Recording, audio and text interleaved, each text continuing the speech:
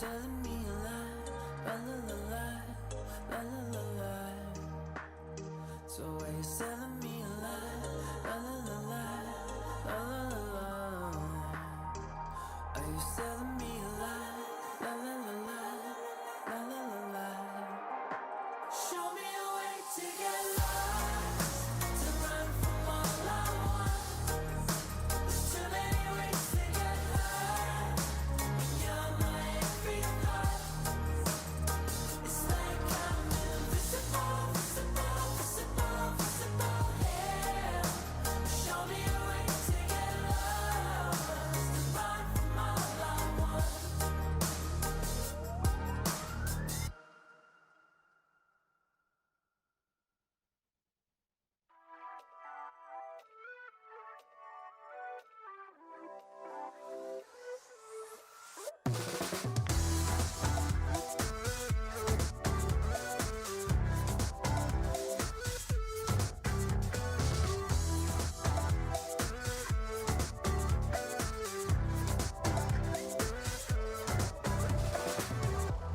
Show me how to make it real. I won't let you down. If this is how we're meant to feel, I never had a doubt. Through every test, I gave you my best. I am obsessed, believe me. So take the next step, we'll make up the rest. Try to let go. Just take me for a ride.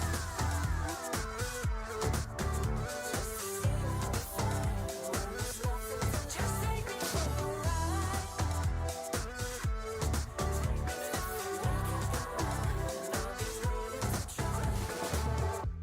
You wanted me to break the rules. I can read the signs. I can feel it burning through. You see it in my eyes. It's complicated, 'cause all along I've been waiting. Just take me for a ride.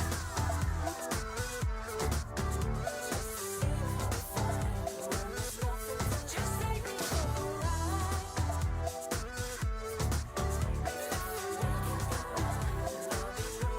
Just take me for a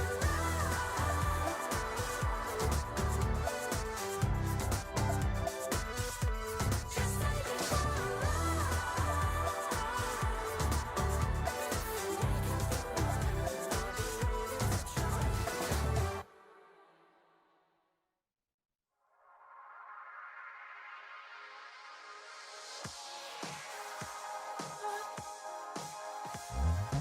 I don't know. Can't fight the feeling that it just won't flow. We've been deceiving everyone we know. Do we let the secret out and take it slow? You say it's time to let it go, but I just don't believe it. Choosing if you take me or you make me disappear. Before the end begins, we lose ourselves and take control again.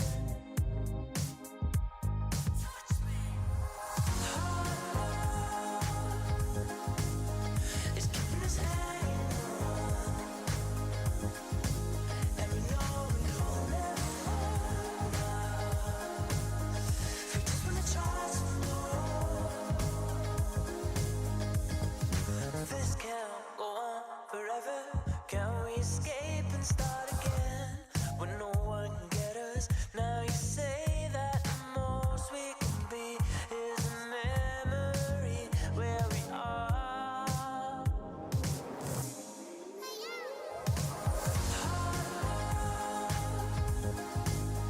It's keeping us hanging on, and we know we will never hold out. We just wanna try some more.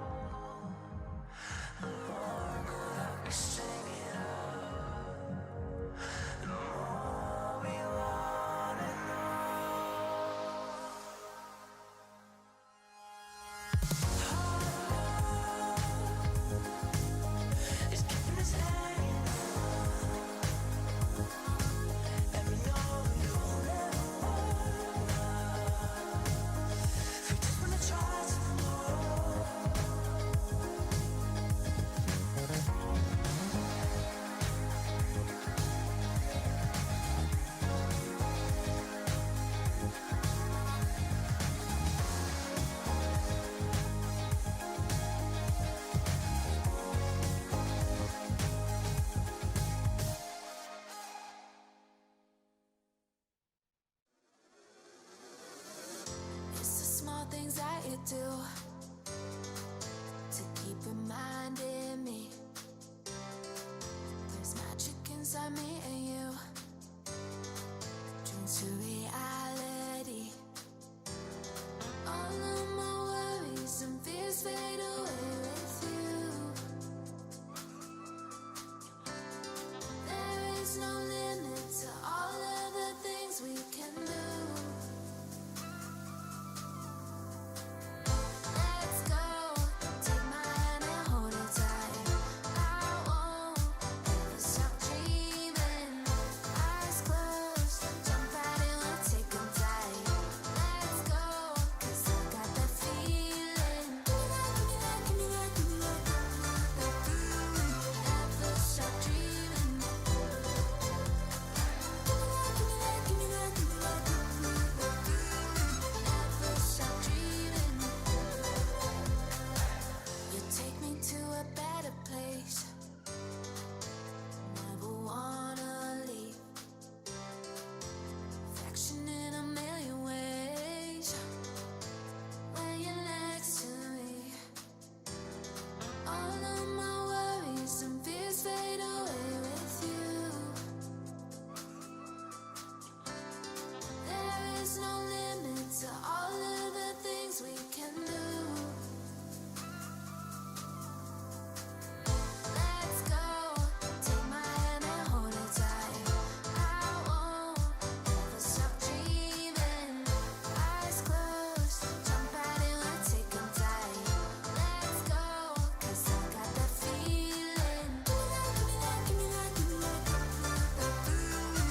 Never stop dreaming. Give me that, give me that, give me that, give me that, give me that, that feeling. Never stop dreaming.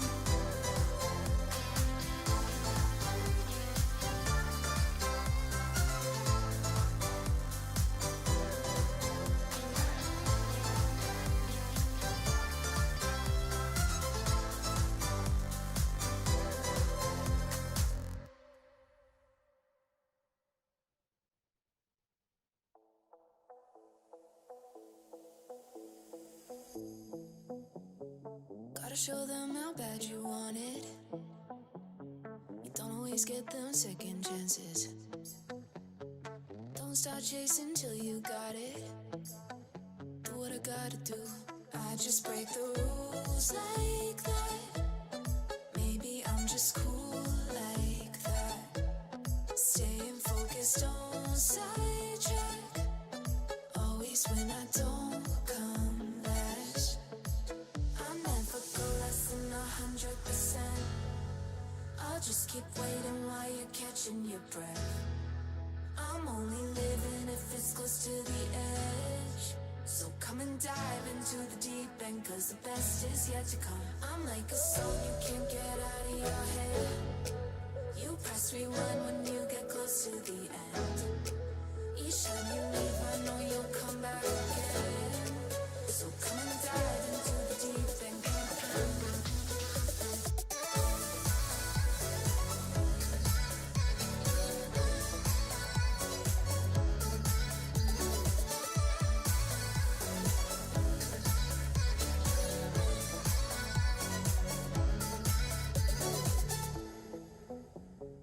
You think I'm done, but I just started. I'm the fire that lights the darkness. Don't get strong, confused with heartless. Do what I gotta do. I just break the rules like that. Maybe I'm just cool like that. Staying focused, don't sidetrack. Always when I don't come last. I'll never go less than 100%. I'll just keep waiting while you're catching your breath.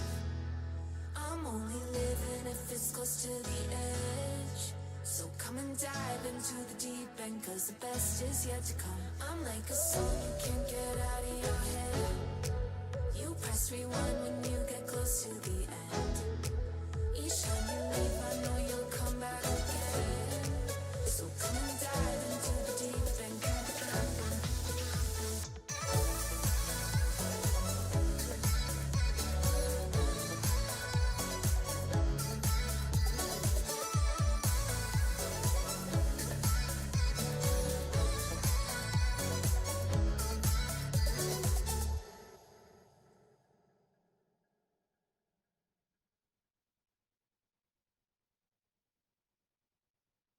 Underneath the neon, denim jacket you can lean on. In the drop we can be gone. Like a dream, I think I see one. On the rig, you know I need that. On my neck, your name is ink black. Got your hands up on your hip, like a pin up in that fit. I be lying through my lips, say anything to see a dip. Drop it low, let it show. Do your thing out on the floor. I'ma count to 1, 2, 3, chorus on the phone. I'm better when I'm with you. I feel it in my bloodline. Ice cold with the go-to, but you the one shining bright. Bump it like woo, baby. Better get your thing ready. I'm better when I'm with you. So would you be mine tonight? Too bad we breaking woke pink. Might have take it slow. Back into the moment when the summer had a summer glow. Body like somebody gon' be missing, ain't somebody. Twerk it like a ratty, I'ma eat it like a zombie. I'm better when I'm with you. I feel it in my bloodline. Ice cold with the go-to, but you the one shining bright. Bump it like woo, baby. Better get your thing ready.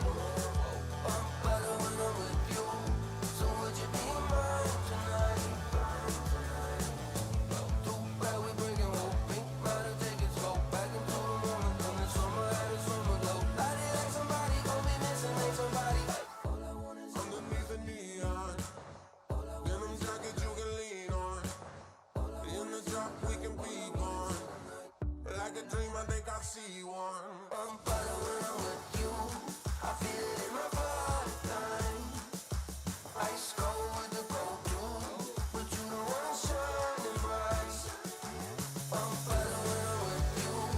I feel it in my bloodline. Ice cold with the go-to, but you the one shining bright. Bump it like woo, baby. Better get your thing ready. I'm better when I'm with you. So would you be mine tonight? I'm better when I'm with you. So would you be mine tonight? I'm better when I'm with you. So would you be mine tonight? Body like somebody gon' be missing, ain't somebody. Twerk it like a ratty, I'ma eat it like a zombie.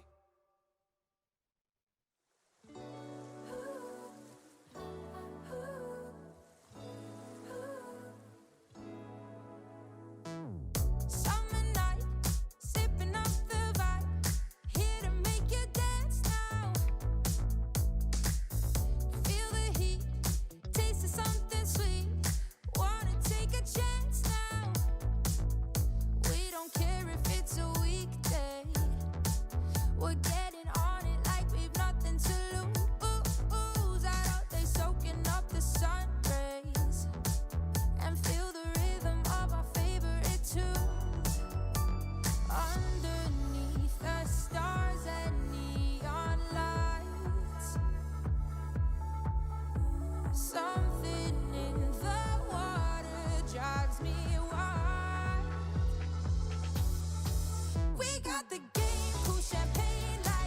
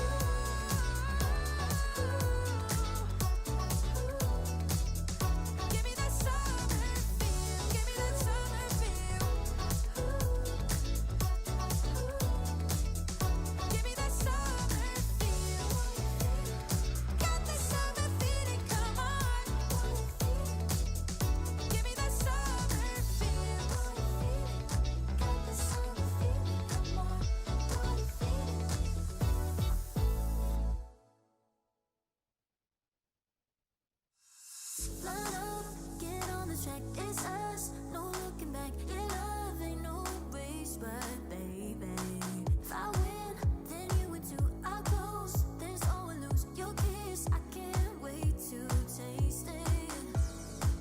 Oh, it's running through my mind, oh. But we're running out of time. Just tell me that you're mine. Gotta get you, once your hands on my skin. Gotta get you, need you pulling me in. Gotta get you, let the games begin. Games begin, games.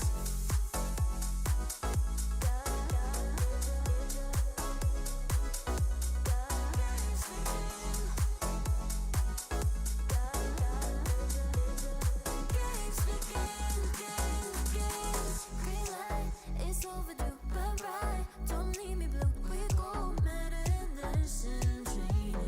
If I win, then you win too. I'll close, then we lose. Yeah, love ain't no race, but baby, ooh, oh, it's running through my mind, oh. But we're running out of time.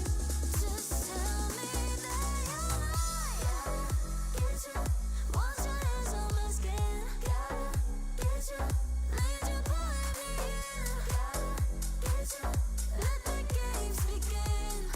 Games begin, games.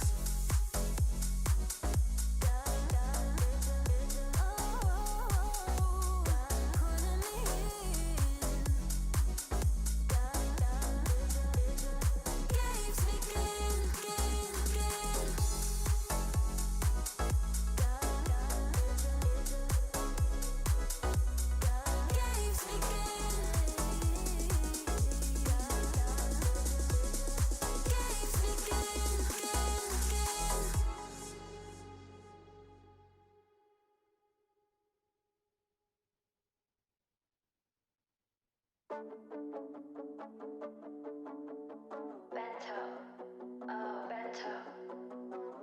I can feel the walls closing in.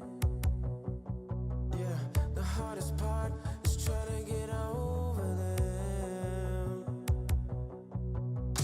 If you could see, would you do it all again? Yeah. To take my time, I haven't decided yet. Yeah. It's just a Saturday night, I don't know if I should call you. Deep in my mind, I'll find it's always all you. Waiting in line, I wish that I could walk through. To tell you the truth, there's still ways to go, and I don't wanna get too far. Now it's too late for us, 'cause I don't wanna get involved, not this time.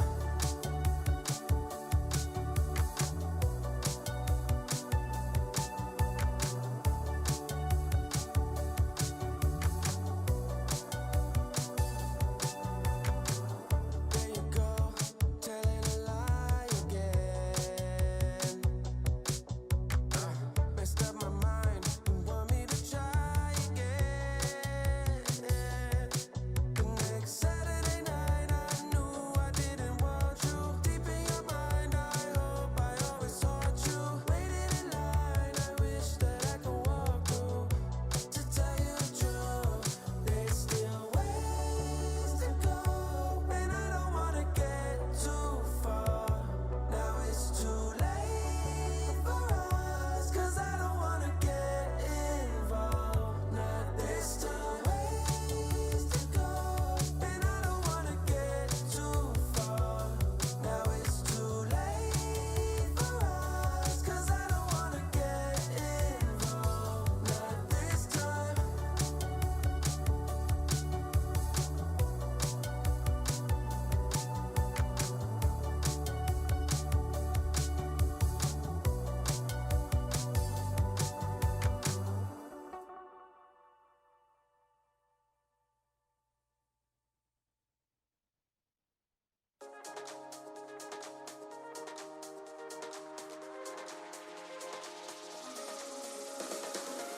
Every day think about you, every night dream of you.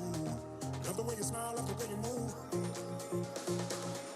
Every day think about you, every night dream of you. Love the way you smile, love the way you move. Every day think about you, every night dream of you.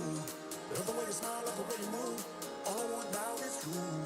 Every day think about you, every night dream of you. Love the way you smile, love the way you move. All I want now is you.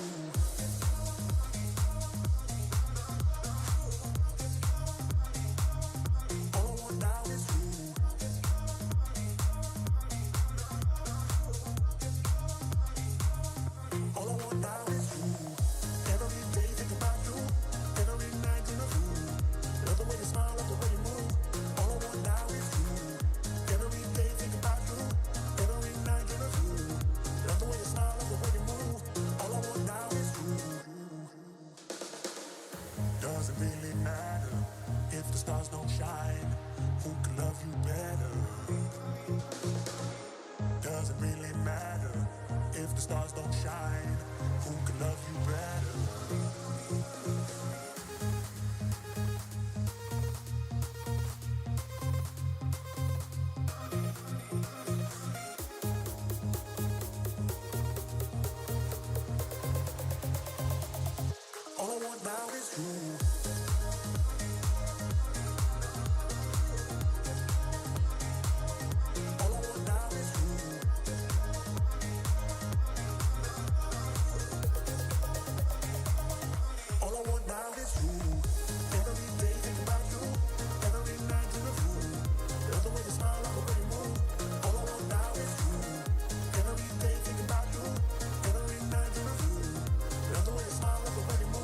All I want now is you.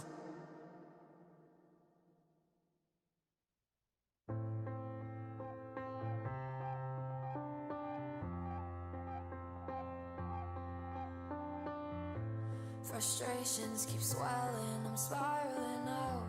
My mind's overthinking, I can't hear a sound. Stop looking past me, putting me down. I know I can't be strong, but everything I say just comes out wrong. I'm worried that I'll always feel this lost. What cost? I was drowning in a sea of my thoughts, in a sea of my thoughts. Now I'm shouting just to let it all out, just to let it all out. I was falling and I couldn't look down, and I couldn't look down. Now I'm shouting just to let it all out, just to let it all out.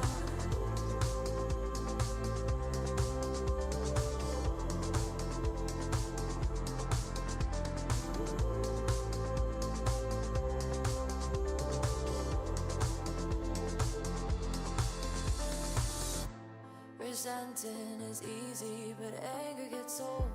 Have trouble believing the things that I'm told, and I wish I could go back to the person I know. I know I can't be strong, but everything I say just comes out wrong. I'm worried that I'll always feel this lost. What cost? I was drowning in a sea of my thoughts, in a sea of my thoughts. Now I'm shouting just to let it all out, just to let it all out. I was falling and I couldn't look down, and I couldn't look down. Now I'm shouting just to let it all out, just to let it all out.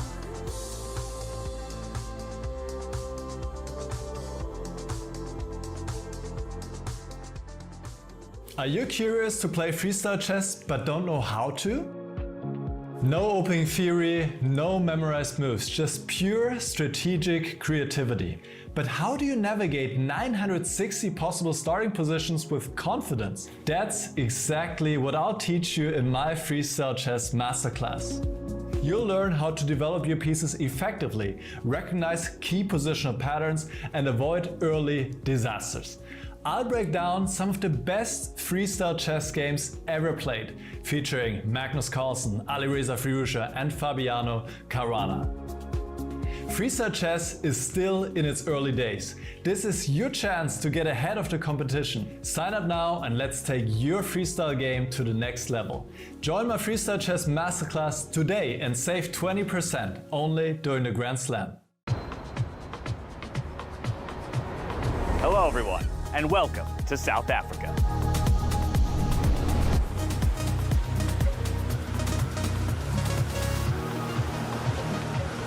The best players from around the world have come here to fight for the title of 2025 Freestyle Chess Grand Slam Tour champion.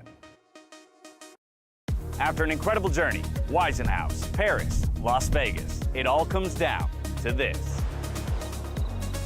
With this as our backdrop, you can really feel the energy of this place. It's powerful, just like freestyle chess, full of emotions, creativity, and surprises. From here, we're heading south to one of the most beautiful places on Earth.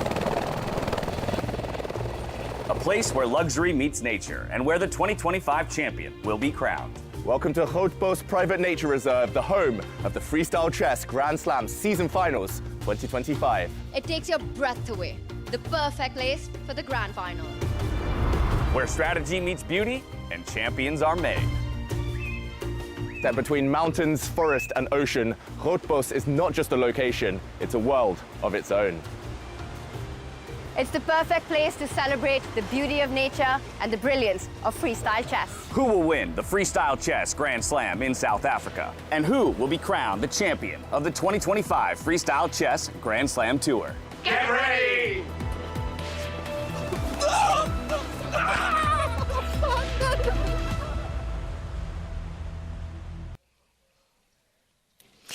Hello, everyone, and welcome to Day 3 of the 2025 Freestyle Chess Grand Slam Tour here in South Africa. We've crested the halfway point, and today we dive into the semifinals. 4 players still remain in contention for that top spot. $200,000 and 50 circuit points goes to the winner.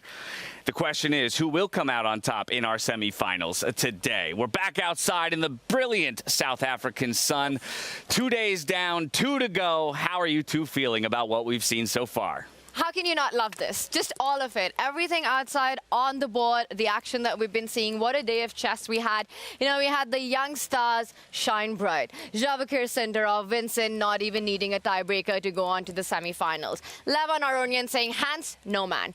What a day it was for him as well, getting Hans's number one more time. But that comeback by Magnus, just cherry on the cake. That was incredible to watch, David. It really was, but we've seen it so many times. He always kind of with his back up against the wall, always seems to produce his best, and it's going to be fun what we have in store. So far, the tour's lived up to expectations. These finals, they've been fierce. Tanya Sajstev and David Howe joining me as always to bring you all of the action. And we couldn't be happier with the semifinal matchups that we ended up with. But of course, we have to take a look at the results of those quarterfinals that played out just yesterday. Gave us the 4 players who still remain in contention for the top spot. It was, of course, the guy who sets the pace for the entirety of the tournament, Javokhir Sindarov, who comes out on top against Parham Maghsoodloo. He'll be the first one into the semifinals, but he now stares down the likes of a Magnus Carlsen, who overcame Fabiano Caruana. Fabiano had given an initial loss to Magnus just yesterday, forcing a tiebreak, and ultimately the world number 1 would come out with a berth into the semifinals. If you can see there at the bottom of your brackets, Levon Aronian and Vincent Keymer, they're staring down across each other. Levon had to escape a tiebreak against Niemann, his pick of opponents from the previous night. He ended up proving that pick in the end. Those 4 players who took losses just yesterday, they're not entirely out of the tournament just yet. They dropped down into our lower bracket. They can fight for as high as 5th place still, so plenty of ground for them to make up, and plenty of prize money as well for them.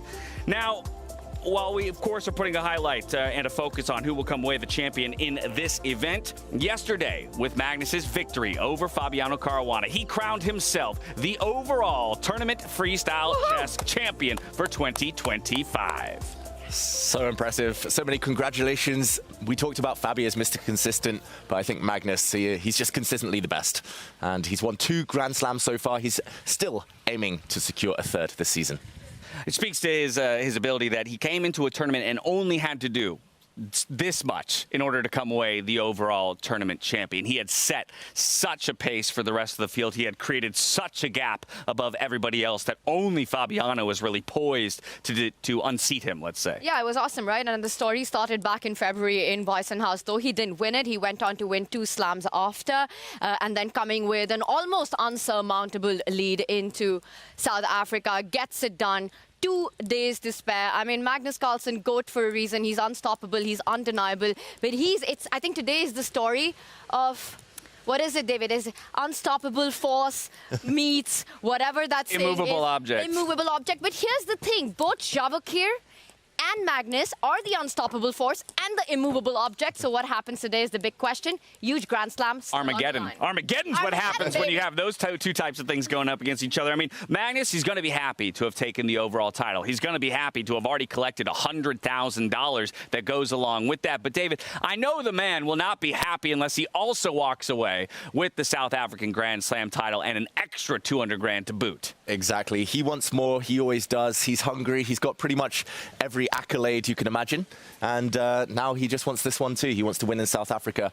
But I think for Sindarov, he's just got to do what he's been doing. He's got to forget the fact that Magnus has woken up, the fact that Magnus has warmed up now, and just try to do exactly what he did on day 1 when he took down Magnus himself. Yeah, his semifinal matchup is just one more step on the way to that eventual final and possibly the Grand Slam championship. Let's take a look at all of our matchups that we have in front of us today. Of course, we've been talking a little bit about Javokhir Sindarov up against Magnus Carlsen, the world #1, and the guy who has yet to take a loss here in South Africa, having a brilliant end to his 2025. Levon Aronian, our Las Vegas champion, up against Vincent Keymer, the first ever Grand Slam champion in 2025 from Weissenhaus. Parham Maghsoodloo still trying to get a point on the board up against Fabiano Caruana, and then Arjun Erigaisi and Hans Niemann will be duking it out in the lower bracket as well. So there's the total picture of all of your matchups from today.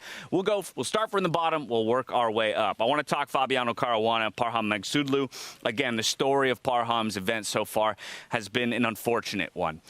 Moments of brilliance, winning positions. Even yesterday against the guy that we're talking about might challenge Magnus Carlsen, had a winning position that slips through his fingers. But I think those moments of brilliance, if anything, are what you want to keep reminding yourself of if you're in Parham's shoes, saying, if I can get that again, now it's just about finding that extra gear, that last ounce of energy to get it over the line. Well, you're playing against the world #3, so it's not going to be easy. Parham 0 out of 9 in the tournament so far. I think he's really hoping that whole story turns around up against Fabi. If he can get it done, I think it'll be easier for Parham to get over what's happened in this tournament. But I think it's clear, whatever the numbers might say, it might not be that far apart. But David, Fabi, huge favorite in this one. Yeah, these are the scores that I gave the players before the event. Unfortunately for Parham, the form has not matched his normal level.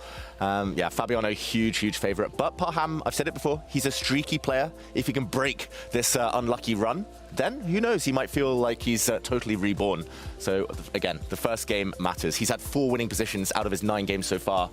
He's converted none of them. Maybe today is finally the day. Where do you feel like Fabiano's at in kind of his relative level of play? Are we still not seeing peak Fabiano? Is this a wounded Fabiano that Parham could ultimately take advantage of? It's definitely possible. Fabiano is definitely not at his best. In the group stage, he was far from his normal level.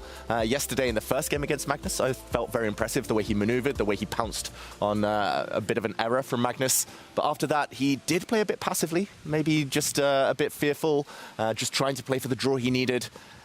Yeah, I think Fabiano, the problem is he's so consistent that even when he's not at his best, he still grinds out results against anyone other than Magnus. All right, well, from there, let's talk about Hans and Arjun. Again, Hans, somebody who's never shy to let us know about his aspirations. His aspirations would have been to win this tournament. Unfortunately, he falls down into the lower bracket, so won't be able to match his at least second place from Vegas. But Arjun as well is a person who we've had high hopes for throughout the year in 2025, Tanya, and I feel like he just hasn't yet matched those hopes that we've had of maybe a podium finish for him somewhere along the way. And I'll tell you one thing about this guy, that never stops him. He's always one who'll continue being motivated, continue being hungry. I mean, for these guys who are in the lower bracket, the highest they can finish is 5th. And that's still a lot of money on the line. Arjun versus Hans, I think this also goes a bit beyond the board. The two have a lot of rivalry. They, I think, enjoy playing each other to the extent that they want to win. I know Arjun, yes, it's not the fight he wants, but it's the fight he's been given, and he's going to give it his best. For Hans, after yesterday, the question is, how ambitious is he for the remainder of the tournament? I will put my countrymate, I will be rooting for Arjun in this one. I think he's just the one who's slightly more hungrier for what's at stake in this matchup. Yeah, I agree. I think Arjun starts as a small favourite. They're born just a couple of months apart, these two, and it's hard to separate them, I think, in freestyle chess. But yeah, he has looked a bit subdued so far, Arjun, especially yesterday. It felt like he wasn't quite his best. Just a one-move blunder kind of knocking him down into the lower bracket. Maybe today's the day. If he can just eliminate those small errors, he can edge past Hans. What, if anything, was missing from Hans's game yesterday against Levon? Where did it go wrong for him ultimately? I just felt he never really got a chance. I don't know if it was much of Hans's making. I think Levon was just a beast yesterday, you know. Those two draws that happened, maybe that is where he had his best chance. Hans did in game 2, but let's not forget game 1 of the longer time format. Levon was crushing and cruising through. Didn't go his way. Hans got some chances in the second game, messed it up. In the end, in the tiebreakers, it was a Levon Aronian show. It just feels that he's the one who maybe understands, is more composed in these positions, his creativity. And you spoke about this right yesterday, David, that Levon truly is one of the opponents Hans really struggles with in all formats of the game.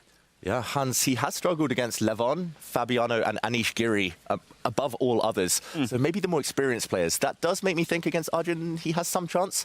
I think he believes a bit more that he kind of has the fire within him to beat the younger players, but who knows? I wonder how much of this comes down to the night the guys had yesterday, you know. Was there a bit of fun involved? I'm not sure. Did they manage to get enough sleep? We'll find out. Well, it is a good question. One we can't answer. One will that will be revealed to us, though, when we see the players maybe step out onto the stage in just a few moments' time. From the lower bracket, let's jump up to the upper bracket and talk about some of our marquee matchups. Let's start, though, with Levon Aronian, one of the guys who sent Hans down to the bottom of the bracket. He will be going up against Vincent Keymer. Now, these are our most recent Grand Slam winner and our first Grand Slam winner from 2025. Again, experience, the veteran versus the young blood.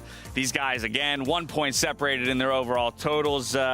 David, stylistically, though, I don't feel like these guys are at all the same type of player. Yeah, almost opposites, I would say, stylistically. Levon preferring to play with dynamism, playing always on the front foot, trying to take the center and to go for the opponents. Vincent often liking to lure the opponents forward. Strategically, he takes long-term advantages and then tries to turn that into something bigger a bit later. Yeah, I think if it comes down to a level position with little time on the clock, Levon becomes a big favorite. I think that's one big kind of Achilles heel for Vincent. It's a clash of styles, it's a clash of generations, and I think Vincent's best shot will be that the match gets decided in the longer time format. That's where we've seen him, shine the brightest. He seems to understand the positions really well, the piece placement, plays it to almost perfection with engine top moves. He has this incredible understanding of freestyle chess. But this guy, the creativity that he shows, the artistic play, and there we've got Annie with him. So much love and support. He's here with his family. That seems to be his lucky charm in general. He's in a great mood as well.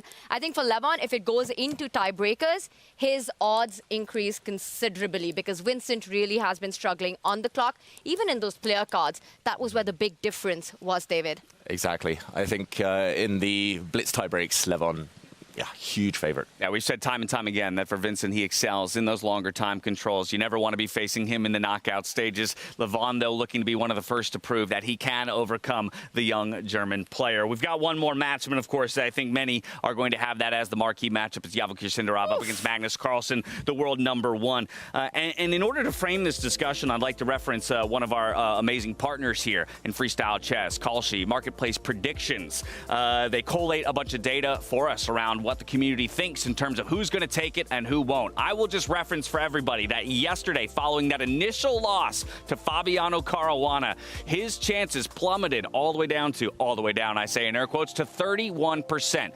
But after overcoming Fabiano Caruana, anybody want to guess where the community at large is putting Magnus's chances overall for being our African Grand Slam champion? Double it. Double those chances.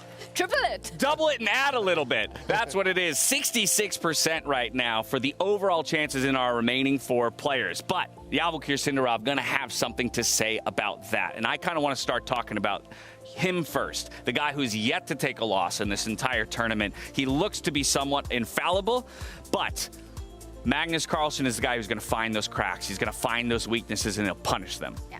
But you know, what a year it's been for Sindarov. We've been just talking about the leaps and bounds, the improvements that he's made, especially over the last 2 months. He's really making so much noise.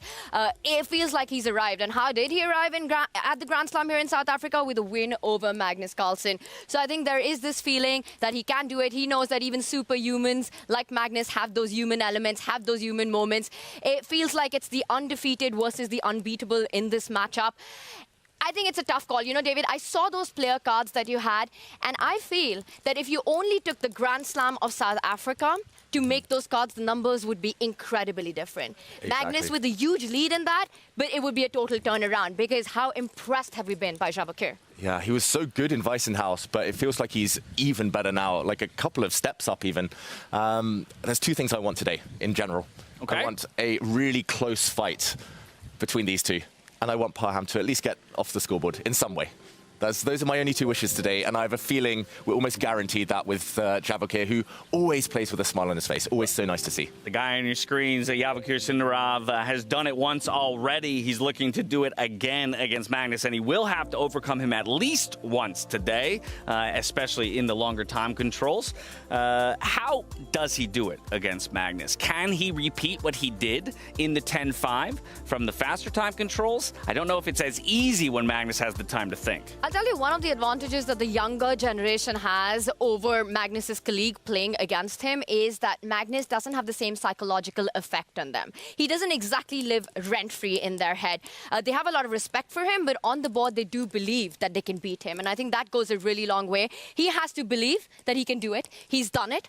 And I think, again, David, the nature of the positions. You have to make it as complicated as possible as quickly. All right, well, starting with you, David, I want predictions for the two upper bracket matchups. Javokhir Sindarov, Magnus Carlsen, Levon Aronian against Vincent Keymer. Who will make it to the finals? I predicted Javokhir would beat Magnus in the round robin in the group stage, but I don't think he can today in a longer match, longer time format.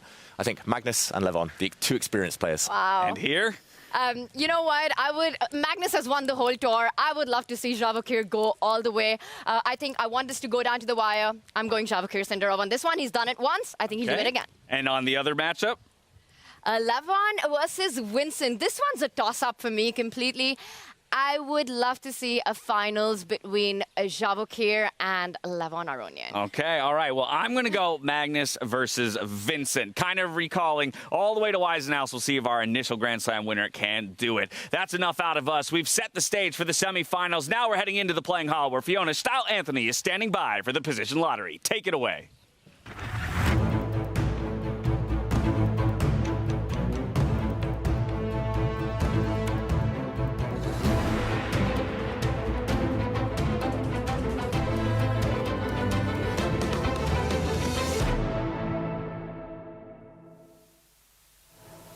Hello and welcome to the semi-finals of the Freestyle Chess Grand Slam season finals here in stunning Grootbos. Yesterday we saw 4 exciting quarter-final matches. By the end of today we will already know our 2 finalists. I'm Fiona Style Anthony. I'm delighted to be your host for the day. And before we get to the draw, let's look at the highlights from yesterday. Day 2 of the Freestyle Chess Grand Slam in South Africa. The quarterfinals promised pure drama and unexpected twists. Fabiano Caruana and Magnus Carlsen are the only 2 players left who could still fight for the overall Grand Slam Tour title. Vincent Keymer saw his chances slip away during the round-robin stage, unable to secure enough Grand Slam points to stay in contention. But Vincent still secured the first spot in the semifinals of the last Grand Slam of the tour after being picked by Arjun Erigaisi. Parham Maghsoodloo had a crushing position in his first round against Javokhir Sindarov, but let it slip. 12.5 minutes on his clock. He sacrificed a piece and could have just won on the spot now. Game's not over just yet, but what a breath of life for Sindarov. Javokhir carried over his winning momentum from the previous day and took both games. In the replay of the Las Vegas final, the duel between Hans Niemann and Levon Aronian stayed balanced through the first 2 rounds. But in the blitz tiebreaks, Levon dominated, winning both games convincingly against the young challenger. all eyes on the quarterfinal clash between Fabiano and Magnus. In the opening game, Magnus came up short, giving Fabiano the early lead. But in the return game, Magnus struck back. Because Magnus obviously finds it. And it's a brilliancy. You capture the bishop, the rook slides over, you win material. A turnaround. Magnus about to make a comeback in this match. He turned the duel into a head-to-head battle that ultimately went down to the tiebreaks. In the two blitz games, Carlsen completely took over, securing early on the 2025 Freestyle Chess Grand Slam title. Parham Maghsoodloo, Fabiano Caruana, Hans Niemann, and Arjun Erigaisi dropped down to the lower bracket. With that, the semifinals are set. And now, get ready. It's time for the next round. There are only 4 grandmasters left in the race for the title. After 8 regular matches and 4 thrilling blitz games, the semifinals are about to start. The quarterfinals delivered non-stop excitement. Now the stage is set for the epic semifinals. Javokhir Sindarov versus Magnus Carlsen and Levon Aronian versus Vincent Keymer. This tournament is far from over. Stay tuned.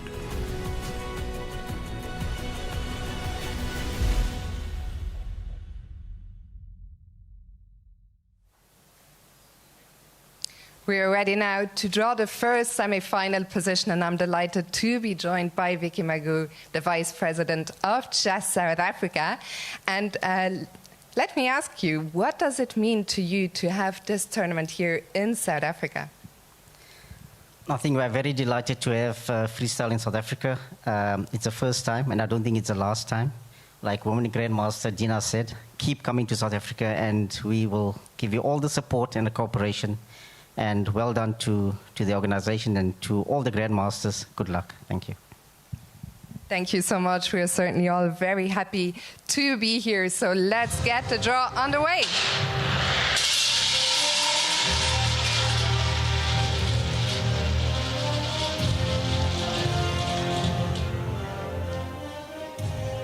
Okay, we're ready.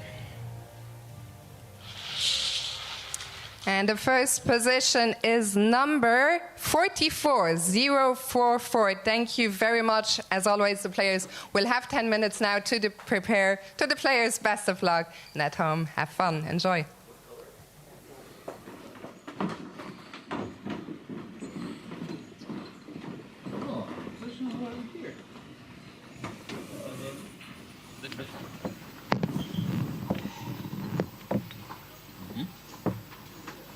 So like the low numbers, the king's always over here, yeah? Some pieces were correct. Oh boy.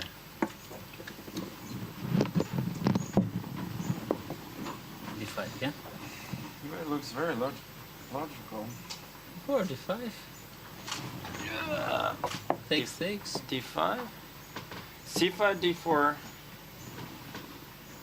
Maybe good. Sometimes good, sometimes not so good. Sometimes shit.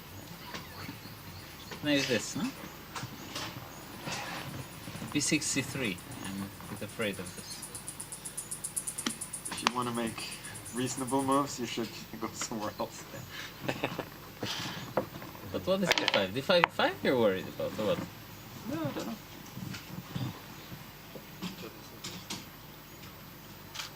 Yeah.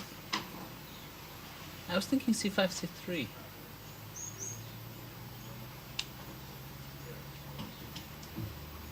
You want to play D4? Or D4, right? But then this? Yeah, this looks completely wrong.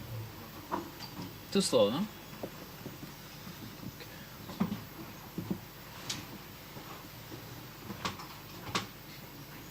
So our current hypothesis is that the position is lost. No. Let's play this. Look at it here. Aha.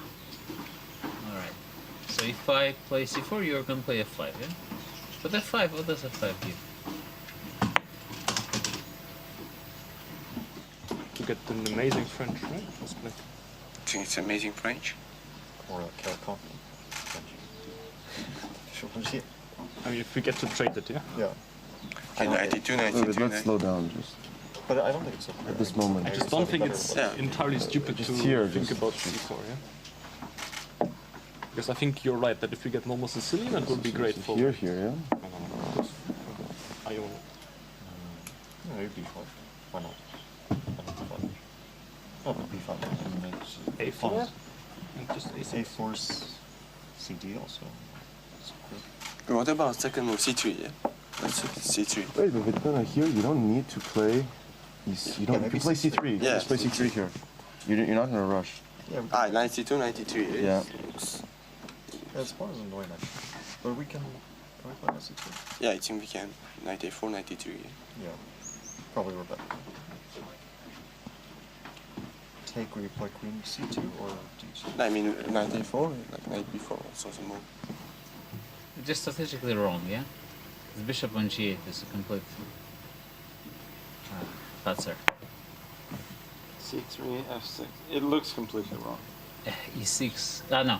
No, not e6, but just cd, knight b3, queen f3 as well. It's terrible. Looks terrible. Save us. Save us, Arjun. Okay, let's try c5. What to do? We'll get some variation of the same, but... Yeah, but... I don't know what to do against d4 there. I was thinking also maybe like this. Ah, f6, yeah? Yeah. d5? d5. Ah, this, not c6 first. I don't know. Oh, maybe also this. I mean, okay, it's very bad. Okay, and take. But Okay, take, take why? just looks. d4, c6, I was not sure we won. But f4 maybe first, yeah? And then we go b5? e5, I think that is But also Here, bishop d5 d5 does win a pawn. I don't know if it's... I think... Maybe but I mean, in general, I can play also, d1. I think also e5, c3 we get nice play. Shit, so. Okay, maybe e5, d4 is just good. Okay, just one point. Let's say they play Like just f6. So what was the idea? d4, d5? Like a game against Levon. No, it's Okay. not. No, so because you're casting quickly, you're developing Yeah. smoothly. It's not like We had positions like this. It's not so easy. For white. it's really not that like because you're developing and then you have both e5, d5, and with d4 you have the c4 square. Yeah, this actually looks reasonable. This is probably Maybe how. h4, yeah? Maybe Yeah, just h4, nice here. rook, bishop. Maybe. Or just h5, yeah? I Yeah. mean, I don't want to. I just want to. No, but How I don't react like to, all this. play in the Yeah, center exactly. after Yeah, exactly. Not sure if some even like some No, but wait. Why not just no? But just there's no harm, yeah. Let them. Big deal. So b6, c3. Maybe we can get some sort of variation of the similar stuff. It's d4, yeah? CD takes d5, e5, and we're busted. And the knight Yeah, really bad. This is not working. Yeah? And d6 is the same. Kind of. It's terrible. What about any queen move? No, it doesn't look. Doesn't look too healthy. And queen c7, the bishop is stuck. But at least we're defending against the castle. Queen c7? Okay. What's the big deal? c3. C3, maybe c4. Okay, I'm desperado. What do you want?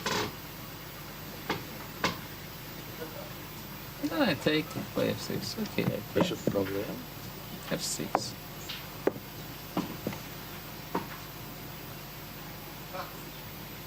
Desperado.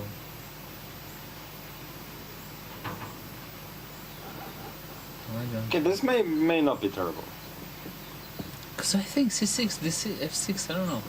It's kind of so artificial to give the center and then maybe you'll never get it back. You're not confident enough in your manhood, yeah, to play f6, No. e6.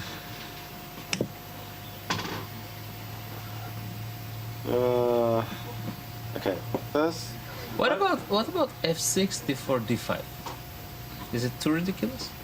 e5, Takes d, e6. Bishop f7. You want to play this? This is terrible, yeah? Because I mean, c3 and yeah. these guys are... Okay, most principal moves, c6. Maybe here, let's... Tweaking. We're not going to not play d4, right? No, I have some idea, maybe some d4, c6, and here I try to play some b2. d5? d5, e5. Still, yeah? Yeah, still doesn't matter. b3 is always should be. Okay, if you play b5, then d5, I will play. I like, yeah. Yeah, That looks like, good. No, b5? Or? d5, e5. No, b5. I mean, if you play b5, I can play like here and come to e3, it should be. Yeah, because here black can never Yeah. play d5, right? It's an interesting idea. A couple minutes away from our first bout of the day on our semifinal round here in South Africa. Position 44. That's what we're taking a look at. That's what the players have had about 10 minutes to analyze here. David, I'll turn to you. What are you thinking? What do you see? I see one undefended pawn, but no real easy way to get at it. That's right. The B-pawns are not protected right now. And yeah, that's probably not the most important factor. It feels like just the fact that the queens and a set of rooks each are centralized means that we'll see white pushing forward very quickly in the center, trying to gain as much space as possible. And for the black team, it's been a bit of a struggle. Ideologically, do they fight back immediately, or do they just take it a bit slower in the early stages? It's definitely a tougher position for black to handle, and that's what even the analysis as we look at, we can see it on the players. You know, you've got the dream team, the freestyle dream team of Magnus and Levon, very happy with their chances in the center, expanding, even saying that black's position looks really bad, and then Arjun there standing, basking in the afterglow of that dream team, enjoying that analysis. I think exactly it's this, that you could either start with the queen's pawn or the rook pawn. That's the e-pawn moving forward, and I think that's the move that we're going to see all around. The pawn in front of the rook going ahead. Eventually, maybe the pawn in front of the king as well moving ahead. We might even see transpositions to standard Sicilian positions if black was to choose c5. But the biggest problem here is that black cannot go for symmetry, which means equalizing is going to be incredibly hard. The moment you respond, the e-pawn, with the e-pawn, there'll be a break with the queen's pawn ahead, and vice versa. So I think for the black players, not an easy task this one is, this position. Then good news for the likes of Vincent Keymer and Javokhir Sindarov, who will both be piloting the white pieces to kick off the day against their respective opponents, Levon Aronian and Magnus Carlsen. You can see two of them taking their seats. You can see the clock ticking down. The beautiful shot of Rootbos Nature Reserve, which plays home to our final Grand Slam of the year. The handshakes are extended, the clocks will be started, and away we go. Hans Niemann, the first to make a push. It is one of those centralized pawns, and as we hit our four board, you can see already 3 of our boards in play will match each other with their initial moves. Still waiting, though, for Vincent Keymer. So traditionally, he will take an extra bit of time on that first move to evaluate and confirm which direction he wants to go. Yeah, Vincent, the one to pause. It looked like he wasn't too impressed with the input from the likes of Hans Niemann, disagreeing on how the opening might be treated. And interesting to see Magnus as well with black on the top left board there, hesitating himself. He was suggesting some very direct ways of playing with black, but just towards the end of their session, they were saying, they were kind of teasing each other, Magnus and Levon. They were saying, how confident are you in your masculinity? How confident are you in just playing very slow moves and not even challenging the opponent? And the fact that Magnus has slowed down, well, Vincent hasn't made his choice yet, and that's the top half of our screen there. So Levon also thinking about his response.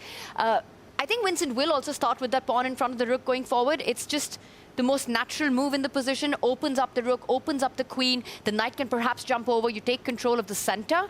Levon, in fact, gets up and leaves. It goes on to show how difficult this entire situation is for black. Interestingly, Hans's idea with the black pieces to go f6, c6, which he was suggesting while he was analyzing, has been chosen by Arjun as his response to Hans, as well as Parham. That's the approach to open up the long-range pieces as quickly as possible. The 2 bishops now looking down the board. Okay, and Vincent finally makes a decision. He does agree with the rest of the white players here. Levon replying immediately, trying to make the position symmetrical at least. But Magnus now, we're waiting for a move from the world number 1. But But that's the thing, right? Because Vincent's trying to, he did go for the idea, Levon trying to keep the symmetry even, but can he really succeed? Because the idea that was being discussed is that the moment black responds with this, white has an immediate central break. And that's the top right board. Will Vincent take the fight to Levon with that deep pawn moving 2 steps forward? It's very possible. Vincent will think. Vincent will take his time. We are used to that by now this season. And normally when Vincent finally comes up with an answer, it tends to be a good one. And in that moment, Magnus Carlsen will make a move, an immediate deviation between our top 2 boards, right? Levon Aronian trying to hold on to that symmetry. Magnus Carlsen, he's going to look for a bit of a different way forward, matching what we see, I say, on the bottom left-hand side of our screens as well. Yeah, it's fascinating because this was the idea that Hans was proposing for the players with the black pieces. He's playing with white right now, but when they were analyzing, he wanted black. He wanted to analyze this variation. It almost felt like the others were dismissing him, but look at the number of boards that it's happened on. C6, F6, across the arena on 3 of our tables, and it's Arjun that strikes first with black in the center, offering a trade. I have a feeling that Hans Niemann is currently in the confessional booth boasting about the fact that his concept was the right one and that everyone else has now agreed, other than Levon Aronian.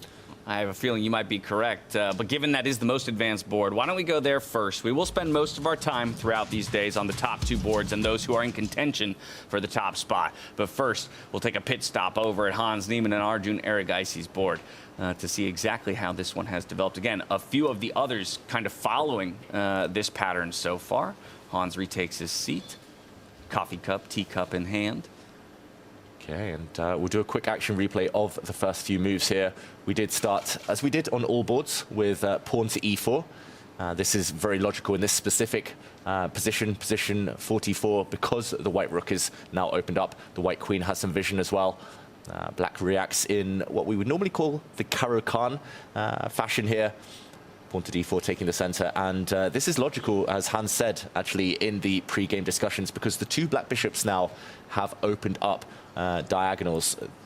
Quite likely that we'll see one of those bishops move out early, and after pushing forward his own bishop now opened, we see a challenge in the center from Arjun. I wouldn't be shocked, Tanya, if we see total symmetry in the near future. Yeah, and I wonder, you know, also the mindset into this game. I mean, these 2 players, the younger generation, they're rivals. I don't know how much they enjoy actually facing each other over the board. It's been some battles, and I know that, David, you were judging a certain cooking competition where these 2 happened to be teammates, in fact. What were their vibes? Are they friendly? Were they good chefs? What was going on in that? Let's just say that they are both grandmasters, but neither of them are master bakers. They were trying to bake cookies. They were on the same team. They barely spoke. They barely conferred. Arjun was preferring to play a friendly chess game on the side while the cookies were in the oven. Hans tried his best. He kind of doused the cookies in honey at the end before I had to judge. But unfortunately, all I could taste was the honey. So better at the board than at the counter. That's right. Alrighty. But yeah, they're young. They've got time to learn. I barely knew how to cook anything at their age. It almost starts feeling that we're in an era in chess where when you're 22, 23, you're already a fossil, David Howell. You know, if you're not peaking at that time, you got to rethink your career. But for these 2, they obviously have a bright one ahead of them. One of the best players, Arjun already in the world top 10. Hans also close, constantly improving, working on his game. And this is what we have. Now, on paper, is it fair to say that Arjun, rating-wise, his experience in the Grand Slams, perhaps I would say would be a favorite, but let's not forget Vegas, the one tournament that Hans played, and just how impressive he was in that one. So more tournaments to boot for Arjun Erigaisi, but Hans showing form the one time when it mattered the most. He showed up massively confident in his ability in Vegas and largely lived up to that confidence and bravado, finishing second only to Levon Aronian. Of course, won't be the same story this time around, but can still fight for as high as 5th place. Does now look to make a move, and there we have the fortress being built. Yeah, the makings of it, David. The perfect symmetry. If Arjun decides to push the deep on ahead. Let's go, Arjun. Maximum tension in the center. Give us the X. And I'll just put that on the board, and I'll try and paint it with some special colours. I mean, it is just very tense, this position. Unclear who's better. White gets the first stab at breaking the tension, but sometimes you don't want to be the one with the burden of doing something. Yeah. You want to just react to what the opponent does. And he waits. He doesn't go for it instantly, but that would have been the longest X on the board if you also include the rooks and the knights in the corner. Would have been a fun picture to make. But Arjun goes with development, also freeing up the space for castling next. He wants to swap over the king and the rook and try to get a more traditional chess position as quickly as he can. Well, you had theorized that perhaps Hans Niemann had dove into the confessional booth. I fear it may have just been the tea or the coffee, but somebody who has already made use of the confessional booth won't surprise too many. It's Levon Aronian, one of our semi-finalists. Let's go hear from him now on the way to his board. So I'm the only one who went for e5. I guess the other ones are embracing this, some sort of ugly beauty, you know, in f66. I really don't believe in that idea. I think e5 is more natural. So, but we'll see who's right. So, at least I think Vincent is spending time. So I think he's considering either knight d3 or d4. So my goal is just to play fast and get enough time to deal with the difficulty of the starting position.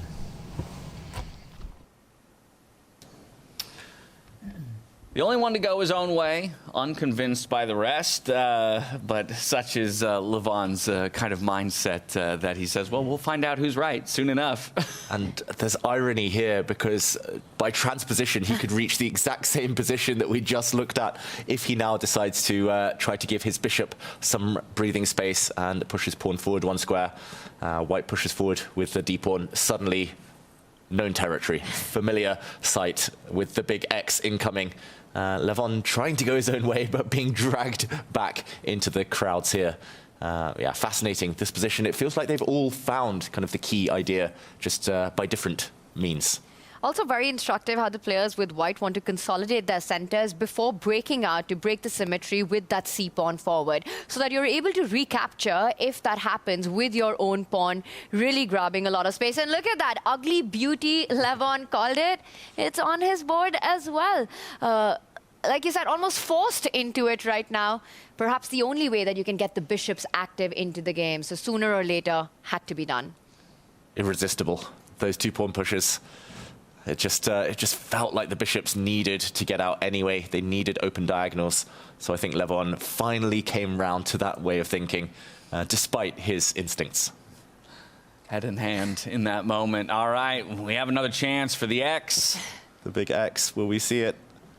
I'll just put that on the board one last time and highlight, just because I didn't feel I did it justice last time, with the knights in the corner as well.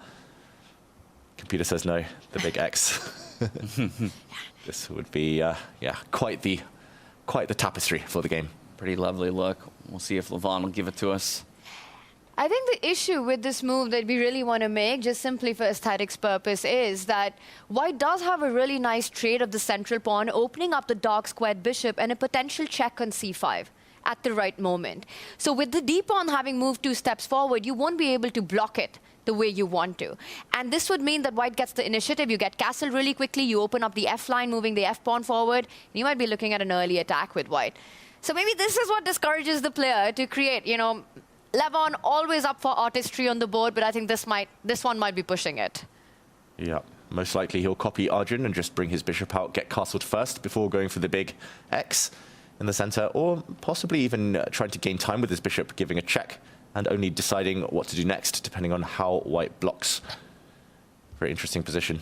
And Vincent, I would say it's not the biggest expenditure of time from him, which is probably good news for the young German. Heart rate low as well. Do you think Levon's comfortable with this opening position? 3 moves in for black. Not much has happened, but the players were unhappy at the very start. But you know, when you sit down and you get into the depths of it, do you think they're still feeling there's work to be done and it's not going to be easy to equalize this as black? I think they know that they have to make some big decisions ahead, whether to go for total symmetry or whether to allow white, for example, to push forward at some point. But I don't think there's too much damage that could be done. Worst comes to the worst, white gets maybe a tiny little advantage. I don't think, especially with the knights being so bad for both sides, I don't think either side's going to be able to whip up a direct attack or any big initiative in the early stages. So it turns out maybe they've just stumbled across a good solution for black, and everyone's going to survive the opening in decent shape. And so much of this match we were talking about is a clash of styles, right? Very different approaches that we see by both these players, and seems to get them the results. I mean, Vincent Keymer, the winner of Weissenhaus, Aronian, the winner of the Vegas Slam. A lot of it also depends on the kind of position they get and who that suits. The character of the position, once we go into the openings, you know, it's not that much time on the clock either. So I think trying to draw the opponent into your territory is a big decision to your approach here. He does go for no d5, develops it, and I think if we pull up a bird's eye view, we might see the same position across multiple boards. Same pawn structure. Bishop on f7 as well.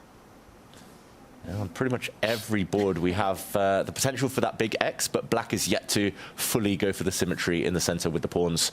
We've seen different modes of development.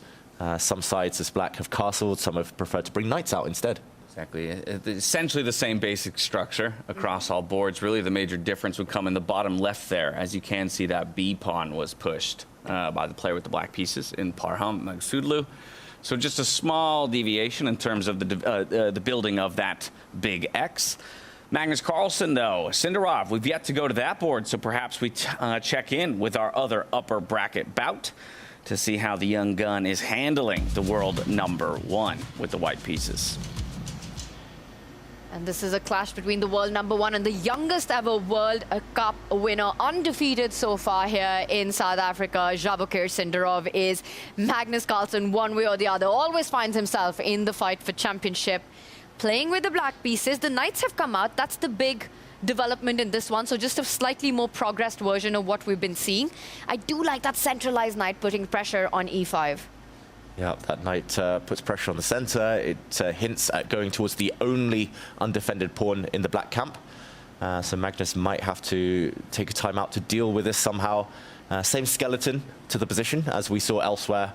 Kind of same principles, but slightly different moment in the game. Maybe Magnus, knowing him, will not want to kind of take the center. He might just play a more conservative move and give Javokhir some decisions to make here. All the pieces likely to stay on for a while. And I wonder how hard that decision is to make, because you consolidate your center, but essentially for at least the time being, that bishop on b8 just feels like an unhappy camper there. You're blocking its path ahead. So not really an easy approach for black here. How do you respond in that middle of the board after this move? Knight c5 does look like a threat that's coming up. I wonder how much you want to put your queen and bishop lined up on that diagonal, David, potentially also threatening or eyeballing that pawn on h2. Yeah, makes some sense. Maybe at the right moment, the white bishop will step over and glare down at the queen. But Magnus might have that on his radar at some moment.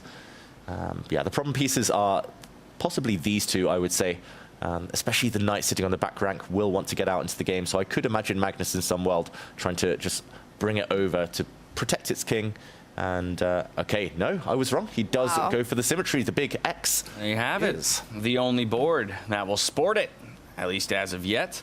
And an immediate recapture in the center here by Javokhir Sindarov. And a capture back by Magnus Carlsen. That's a full throttle battle already. When you've got this kind of a center, you know, you've got the trades now. The imbalances are created currently with that F line open for Magnus. Again, there is still tension on the board in those central pawns. Will Sindarov step up with his bishop, attack rook? This is where it starts getting about calculation. I'm expecting Sindarov to take his time now, because this is starting to get tricky. Yeah, Magnus has played a very high responsibility move. Magnus is the one with the more space now. He has the two pawns in the center. That will remain the case if we see another trade. But now it is hard for black to touch anything. If black ever takes the white pawn, then white will prefer to take with a piece, leaving black with an isolated pawn in the center. And if Magnus ever steps forward, he will lose a lot of flexibility. I'm not sure he's ready for that with his pieces still on the back rank. So Magnus just doesn't want to touch the center. Javokhir is going to try and put pressure and say, okay, you've overextended. You have with some weaknesses. Magnus has to justify what he's done. Exactly, and it's really hard, like you say, right? Because pawn takes pawn, that rook takes pawn, you don't keep the symmetry there, and then you're fighting against this weakness for the rest of the game. That's what you want to do if Magnus promises, sorry, if Sindarov even promises to take back with that f pawn. But that will not happen, which means with that out of the window, Magnus Carlsen has got some questions to be answered. I like how Sindarov's handling it. He gets all his pieces so easy to forget about that knight at the corner of the board. Knights in the rim are dim, not anymore. He's eyeing that e3 square, that f5 point. You know, knight on f5 and you high five. That's a strong spot with the g7 pawn. I like how Sindarov's handling this. Yeah, and didn't chew up too much time on his clock, keeping himself in relative equality in that regard here against Magnus Carlsen. Yeah, he uses it as a weapon, like maybe not as blatantly as Arjun or sometimes Hans, but Sindarov in the World Cup, a lot of his success was built on the fact his opponents panicked and blundered when they were down to the 1 or 2 minute mark. Same here in the group stage. So Sindarov will be aiming to keep at least kind of on par with Magnus on the clock. The knight coming out, Magnus will want to do the same, but bringing his knight out would block, for example, his bishop, or if it comes the other path, it would block its rook, meaning that the center might become open. There would be vulnerable pawns. Not so easy for Magnus Carlsen.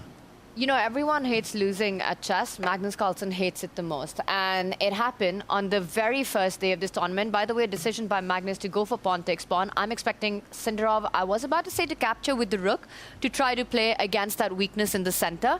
But he does keep the symmetry. I think for Magnus, you know, he's already won the first ever freestyle tour. A historic moment for Fischer Random for freestyle chess. But there's a Grand Slam title on the line, but there's extra motivation. For him, this is also a grudge match. He knows exactly what happened. He was busted after move 10 in that round robin against Sindarov. And he wants that revenge in this matchup, and what better stage to do it in the semifinals. But David, right now, that's all a far way off. But I think there is psychology at play as well. Sindarov knows he's done it. Magnus wants to show him that he's still boss with that revenge. Yeah, and it was very interesting. Magnus did go for the symmetry. Sindarov would have loved to take back with his rook. I'll just take us back a moment. It was quite a key moment because the knight might have chosen a bad square. Perhaps it should have started going forward this direction. The difference being that after a capture, he would have loved to take with a rook, as you said, Tanya. And white would have the advantage if black didn't have this move right now, hitting the rook and hitting the knight behind it. Now the rook can step back, but the knight will continue chasing it. This would be disastrous. But the problem is if the rook steps back to a square, a safer square, the knight behind it would fall. It would be attacked twice, only defended once. That's why the white knight should be elsewhere. It gets in the way of its own bishop. Here, white would have the advantage since black has a big weakness, an isolated pawn. But unfortunately, just not possible this one moment. So Magnus found the only time to kind of trade off in the center and bring his knight out. And symmetry, to my eyes, looks very level, although probably Magnus is a bit happier now than he otherwise would have been. Very good find by Magnus Carlsen. We always talk about how he's willing to play with the eval bar at zeros well into the late game. Ever confident in his endgame potential. And that knight on c2 is suddenly super misplaced. You can't put it on e3 towards the center because the center pawn is hanging. Magnus has made sure that doesn't happen for Sindarov anymore. If you put it on b4, where is that knight even going? The c pawn just takes away all the squares, can easily be kicked out with a move like a5. I think Sindarov realizes that he's just put the piece on the worst possible square. That knight belonged on b3, just like its counterpart, just like Magnus's knight. Magnus understanding so far much better where the pieces in this position belong. I think he's done a good job, and knight c2 might be the move that comes to haunt Sindarov in this game. Yeah, I think it was the right idea, just the wrong moment. And if the center wasn't totally symmetrical right now, the knight might be decently placed coming towards the other side. But yeah, if it can't move forward, it just gets in the way. So a bit of a traffic jam on this diagonal, especially for the white bishop. Yeah, I'm not sure exactly what to expect now from Sindarov. Maybe the white queen will move. That seems like it should be on the list of priorities. Maybe this pawn at some point will step forward just to prevent the black knights from leaping. But not so easy now for the youngster. David, I just took a peek. I cheated just a little bit to check what's happening simply because it's so difficult to come up with a move for white. And guess what's the second best move in this position? Not the top one, but almost comparable for white. I don't know, just the fact that you've asked me the question means it must be... not what you're thinking. Yeah, it must be the least obvious move, knight to A1. Exactly. That's how bad that knight is. That Sindarov must bring it back, must reroute it, and find better pastures for his bishop, the light squared bishop. Knight to A1 is one of the best moves in this position. But in what universe does a player willingly admit that they've made that mistake and now lose the time and the tempo by bringing the piece back only to reroute it a different direction? Pride is a big thing in chess. Like, every chess player has an ego, and if you play knight A1, you feel a bit sheepish. You feel a bit ashamed of yourself. I don't think it's going to happen, even if he realizes it's even an option, which is probably just not on his radar in the first place. But even then, yeah, I think precisely 0.00% chance of that happening. Well, here's maybe the upside, because Tanya, you said that's the second best move in the position, right? Well, so if he finds the best move, he can avoid bringing the knight back to A1. What's the best move in the position? You got to slide up your bishop, and I think that's a lot more natural. Getting that bishop to C5, pinning the knight that's just on D6, that does feel like a very human approach in this position. I see the other diagonal that you were pointing out, David, and that's exactly what I was thinking to myself as well, that why not place it on G3, hitting the central pawn? But Magnus next, his plan's clear. He wants to bring the queen out to G5. He wants to do a rook lift. He's already eyeing ideas on the king side. And I think bishop G3 would just invite that. Also the knight jumping to C4, eventually defending E5. Apparently the computer suggests that placing the bishop on C5, just clamping down Magnus's pieces, you know, their flexibility is the way for Sindarov to go. But I will say things are looking bleak for white. They're starting to look like Sindarov needs to be very careful. Yeah, it's a very slow strategic position, and stylistically, that only favors Magnus. Yeah. Magnus is the master of just intuiting where the pieces belong, of understanding long-term which piece is slightly better, what pawn structure is slightly better. So it feels like the kind of result of the opening stage here is a small success for Magnus. I think Sindarov not too happy. He's not going to get the big attack that he did against Magnus in the group stage. So a critical moment, and Sindarov spending time in the think tank. We'll come back to see what he decides on in terms of a move. But as he continues his think, let's go back over to Vincent Keymer and Levon Aronian. These two duking it out in our other semi-final to challenge one of the two players we just saw a moment ago. Levon up and out of his chair, and that's because it's Vincent Keymer who's letting his clock whittle down. Mirror image of what we just saw with this pawn center. And here it's not symmetrical, because white will never take this pawn in the center now while forcing black to take back with a pawn. If white ever does pull the trigger, a piece will sit beautiful on an outpost for the rest of the game, like a statue in the middle of the board. So Vincent has this awkward tension in the live position. He can never really step forward. It feels like his pieces aren't ready. He can never take this pawn. It's tough. Probably he's going to castle in the near future, but Levon looks like he's also escaped the opening in good shape. Two experienced players liking life as black. And in a position that, at least initially, felt very difficult for black to navigate. They have found a way through the early game. It was this ugly beauty that Levon mentioned. I think if he does rejoin us in the confessional booth, he might have to retract his statement, because it's worked out very well for him, this whole setup. Well, your wish is, I guess, Levon's command, because we do have a confessional from Levon yet again. So let's check back in with him on how he's thinking this game is developing. I kind of like my position. I don't know. I think my knight comes to e6, and it's very solid. I'm not sure if I'm better, but I don't think I can be worse. I think this knight on b3 is, I don't know, it's kind of misplaced, but I think he's not castling, he's trying to make a long castle, but I don't think it's gonna work, so at least I like where this whole thing is going. A relatively happy Levon. Still too early to tell whether or not it'll all work out in his favor, but calling out perhaps a misplaced knight and even predicting an attempt at a long castle here from Vincent Keymer. It's hard to imagine that, right? Just as Levon said, with the C line open, the fluidity of the center to get the king to the left flank, it feels like you're playing with fire. Levon called it the ugly beauty structure, and I think now he's just sitting back and enjoying. And this just shows what happened between Sindarov and Levon as well. They chose the same square for the knight. You know, opposite colors, colors reserved, but it was reversed, but it was all about the timing. Right plan, wrong execution. Levon chose it at the moment where once again you could recapture in the center with a piece, as David was earlier highlighting. Sindarov wasn't able to do that, and that's why Magnus on the front foot there, and here on the other side, Levon enjoying. So again shows his incredible feel for the position. Now I'm getting worried about clock situation for a player like Vincent Keymer. And when Levon starts doing that, you know, putting his sleeves up, gloves are off, baby. Yeah, 21 minutes plus here for Levon Aronian. About to hit the 15 marker is Vincent Keymer. Yes, you get 15 seconds increment, but you can't give too much clock to Levon. Yeah, just 9 moves, and he's already spent half of his allocated time, Vincent. And we've seen it. He knows that he struggles when the clocks tick down. He has made his path through Weissenhaus, for example, without any tie breaks. He really needs to avoid the time scramble, the tie breaks, if he wants to take down Levon. And yeah, whether he's debating which side to castle or not, he just needs to make that decision soon. Trust his instincts. I don't think there's a right or wrong at this stage. I think both kind of strategies are fine, but the one thing you cannot afford is to spend another 3-4 minutes on this quite I don't know, I want to say basic decision, quite early decision that's not going to define the result come the end of the game.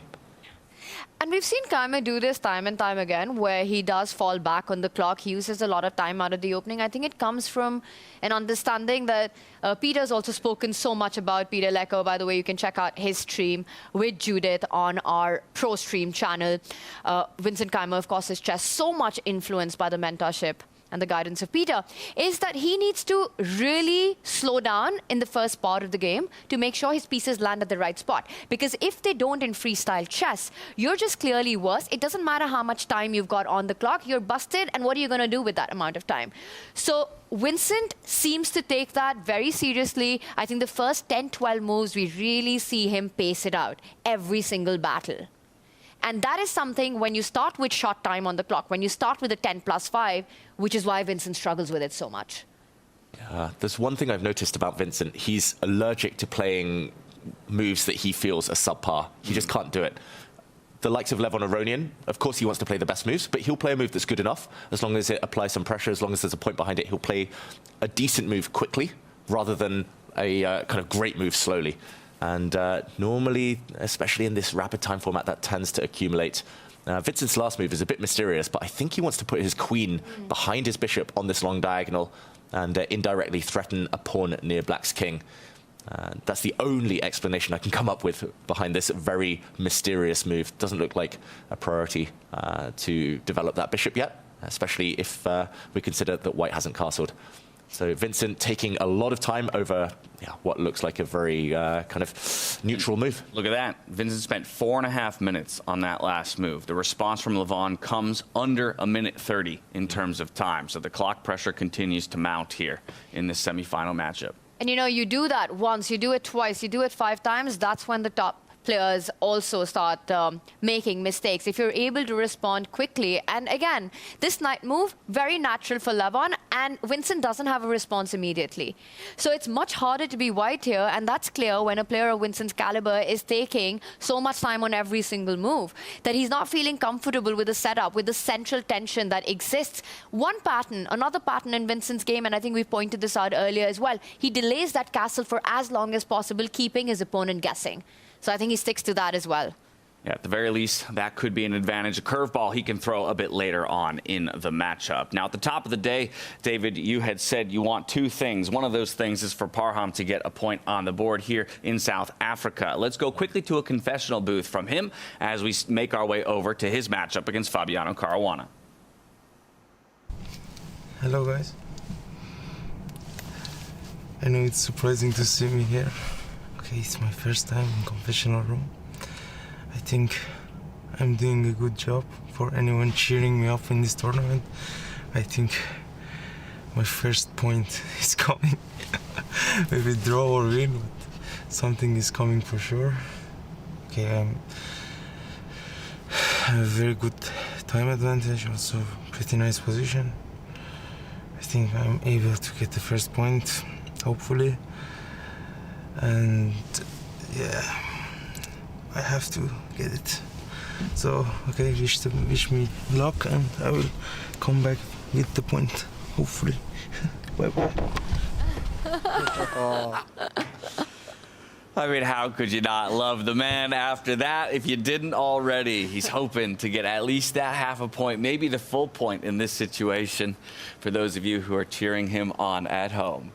Yeah, and I think he's not alone. I think so many fans watching from across the world want Parham to get on that scoreboard. And the reason he feels that way is because it's a position that's simplified right now. You know, you've got 6 versus 6, a majority on either side of the board. So many pieces have been liquidated. There's one open line where I think more trades will happen. I think that at least that half a point comes in and Parham Maghsoodloo gets his score going. And I think the chat, everyone in the studio, we're going to love it. Exactly, and that's just the beginning. Once he gets half a point on the board, you know, maybe he's going to start winning the rest of his games here in South Africa. It's been tough for him. Uncharted waters, no chance in his career. He's been on a streak like this, losing so many games. And yeah, I think nobody, even Fabi at this point, will want him to continue the streak. But how about that attitude, right? How about that fighting spirit? For somebody who hasn't yet gotten a point on the board, I think it'd be so easy to resign yourself at this point in the tournament, you know, and not approach it with the same kind of fighting spirit that he still has on display here. And the smile. I mean, coming onto the confession and speaking about it, that just shows the character that Parham has off the board, you know. Extremely likable guy, very funny. I think everyone who speaks to him, spends time with him, is a Parham fan. And it's been such a tough tournament for him. It's been tough to watch, 0 out of 9. And here he is when he was walking into the playing arena as well. You know, you could see he's in good spirits. He's playing for the fans. He knows people are rooting for him. And yes, we are Parham. Let's go. So relatively equal position here, yes. Material equal across the board. So the only real difference is a 4v3 pawn structure on one side and a 3v2 pawn structure on the other. But by all accounts, piloted by super GMs, we would expect this to go to a draw. Yeah, it's just the lack of any direct attack for either side, the lack of any real weaknesses in either side's camps as well. The fact that, as Tanya mentioned, likely that rooks get traded off in the near future. I think normally I would slightly prefer White's chances here, just a bit more grip on the center. Maybe in the near future you could start advancing some pawns. Maybe a bit more tough to know exactly what to do with the Black Knight, for example, which is on a decent square, but can't ever leap forward. But yeah, it's minuscule things here. At this level, Parham, this is probably the safest position he's had with the black pieces out of any opening. And also a lot of excess time on the clock. He's up by a little less than 8 minutes right now. So Fabi burning that clock a bit. I think Parham's feeling very comfortable. He's doubling up on that E-line, setting up for those major trades that we were talking about. The rook will come there, the queen will come there, everything will get off the board. Handshakes. And I think this will end in a draw. I will say, you know, draw is half a point each. But with the black pieces, given everything that Parham's been through in this tournament, it's almost 0.75 for him. There you go. I like it. I like it. It won't be reflected like that on the scoreboard, but in his mind, it might feel like a 0.75 to a 0.25. Well, with this one expected to fizzle out in a draw, let's check back in with our other lower bracket bout. We haven't looked at it since the very beginnings of the round. Arjun Erigaisi and Hans Niemann. From there, we'll go back over to our featured tables to watch the round conclude. And as we get there, still plenty of pieces on the board. In stark contrast to, let's say, this one, yes, still some major pieces and whatnot on the Fabiano and Parham board. This one feels like it could still break in any direction. Yeah, this is tense. I should mention as well that Parham should probably blame Fabi for his bad tournament. It was back in round 1 of the group stage that he was totally crushing Fabiano Caruana, and that was a last-minute turnaround, and that's where things spiraled. But this board, in the meantime, yeah, it's looking very, very congested, very packed. Visually, I quite like black's chances. It just feels like the black queen lining up with the white king, potential for the knight to jump, but there's no immediate breakthrough, no pawn push kind of potential here, no open lines therefore. And maybe the white knight actually, as a blockader, is the main controller of the traffic here. Yeah, hard to pick which side to choose here, Tanya. Who do you prefer? As long as that knight that you've highlighted stays alive on the board, you know, not only stopping the D pawn, but the threat of that knight, the black knight jumping onto F4, you know, it's a great defender there. I almost think I want to be white because there's this one slight idea that I really like. All of black's forces are on the right flank, right? All your army, which leaves certain weaknesses on the other side. I'm looking at the threat of knight A5. It wasn't played right now, but it's always in the air. And I don't see a good way for black with everything running past across the board. How are you going to defend it? So unless Arjun finds a way, and he usually does, to play for initiative, to play for attack, I don't see the makings of it here, but unless he does that, he could be down material on the other side. It's like he's completely forgotten about that flank in its entirety. Knight A5, watch out, Arjun. You better have a response. Yeah, Arjun kind of needs one more move to bring his bishop out and protect that square to stop the white knight jumping forward. But first, the biggest question, to trade or not to trade. What do we think? Queen's on or off the board? Who does that favor? Hans has offered it, so I'm expecting him to be happy. He thinks it favors him, exactly, if he's the one who's offered it. Also, and I would tend to agree. I mean, it sort of invalidates the A5 idea that Tanya was just talking about, because I imagine the recapture comes from the B knight. Ooh, I think he would love to normally reroute that knight, but for now he needs to defend his bishop. But he could take off the bishops first with a check and then take with the B knight, so you're right. And push the B pawns, push the A pawn, look at some sort of a flank attack as well. So not an immediate capture, David. Yeah, that's... well, he's probably in the confessional, confessing those sins. I wonder if he thought that Arjun was going to toil over that decision quite a bit longer. I think he definitely expected that. A queen exchange in chess, especially in a position where it's quite unclear who it actually favors, that is one that most players need to spend a huge proportion of time on, but Arjun trusts himself. All right, he's back. He's back. Will it be the rook or will it be the knight? I will say one thing. This decision to trade queens is not only playing the position, but playing against the opponent. Arjun, extremely tricky in these middle games. He's the one who's the aggressor, the attacker. So I think going into an endgame is sort of something that Hans wants from an overall bird's eye approach of playing Arjun Erigaisi. All right, so the recapture with the rook does come through, avoiding the trade of bishops with the check. Now that dark square bishop slides up to defend against the A5 threat that Tanya pointed out a little bit earlier. So both these players still very much positioning through the middle game. I think it's time to hop back up to the upper bracket and take a look at each of those matchups. Let's go over to Magnus Carlsen and Javokhir Sindarov. This, for me, is all about the time on the clocks, as well as this slight advantage that Magnus has built for himself. It's looking scary here for Javokhir Sindarov, perhaps facing down his first loss of the tournament. Wow, it's rare to see Sindarov this low on the clock, this early in the game. And it was all just due to one clumsy move. He brought his knight in the corner forward to C2. It got in the way, and we talked about maybe plopping it back in the corner, just getting it out of the way of its other pieces. He actually put it on a maybe even worse square. And this one is just bad because it can never leap forward. It might also become a target for some black pawns later down the line. And yes, white has a pin on the black knight, but that's quite harmless at the moment. That knight is easily defendable. And it just feels like with Magnus's last move, he's setting up a nasty pin on the dark squares. The white knight's misplaced. I'm surprised the evaluation by the computer gives this much of an advantage for black. To me, it feels like one or two careful moves and white should be fine with the symmetrical pawn structure. But trend-wise, clockwise, it does all add up. And Sindarov clearly not happy. And it amazes me, you know, when you're playing against a player like Magnus, an inconspicuous mistake, which didn't even feel like that on move 9, of misplacing that knight can cost you this heavy.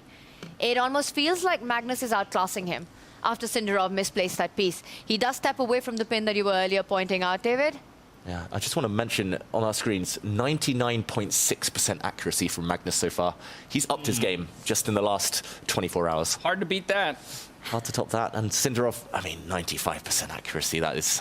Right. I mean, can you imagine? You're playing 95% accurate freestyle chess, by the way, a position you've probably never seen before, or at least have very low familiarity with, and even still, you're not winning. Yeah, I mean, still you're worse with white, and you're down, what is it, 13 minutes on the clock. That is scary times for Sindarov. He needs to create something special here to somehow just tip Magnus off balance.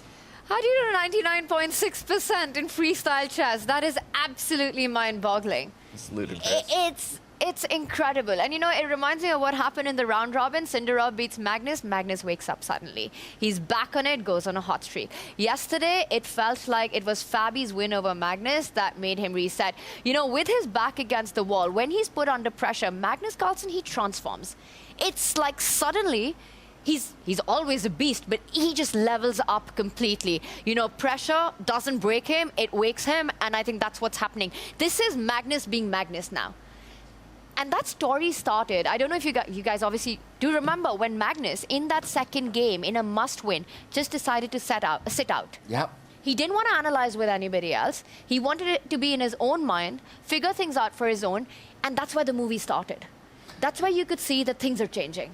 And I loved the additional perspective that Levon gave us in the interview yesterday around that, right? Saying that specifically in that case, Magnus, the requirements of Magnus were different than the rest of the people analyzing. He was in a must-win. Others could have gotten away with a draw. So he wasn't going to let his brain and his thinking get muddied by the thoughts of those who have different objectives. Goes and sits by his lonesome for 10 minutes time, and that's all he needs to completely turn this tournament on its head. Yeah, it's crazy. It's like losing a game is like a shock button for him, David. Mm-hmm. Exactly. And I mean, I wish we all had the gear shift that Magnus did, but it's just incredible that he can go from a sleepy Magnus at the beginning of a day, getting crushed in 20 moves, to suddenly just dominating opponents, outmaneuvering them. You telling me there's no David Howell shock therapy in chess? There's no. I wish. If there was, I would be out there playing. But in the meantime, okay, Ooh. Big decision. It feels like we're lashing out a little bit. I think that's a recognition of the difficulty of the position, maybe the misplacement of the knight, and the potential for an attack being launched on the left-hand side of the board. So Sindarov says, okay, I'm going to start it before you can. Yeah, and he's just not a retreat type of player, Javokhir. He will never back down from a fight, and essentially his knight was attacked. Two options: you defend it with a pawn at the risk of worsening your own pawn structure, or you step back that knight to a worse square. So I think he chose correct here, Javokhir. At least he's asking a question of Magnus. Do you want to take me? Yes, you double my pawns, but I will at least gain some time in the process. It's amazing if you see the position, and if you just highlight all of Magnus's pieces in the center of the board, and we often talk about how important the center is. And the point is that from here, you can direct play to either side. Sort of like a football field, right? Why midfielders are so important. Because you could go right, you could go left, you could score goals from anywhere. And this is Magnus playing across the board. He's got tension on that left flank. Knight can jump in on either c4. It's attacking the e4 pawn as well. The bishop eye-lining that entire diagonal. Meanwhile, compare that to Javokhir's situation. Some pieces on the left flank, some on the right flank, and you can feel the disharmony. Mm-hmm. That's a good analogy, especially here, Tanya. It's like you've got like no midfield. You've just got like a couple of left wingers. You've got a right winger, and you're not controlling the traffic that's coming through the middle here. So Magnus, I'm expecting him to maybe take a timeout. He doesn't need to rush this position yet. It's unclear what Javokhir's next move is. There's still too much pressure on the knight for anything to crack on that left flank. Maybe just improve his queen, maybe improve his bishop. Lots of choice now for Magnus, who's going to use some of his time advantage. I have one question here, David, which is, it's not easy for me to answer. You know, we talk about changing dynamics when you're under pressure, changing the character of the position. There is a trade possible that would transform Magnus's pawn structure. Bishop takes knight, if Javokhir was to choose to do that, and the g-pawn recapturing, opening up the king. Is that something that Magnus needs to be worried about in the future at all? Because there is a pin along that diagonal. That's true. I think Javokhir's just been holding off pulling the trigger there and actually capturing the knight because he knows he might need that bishop to fight on the dark squares. Magnus has just pushed his pawn forward. But just to put this on the board, as Javokhir thinks, taking, it does look like it weakens the black king. So I think it's on his radar. The problem is white has no real backup for the white rook on this side of the board. No other pieces really can contribute to the attack, and black has a bodyguard. The bishop will step across as a shield. So I think at the moment it's kind of the way up. It's like bishop versus knight. Probably it's nice to keep the tension rather than kind of show exactly what you want to do next. But what else is the big question? And it's a decision that would be easy to make if you just pick up and drop that knight that's on the edge of the board at the center of the board, like a midfielder on e3. Then you take it, jump onto f5, and then you're super happy. Mm-hmm. But right now, that knight far away, really difficult to find itself. There's no rerouting way because you lose connection to the e-pawn. So I don't think knight c2, knight e3 is easy to execute for white. Javokhir playing great one there. That's the emoji the knight deserves. It would take 3 moves to get that knight to the square that you want it to be on. So a tremendous loss of time, and giving Magnus 3 more moves to craft a plan spells an almost certain demise for a young player like Javokhir Sindarov. All that said, the accuracies in this game have been quite stellar. The heart rates are looking good. Let's take stock of the whole field when it comes to those 2 metrics. Zoom out and take a look at the heart rates and accuracies across all 4 boards. Nobody's feeling too much pressure, it looks like, early on in the morning. Fabiano Caruana, though, cool, calm, and collected alongside Magnus, Carlsen, the 2 vets. Vincent Keymer, also down in the 70s, and Arjun Erigaisi, always ice cold in his veins. From here to the accuracies, though, I think the more important stat, and look at that, almost everybody 95% or higher. It is only Javokhir Sindarov who seems to be on the struggle bus, and largely probably has to do with that night, that tricky night that we've been spending most of our time talking about. And as we pull out of this, we'll check back in with Levon and Vincent Keymer to see how this one is developing. Much closer on the clock between these two as compared to their counterparts in the other semi-final. It's Levon's move to make. Yeah, the board has opened up on the last few moves. We've seen some exchanges. The first 2 things that come to my eye are White's isolated pawn in the center here. Not looking too comfortable. That can be easily attacked by a black rook in the near future. Also, White has some doubled pawns near the king.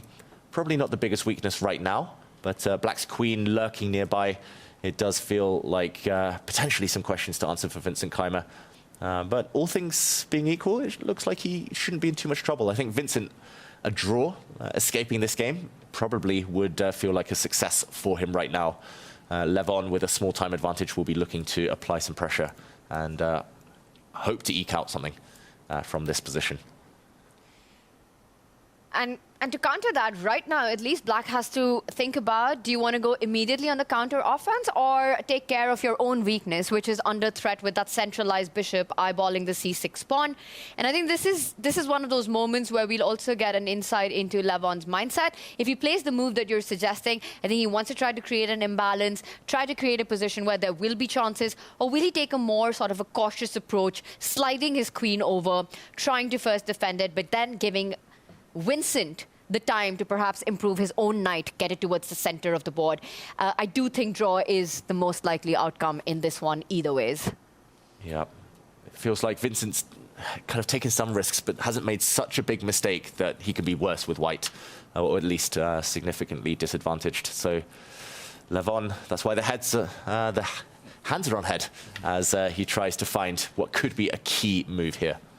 David, it did feel like that Vincent was in some trouble out of the opening. Do you think we could backtrack and do a quick action replay on this one just to see how he managed to sort of navigate the situation when we left it last? Yeah, we actually left it quite a while ago, but we'll bring it back a few moves. We saw Levon bring this knight forward. Vincent was quite low on time at this point. We saw some quick moves, the queen stepping forward, the pawn trying to control the advance of this white knight, and Vincent finally committed his king. It was to the right. He could have gone left there, but maybe just a bit more airy on that flank. We saw some exchanges in the center now, and as we said, Black would love to exchange and take back with a piece, because White's isolated pawn now is a big weakness. And in this position, a question mark appeared. Maybe the queen could have gone in a different direction, stepped back, stepped to the left, but a question mark. Levon losing some advantage due to this last move, and okay, this is how we got here to the live position. Still thinking Levon, and suddenly he's the one who's low on time. Shoes on the other foot, all of a sudden. A difficult decision to make. Yeah, I think Levon, I mean, the move he would love to play is rook to d8. That's where he's going to start. He's a very dynamic player. He doesn't like to defend weaknesses if he's got a chance to counterattack. So I think this is what he's looking at first. Maybe then he'll be thinking of swinging the queen or moving this pawn. Those are probably the 3 candidate moves here, all with different pros and cons. But it's all to do with either attacking the white pawn or defending his own weakness. Who do you think this position, whose style does it favor more? The simplified nature of what we have in front of us? I think for now, Levon, with the queens on, but if the queens come off, maybe Vincent. That's so interesting, because I was thinking that this might favor Vincent more, just simply because does Levon have the scope to bring in his creativity here? Yeah, I think while the queens are on, there might be enough, but I understand what you mean. Like, it could become a technical endgame where suddenly Vincent is the one to kind of show his mastery. It's kind of teetering on the brink. That's why Levon, I think, spent so much time, because he wants to keep some kind of juice left in this position. So in the end, Levon does go for the move that you suspected he'd want to make. Rook sliding over to d8, threatening that central pawn here. For white, of course, he is leaving that c-pawn of his own undefended against the light-squared bishop. So now Vincent Keymer has a decision to make as well. Yeah, Very dangerous. Big moment. If he takes this pawn, Tanya, he could be walking into some nasty attacks. Firstly, the bishop is threatened, but also discovered threat against the queen. The knight would be trying to jump out the way with the check, potentially, and that queen could just drop off. And you might think you can hide from both these threats by sidestepping your queen, defending that bishop on the c line. But you know, James, what we say on this broadcast. Something about... I'm not saying it. You thought you were going to get that out of me? First, I'm not going to be the first one to utter it today.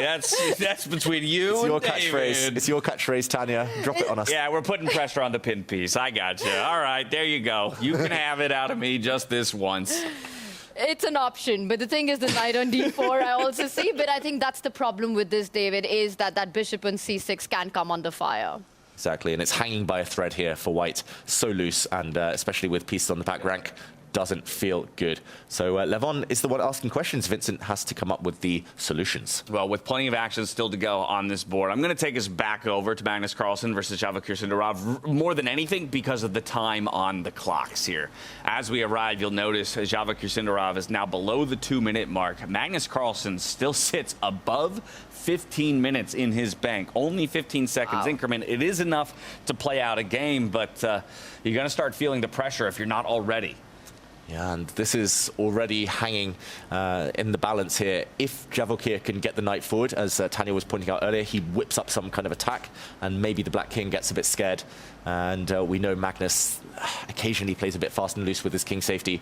But if Magnus wants to play it safe and just eliminate the white knight now, it does feel like long-term black is doing very, very well. White has 3 kind of terminally weak pawns on the queen side.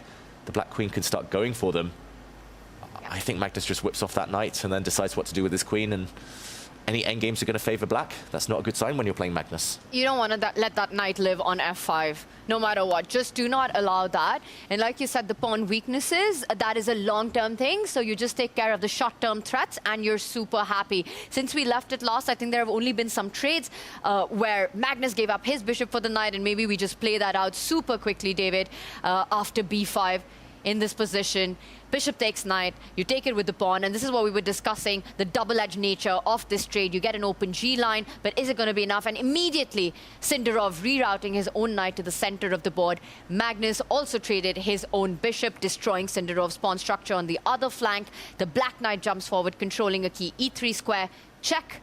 King slides over, and this is where we are. Magnus is thinking, I would take this decision in about half a second, simply because how scary knight f5 looks. Is there some super GM stuff that strikes you as an alternative? The only other move I would really consider here is to maybe attack the queen first and then take the knight next.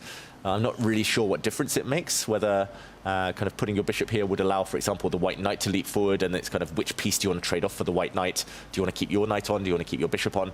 I think that's just a bit of a coin toss for me. Magnus is probably more likely just looking into the future. He knows that Javokhir now is eternally going to be in time trouble under 2 minutes, so he's thinking, if I stop, pause, keep him guessing, and then play a quick flurry of 5-6 moves, maybe he'll be down to seconds by that time. And that's really interesting, because it's always a question in my mind when I'm playing, right? If your opponent is down on time, how much time do you think by thinking yourself? Because while Magnus is doing that, Sindarov's calculating as well. By the way, he does go for the second option, hits the queen first, topples a few pieces along the way. Another question is, I think if Sindarov moves forward with the knight, happily Magnus will trade it, and we've got a great knight versus a terrible bishop in that position, and that's not a dynamic that you want to be fighting against. Sindarov looking to move his queen would be my guess.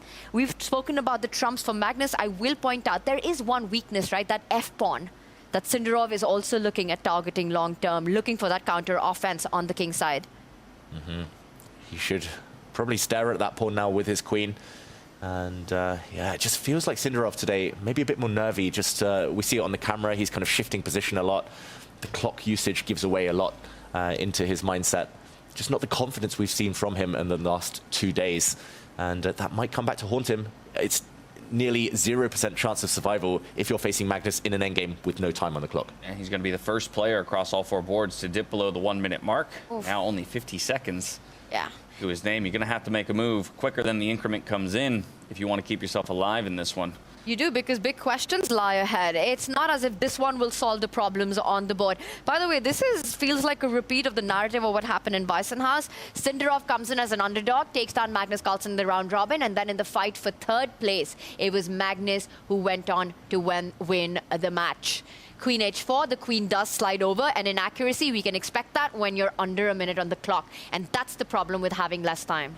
All right, so does Magnus snap the knight off now? I would do that in a heartbeat. But Magnus, he's got enough time to be a perfectionist here. This is kind of maybe one of the last 2 or 3 critical moments for Magnus. If he can find a way to start eating some of the weak pawns on the queen side for white without getting checkmated himself, then it's just game over. So Magnus knows this is the moment to invest the time. For Sindarov, he's just reacting. Queen coming in as well, maybe after a knight trade, before a knight trade, not sure. Those are some weak pawns. And the problem child of that light squared bishop that Sindarov is dealing with, right? Staring at his own pawn at the center of the board.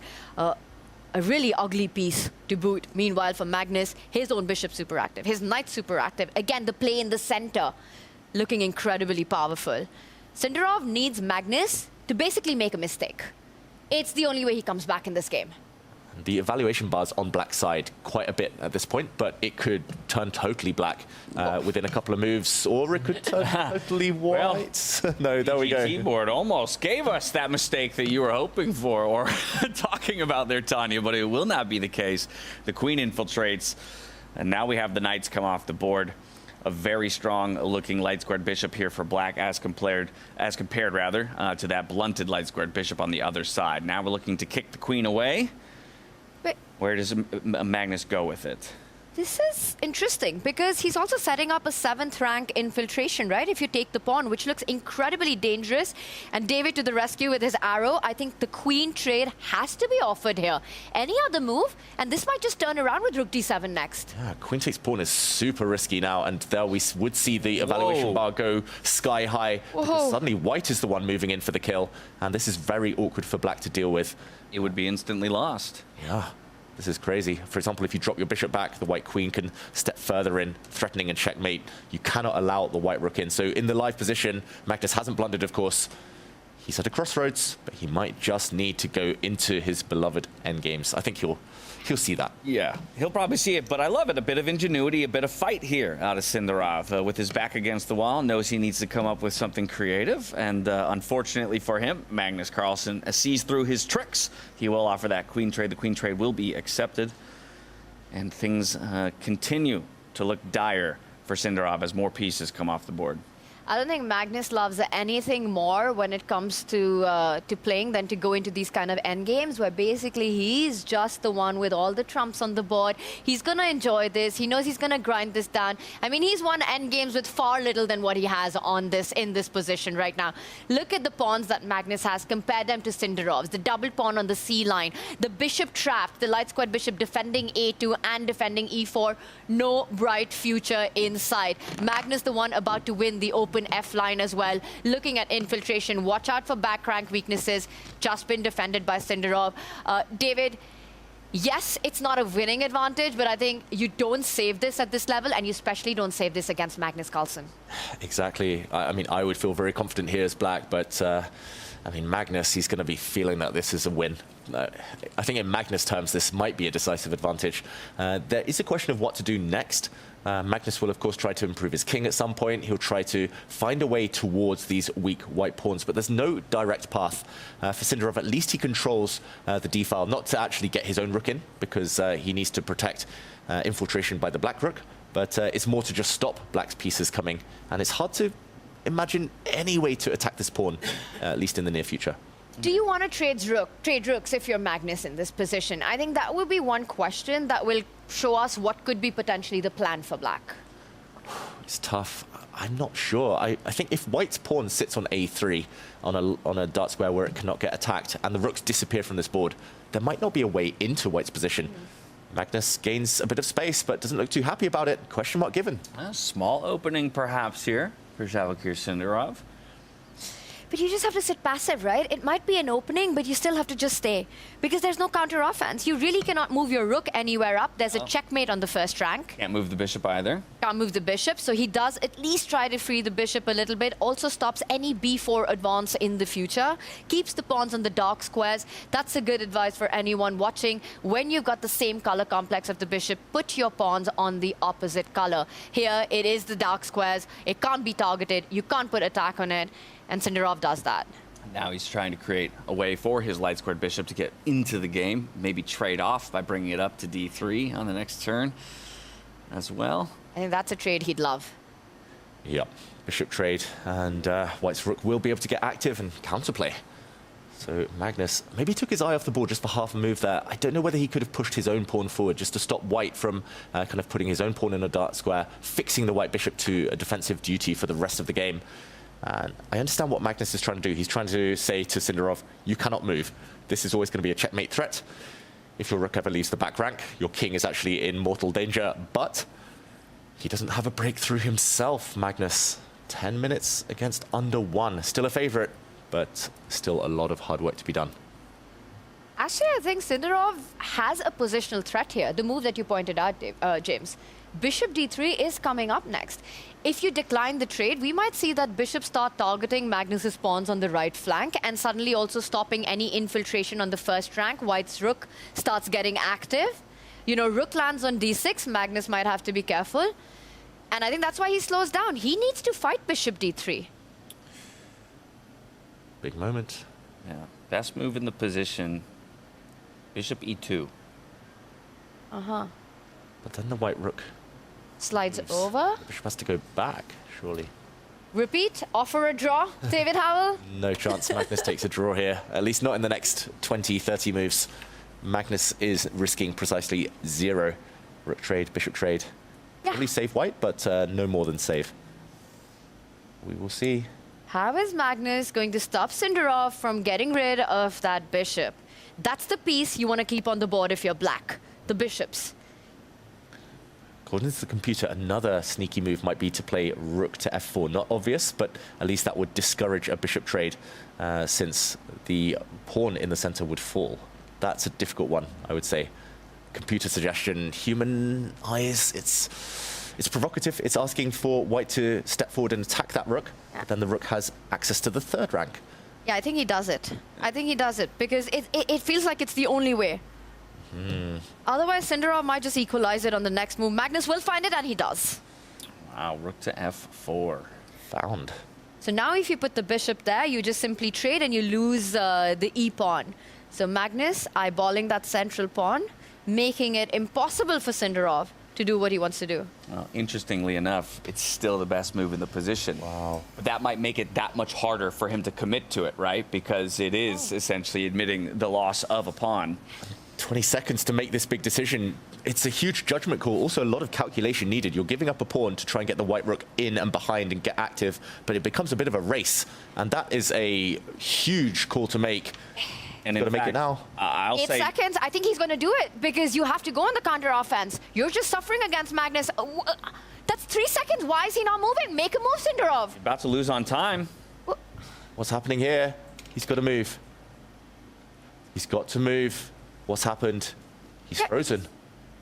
Yeah, either there is, because I think, yeah, there's a tech glitch here. Okay, perhaps our clocks lied to us just a little bit. Oh, there it is. He does make a move, but it's a more tepid move.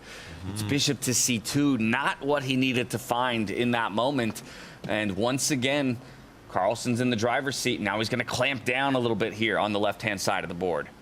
The problem is for Javokhir, he literally can do nothing here. His king is trapped, can never get off the back rank. He can't touch any pawns. That only creates weaknesses. His rook can never leave the first rank because then black just delivers checkmate. His bishop cannot do anything active. And there we see the clock. He made a previous move with 8 seconds left. He made that one with 7. He's just stuck now forever. Magnus is going to slowly improve. That was the only time he could have ever offered a bishop trade. Now Magnus is going to push pawns, bring his king forward, and any race will clearly be won by black now. Passively defending against Magnus, I don't think it ever works. In these kind of endgames, what Sindarov is saying, I'm just sitting still, I'm going to keep everything defended, you show me how you break through. But Magnus Carlsen always finds a way. He's going to start pushing the H-pawn, he will at the right time get them up the board. Sindarov just sitting super passively right now. H5, H4 coming up. Yeah, doing his best to reroute the remaining pieces he has at his disposal, but the space is being garbled up by Magnus Carlsen. The king is going to get more involved into the game at this point as well. Yeah. And soon Javokhir will be suffocated out of this game. Yeah. Good or bad, he had to do it. Even if he had no time to evaluate that pawn sacrifice, it was the only thing that gave him any hope of activity. And now he's trying to push the black rook back, but he's created an eternal weakness on the 3rd rank. The white bishop is going to be fixed now to cover this square, the f3 square. But black's rook has other paths forward. Now the d-file has been vacated. You can go back and around. And this looks super strong. Full access into the white camp. And even if Javokhir manages to trade the light squared bishops with the bishop slide over in front of the rook, he's too late to defend the infiltration of the black rook from the D line, as you pointed out. How many times have we seen Magnus do this? Just sit on a position, apply pressure, and the opponent cracks. Either psychologically, on the clock, or just in terms of a one-move blunder. Sindarov, unfortunately, it was a series of small mistakes, and he's paying the price now. Continually checking in with his clock, playing with mere seconds. He'll launch his H-pawn forward, lashing out, offering a trade. Maybe then the bishop could finally get involved by snapping up that H5 pawn, but it'll be too little too late. Magnus has cashed in across the board. He's going to have this super H passer. He's already clamped down the entire left side. The rook is penetrating, infiltrating from either side of the board. The king is about to march up. The bishop on c4 dominating the board. Just everything playing beautifully. And this is what shows the importance of center in chess. And Magnus understands it better than anyone. Yeah, Magnus, he always does this. He grips the center, as Tanya says, but then he pushes a pawn as far down the board as possible. I'm looking at the a4 pawn. I think that is the winner long term. He's going to use his rook to remove the blockade in front of it. It's going to be a bit of a race here, but he can ignore the other side of the board. He's going to remove white's a pawn, and then it's just 1, 2, 3, queen. Magnus's passed pawns always promote. That's the saying. And yeah, he always finds a way. He always gets that space advantage on the flanks. And then it's just a matter of calculation. Nervous fingers here for Javokhir Sindarov, fiddling with the pieces. Magnus continues the reroute of the rook. Javokhir will take a pawn. We'll look for that one to be traded back. He could even just ignore that entire side. Dive in. And just go straight for the kill. There's 3 big targets on that 3rd rank. If the black rook wants to jump now, you're going to win all 3 of those pawns most likely. Got to be the best way to go about it. Magnus Carlsen, 77 is the heart rate there. He hasn't felt pressed at any moment during this game so far. I think very different from the first meeting of these two guys in the round robin, right? There was a much more attacking chess coming out of Javokhir Sindarov. Got a bit more of an advantage early and kept the aggression up. Wasn't the case this time around. Magnus was busted by move 10 in that round robin game with the black pieces. In this one, it was an inaccuracy on move 9, a slight inaccuracy on move 9, and that was all Magnus needed in that game, in this game. He's just outclassed Sindarov in game 1. Yeah.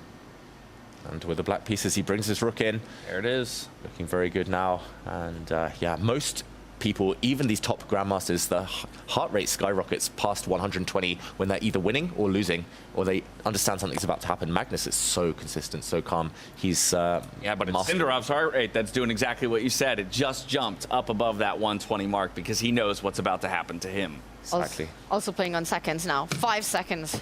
4. He has to move. He defends one pawn with his king, but other pawns are about to drop. It is the black A pawn that's the closest to promotion. That's the one that Magnus is banking all of his hopes on. Maybe he'll trade off on the right side first if he doesn't want to give white too much of an advantage on the other side. But I think all races are in black's favor now. Time to start hoovering them up with that rook. This just feels like Magnus on Hulk mode. And when he gets on this gear, it's just bad news for everyone. Tournaments just end up being a race for second place. He's outplayed Sindarov. This endgame, just vintage Magnus start to finish in this one. And it all comes down to Fabi. You know, he's the one who had that best shot yesterday, so close to changing this entire storyline. Why didn't you stop him, Fabi, before he picked up speed, before he turned green and went Hulk mode? You said, I already beat this guy once. You're telling me I got to do it again? You could have done it for me. It's crazy. Javokhir is the one with the green jacket, but it's Magnus the Hulk. Okay, big moment. Offering a rook trade. This is clever from Javokhir. He's saying to Magnus, if you do trade rooks, maybe if the white king is quick enough to run all the way over to the other side, black cannot create a passed pawn, and you might be able to hold that endgame with a fortress. So Magnus unlikely to agree, unfortunately, to that rook exchange. He can gain a very important tempo against the undefended white bishop. Maybe taking the rooks is also winning, but some calculation would be needed there. To trade or not to trade. Again, it's the question. That's always where Magnus spends time, because he looks into the future. Strategic decisions he makes kind of with a lot of consideration. And usually they are right. Yeah, 9 times out of 10. They are the perfect decision, Magnus Carlsen. And that's why we talk about gear changes. Not many in the world can do this. Just kind of shut down the opponent's chances, shut down any counterplay, make it look like one-sided traffic. And yeah, Magnus, everyone can attack. Everyone knows how to make the opponent's king if they get a chance. Not many know how to control a game from start to finish like this. Well, in the question of to trade or not to trade, with the, well, actually, trading Magnus was winning. goes against it, but trading was winning. There was a way for you to get those pawns down the board before the white king could come in aid of the defense with a b4 push immediately to follow. Either way, he goes for something that maybe is a bit more stable, a bit more certain. He's going to kick that light squared bishop up the board, and now he can go threaten that a3 pawn again. And then strike with b4 eventually. You line your rook up with that a pawn. I don't see a plan or a way for Sindarov to stop this. Rook a1, b4, a3, a2 resigns is, I think, how this game might end. It again comes down to the nature of the position, right? Sindarov needed a complex battle, and he never got it in this one with the white pieces. He needed those muddy waters. He needed that chaos, and it never happened. Strategically, positionally, you can't fight against Magnus. And it's so instructive how Magnus doesn't allow even a hint of any counterplay. Magnus has refused to take this pawn on g4 so far. It looks like the most natural move in the world. What does it even change, you might ask? But the white bishop there, therefore, would be able to go in and behind and start chasing some of the black pawns. So he doesn't even allow a single breath for Javokhir. This is just pure suffering, unfortunately, for the youngster. Magnus still with 3 minutes 40 here, should have more than enough time to come up with the winning plan in the right order. And this is why having time in the bank is so important. Also thinking if he wants to throw in a check, maybe trade on g4, but I think the winning idea must, David, revolve around pushing, getting that a pawn up the board. Now I look at it, yeah, without rooks would have been much more clean. But yeah, it's still the same plan, still just as effective. Magnus gives a check first. Ooh, the bar rises slightly. If Magnus gets below 1 minute and can't calculate, because it is so concrete now, then we might start to see some trouble, but still winning for now. Trades off the pawns. And I think he's worked out white is just too slow. So the bishop will recapture.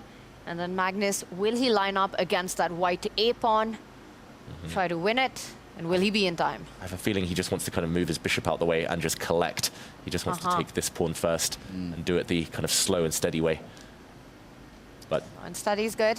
yeah, but there are multiple ways to win this. What is Javokhir thinking about? Bishop takes pawn, surely. And the thing is, you play it, and then you think. Right, think on your opponent's time, not on yours. This is not the moment, especially when you're playing on seconds. Whoa, okay, he wanted to throw in this move. But this might help black in his plans. We said Magnus wanted to kind of go behind and then at some point push his pawns. Yeah, now you're just inducing a move like that. It's a spanner. Magnus does take a pause, and maybe it just also throws him off the idea of going after the c-pawn, as you were pointing out. The slow and steady, very Magnus-like maneuver of trying to win this game. So bishop d1 hits the rook.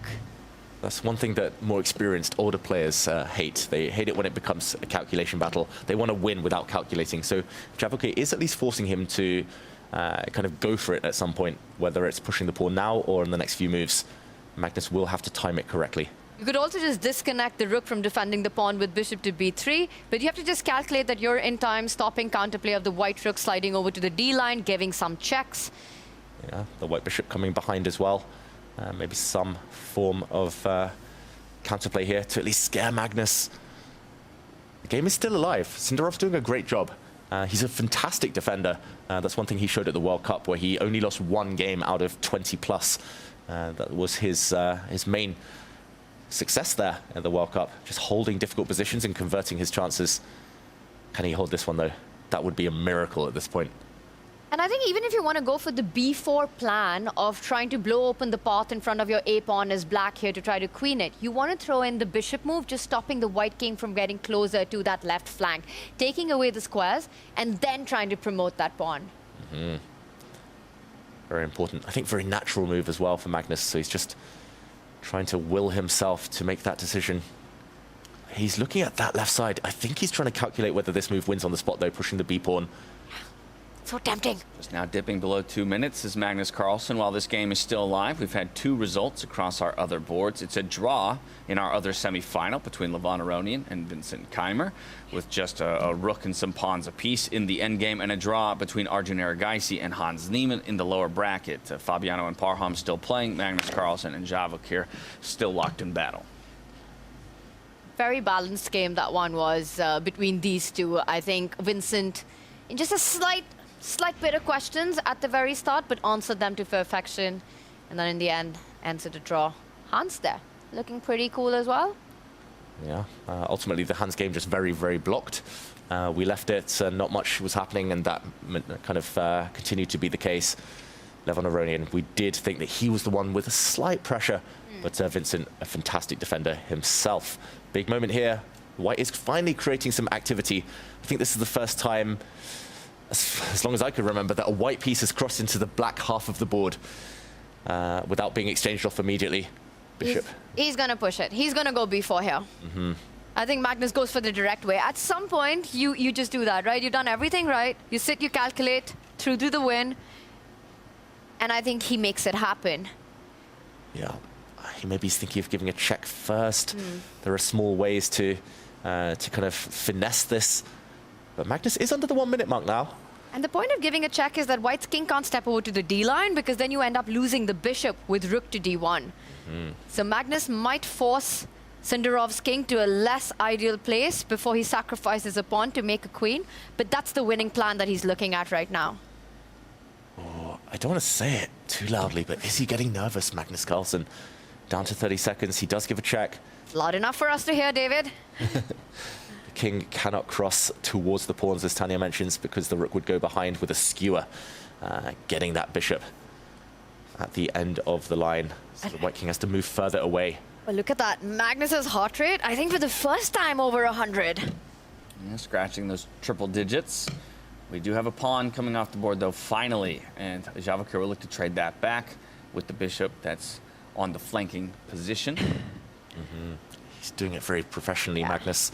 He grabbed the pawn. He didn't even want to sacrifice a pawn, which would have actually accelerated his promotion, maybe by one move. He instead wants to do it very slowly. He knows that one of the pawns, especially the a pawn, will likely cost white a bishop or a rook.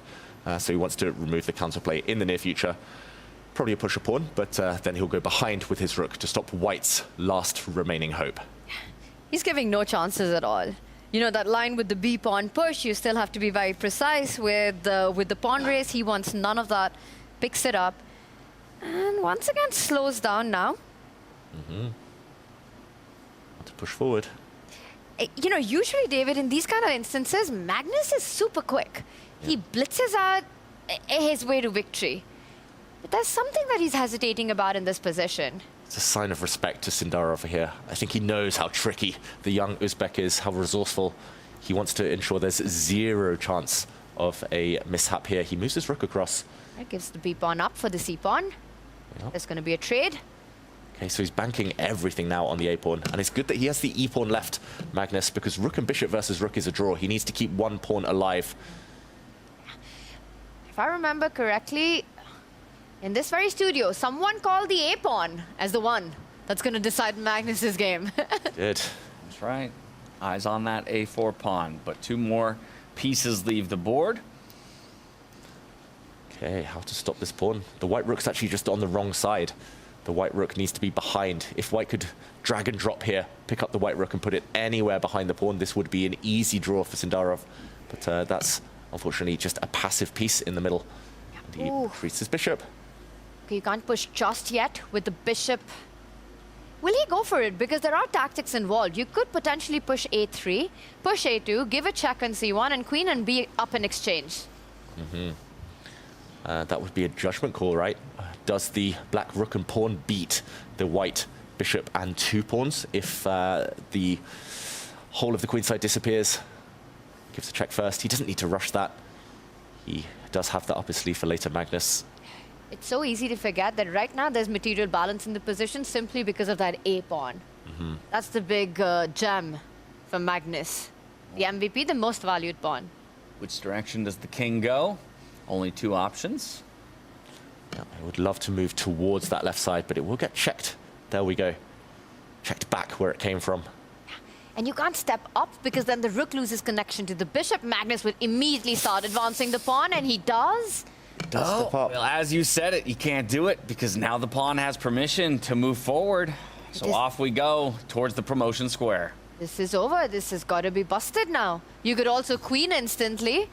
It would be a queen versus rook dynamics. How confident are you of that convert, Magnus Carlsen?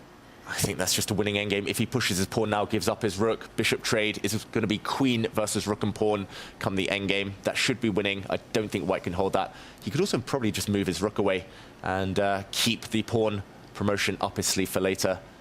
Well, it looks like all roads lead to Rome, but Magnus, knowing him, he's looking for the maximum.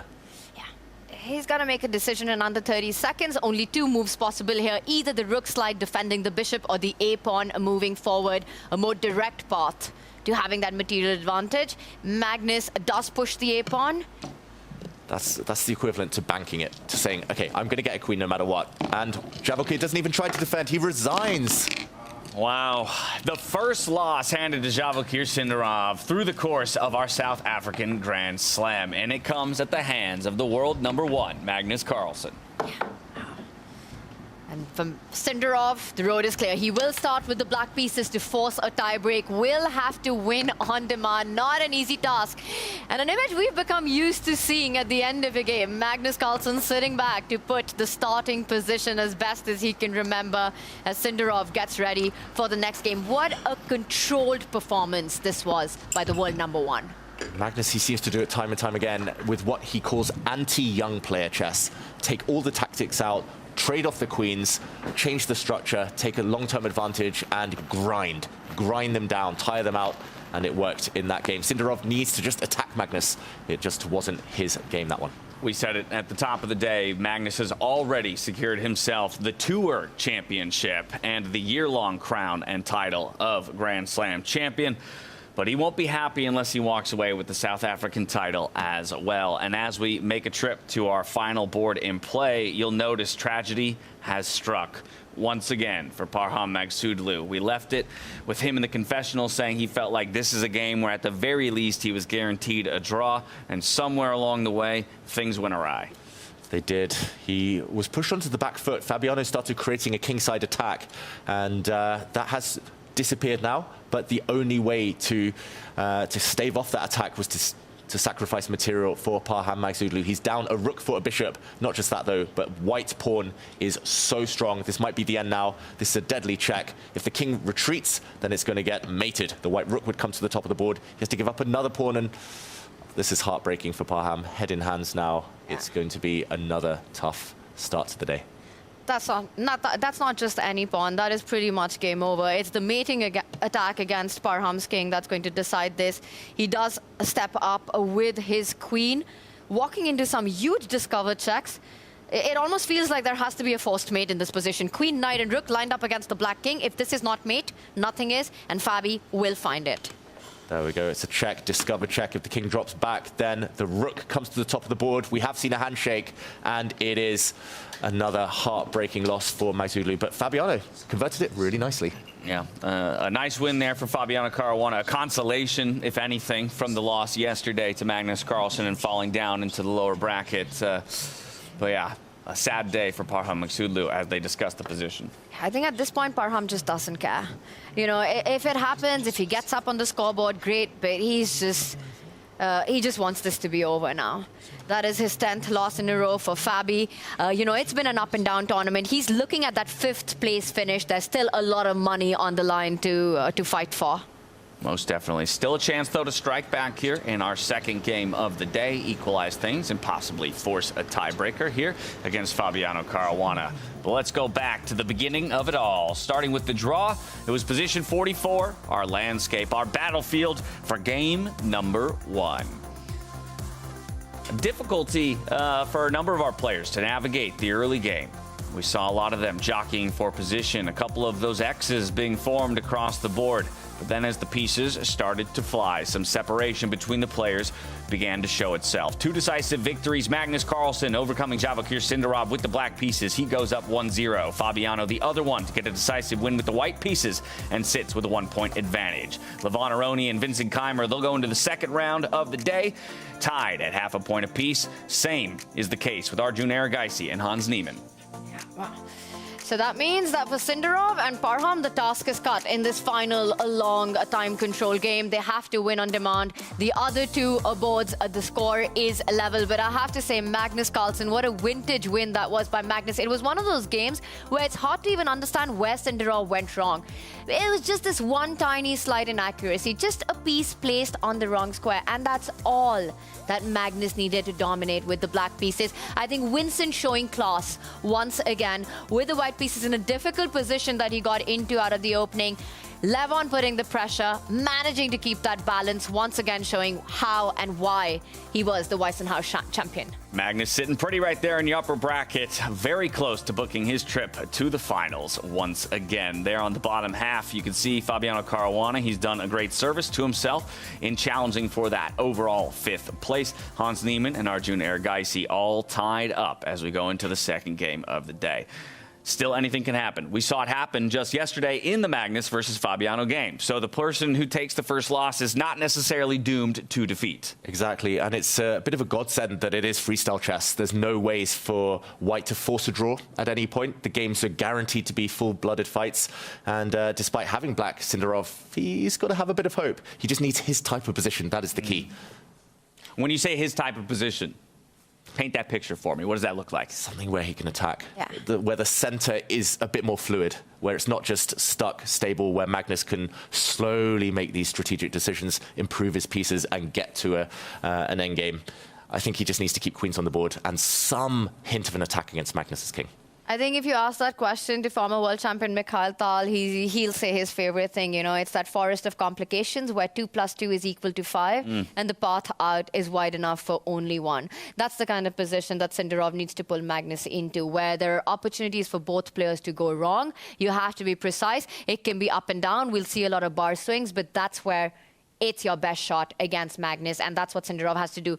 Positionally, strategically, Magnus is inevitable. Okay, so the position perhaps being the most important factor. I'll have to call out the clock management again, though, as well for him. I'd like to see him play with a little bit more speed early on. Just don't put yourself in the position that you found very early on, working with 10, 15-minute deficit to a Magnus Carlsen. Exactly. There was no one big blunder. It was a small knight inaccuracy he never really recovered from, but the clock kind of made that move look like it was a terminal mistake. So I agree. Javokhir, he normally uses it as a weapon, but there it was a weapon used against him. Yeah, and what have we said in the past? Magnus Carlsen, you only need to give him one chance for him to take advantage of it, right? And typically he'll never give you more than one chance for you to take advantage of it. So we'll see if Javokhir is afforded that chance in the next round up against Magnus Carlsen. But let's talk about the other semifinal that ended up in an even standing. Vincent Keymer, Levon Aronian. What's going on there? I mean, you said you would imagine Vincent's pretty happy with the result of this first game, but why should he be happier than Levon with a draw? And that's a great question because he started with the white pieces. But I think the way the game progressed, especially in the first few moves, Levon got the ideal formation structure, the healthier pawn structure going into the middle game. We saw him in the confession. He was super happy with the position. He said he could push a little bit. But Vincent, once again, showing incredible understanding. He was able to keep it consolidated. I just think this was a very high-level game with very few mistakes. Nothing went out of control. Both players played to perfection, and that's the nature of the sport. That's the nature of chess. When you play with such high accuracy, draw is the most likely result. You say it's a high-level game, and you mentioned the word accuracy. Any guesses as to what the accuracies were for these players in this game? Because you're exactly right. It was extremely high. I would say definitely above 95%. Mm-hmm. You want to go? How much higher you want to go? How much higher you want to go? All right, let's go 90, 97.5, 97 point. What, higher than that? Like to the stratosphere? Okay, just about basically as close as you could get without being the engine. 98.1% on the side of Vincent Keymer, 98.3% on the side of Levon Aronian in freestyle chess, folks. Come on. Crazy. I mean, look at this last position, David. I think that tells the whole story. You can't get much more symmetrical than that with the pawns. And just a rook each. That was literally the definition of neutralizing each other. A lot of mutual respect. I think Levon trading off the queens earlier, maybe a bit too early. Maybe he just felt, okay, a draw is fine with black. Could have applied a bit more pressure, but ultimately nothing to separate them. Yeah, but maybe, as you mentioned, the fact of playing with the black pieces, the fact that coming out of the analysis phase, almost everybody did feel like black's position was going to be the harder one to navigate. You say, yes, I'll take my half a point.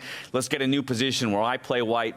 Most likely I'll be advantaged from the get-go, and then all I need is to beat Vincent. One, done, and move on to the finals. It was very professional. I just want to mention Levon, as soon as he ticked below Vincent on the clock, he was like, okay, let's force it towards a draw. I'm not going to take any risks. And I do think that Levon fancies his chances better when it goes into tie breaks. He's happy. He's not going to fight it. He's not going to take extra risk to decide the match in this longer time format. And that's something that Vincent might have to do, but he starts with black next. So much depends on what position gets pulled out. Right, you'll be kicking yourself if you drop the series to Vincent in the longer time controls, if you had opportunities to push it to the tiebreaker, right? And then, like you say, perhaps for Vincent here, we're going to see a bit more reaching, a bit more throwing of some wild punches and some curveballs thrown Levon's way here, hoping not to let it go to 5-2. Exactly. Vincent won every game in Weissenhaus in the classical portion in the knockouts when he had the white pieces. He won every game. He won against Arjun when he had the white pieces yesterday. So I think Levon feels he's kind of survived the toughest challenge, and now he'll feel he's a favorite. Well, still anyone's game here on day 3 of the South Africa Grand Slam, but Magnus Carlsen has set himself up for success with a point advantage over Javokhir Sindarov. Levon Aronian and Vincent Keymer all tied up as we move into the back half of the day. We're heading to a break. On the other side, we'll get you into that position lottery, and soon we'll see the chess and the pieces flying across the board. We hope to see you there.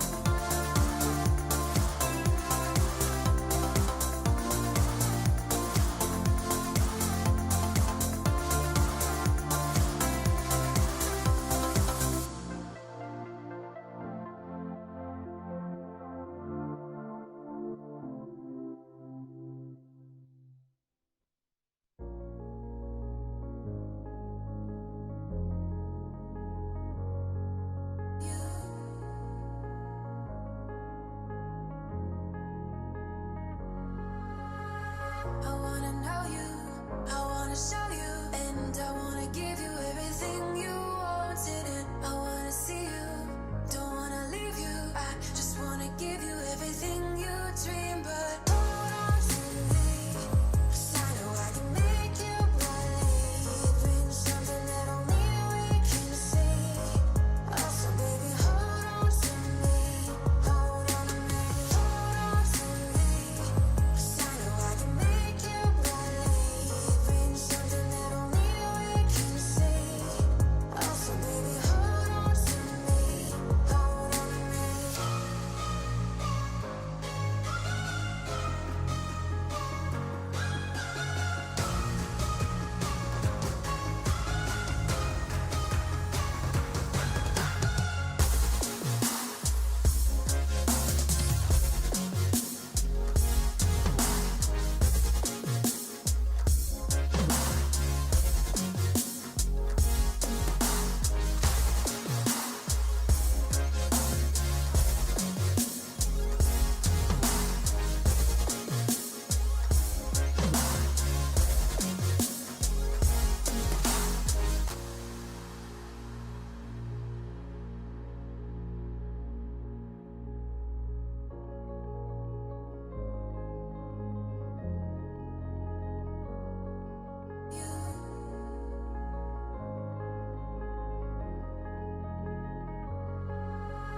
Baby, wait, I know that you're afraid, but it'll be okay if you just stay with me, and we can run from here, and we can disappear, and they won't find us where we are going, dear. So baby, hold on to me, 'cause I know I can make you believe in something that only we can see. Also, baby, hold on to me, hold on to me, hold on to me, 'cause I know I can make you believe in something that only we can see. Also, baby, hold on to me, hold on to me.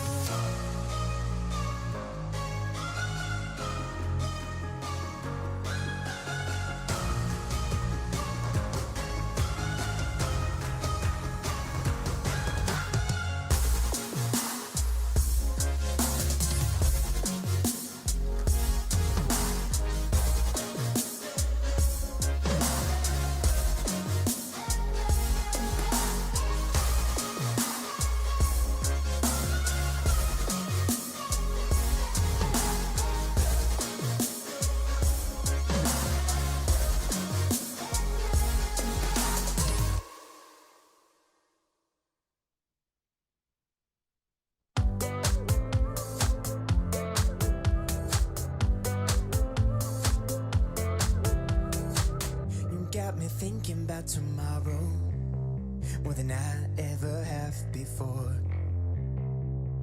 You're bringing light to my shadows. Every day you leave me wanting more. Every time you come up in my mind, a smile comes across my face. Even though I have no idea what we'll find, when I'm with you it falls in place. You're one of a kind. You're one of a kind. You're one of a kind. You're one of a kind.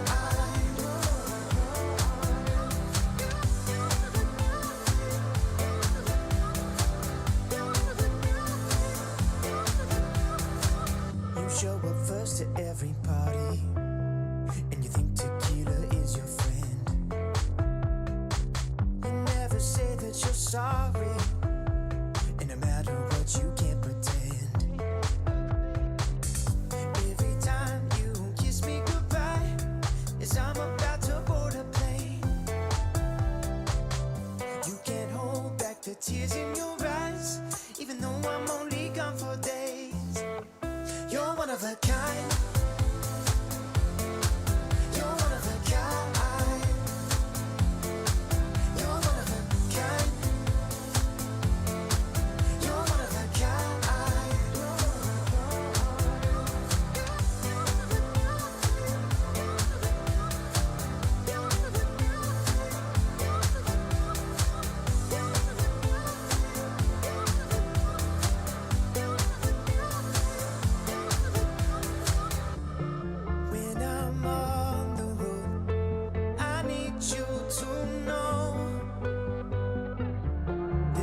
lots of chances for love, but nothing's like our home. Every time you come up in my mind, a smile comes across my face. Even though I have no idea what we'll find, when I'm with you it falls in place. You're one of a kind. You're one of a kind. You're one of a kind. You're one of a kind.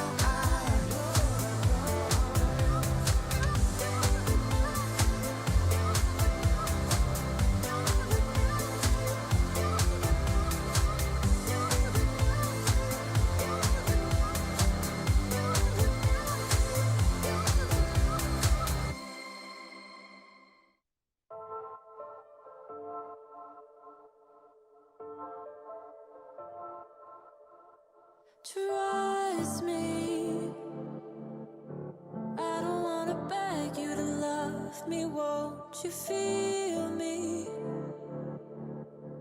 I don't wanna force you to hold me. What if I keep you on your toes? What if I give you the right dosage? Is there somewhere we can go to fix these broken roses? If I told you that we could have a better life, would you bring the old you? Or is that person still alive? If you took him off the shelf, would he even be himself? If I told you that we could have a better life. No sleep, you'll never find me dreaming these days. Lonely, I had to get another set of keys made. What if I keep you on your toes? What if I give you the right dosage? Is there somewhere we can go to fix these broken roses? If I told you that we could have a better life, would you bring the old you? Or is that person still alive? If you took her off the shelf, would she even be herself? If I told you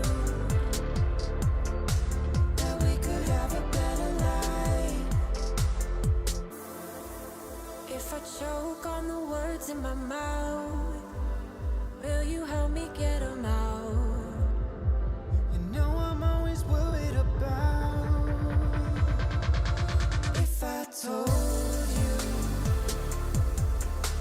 that we could have a better life, would you bring the old you? Or is that person still alive? If you took him off the shelf, would she even be herself? If I told you that we could have a better life.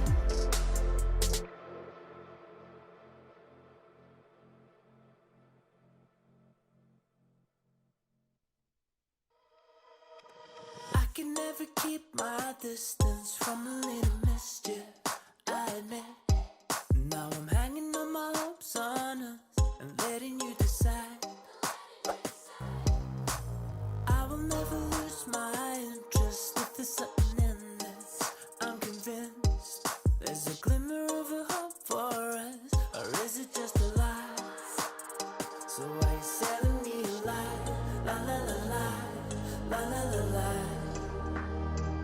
Are you selling me a lie? La la la la,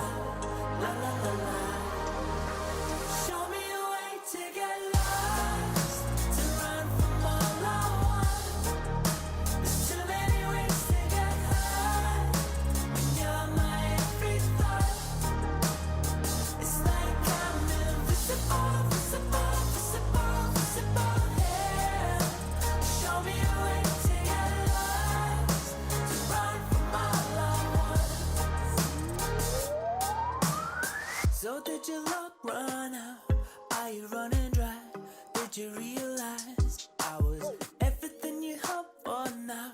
I never had it down.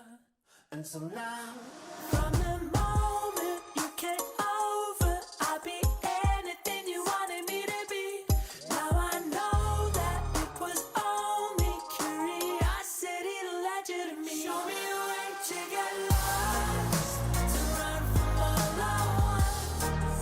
There's too many ways to get hurt, and you're my every thought. It's like I'm invisible, visible, visible, visible, yeah.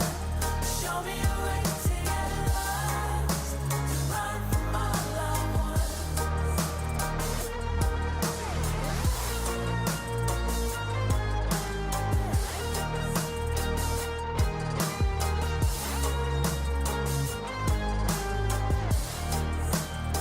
So you're selling me a lie, la la la la, la la la la.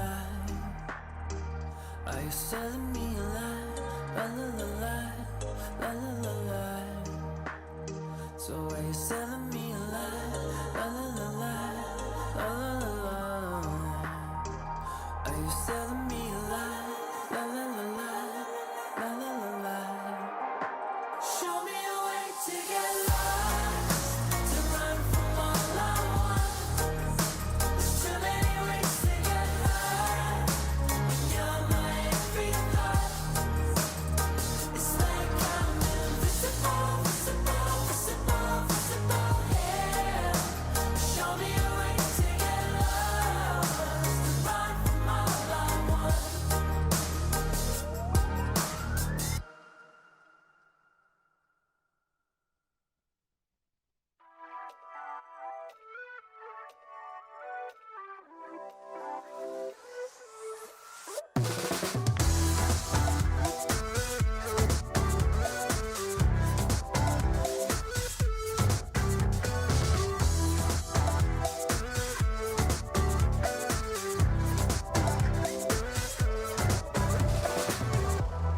Show me how to make it real.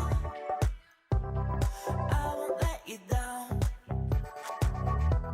If this is how we're meant to feel, I never had a doubt. Through every test, I gave you my best. I am obsessed, believe me. So take the next step, we'll make up the rest. Try to let go. Just take me for a ride.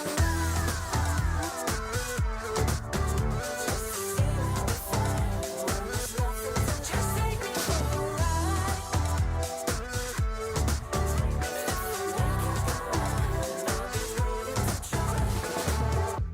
You wanted me to break the rules. I can read the signs. I can feel it burning through. You see it in my eyes. It's complicated, 'cause all along I've been waiting. Just take me for a ride.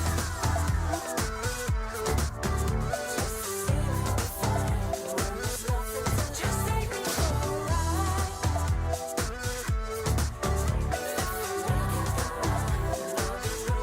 Just take me for a ride.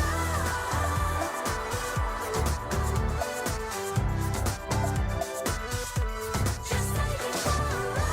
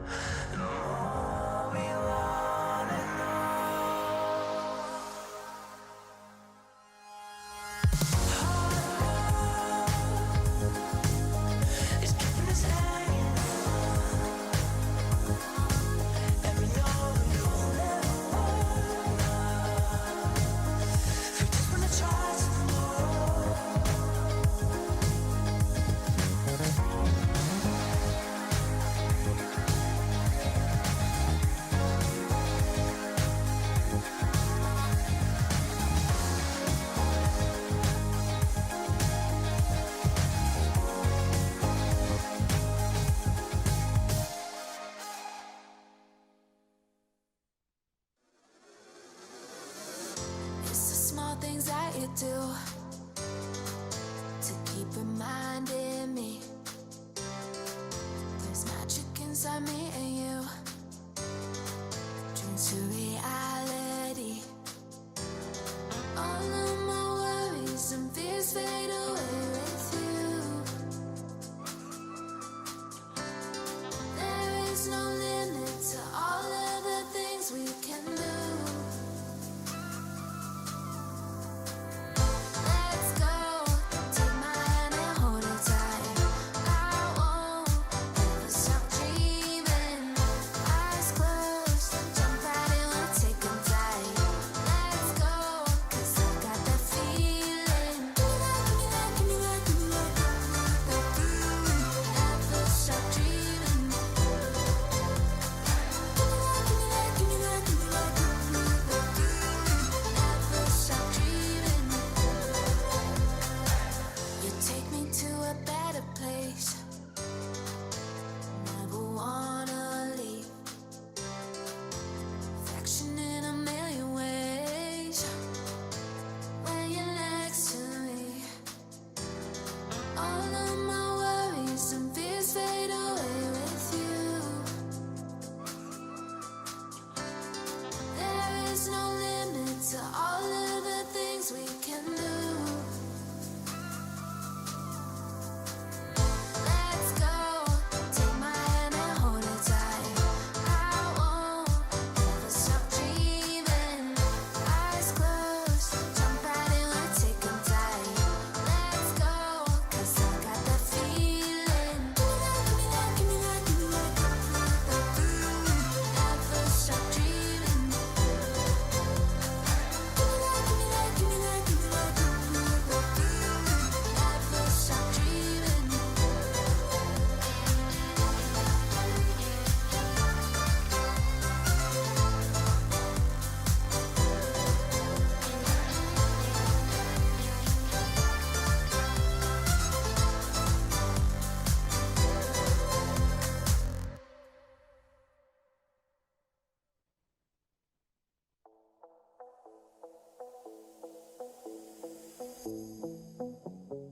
Gotta show them how bad you want it. You don't always get them second chances. Don't start chasing till you got it. Do what I gotta do. I just break the rules like that. Maybe I'm just cool like that. Staying focused, don't sidetrack. Always when I don't come last. I'll never go less than 100%. I'll just keep waiting while you're catching your breath. I'm only living if it's close to the edge. So come and dive into the deep end, 'cause the best is yet to come. I'm like a song you can't get out of your head. You press rewind when you get close to the end. Each time you leave, I know you'll come back again. So come and dive into the deep end.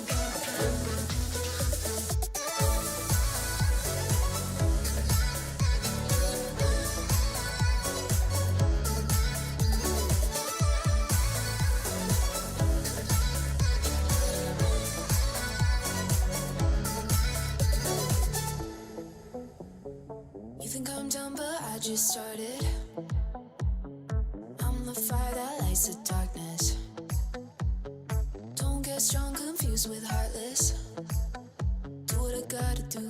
I just break the rules like that. Maybe I'm just cool like that. Staying focused, don't sidetrack. Always when I don't come last. I never go less than 100%. I'll just keep waiting while you're catching your breath. I'm only living if it's close to the edge. So come and dive into the deep end, 'cause the best is yet to come. I'm like a song you can't get out of your head. You press rewind when you get close to the end. Each time you leave, I know you'll come back again. So come and dive into the deep end.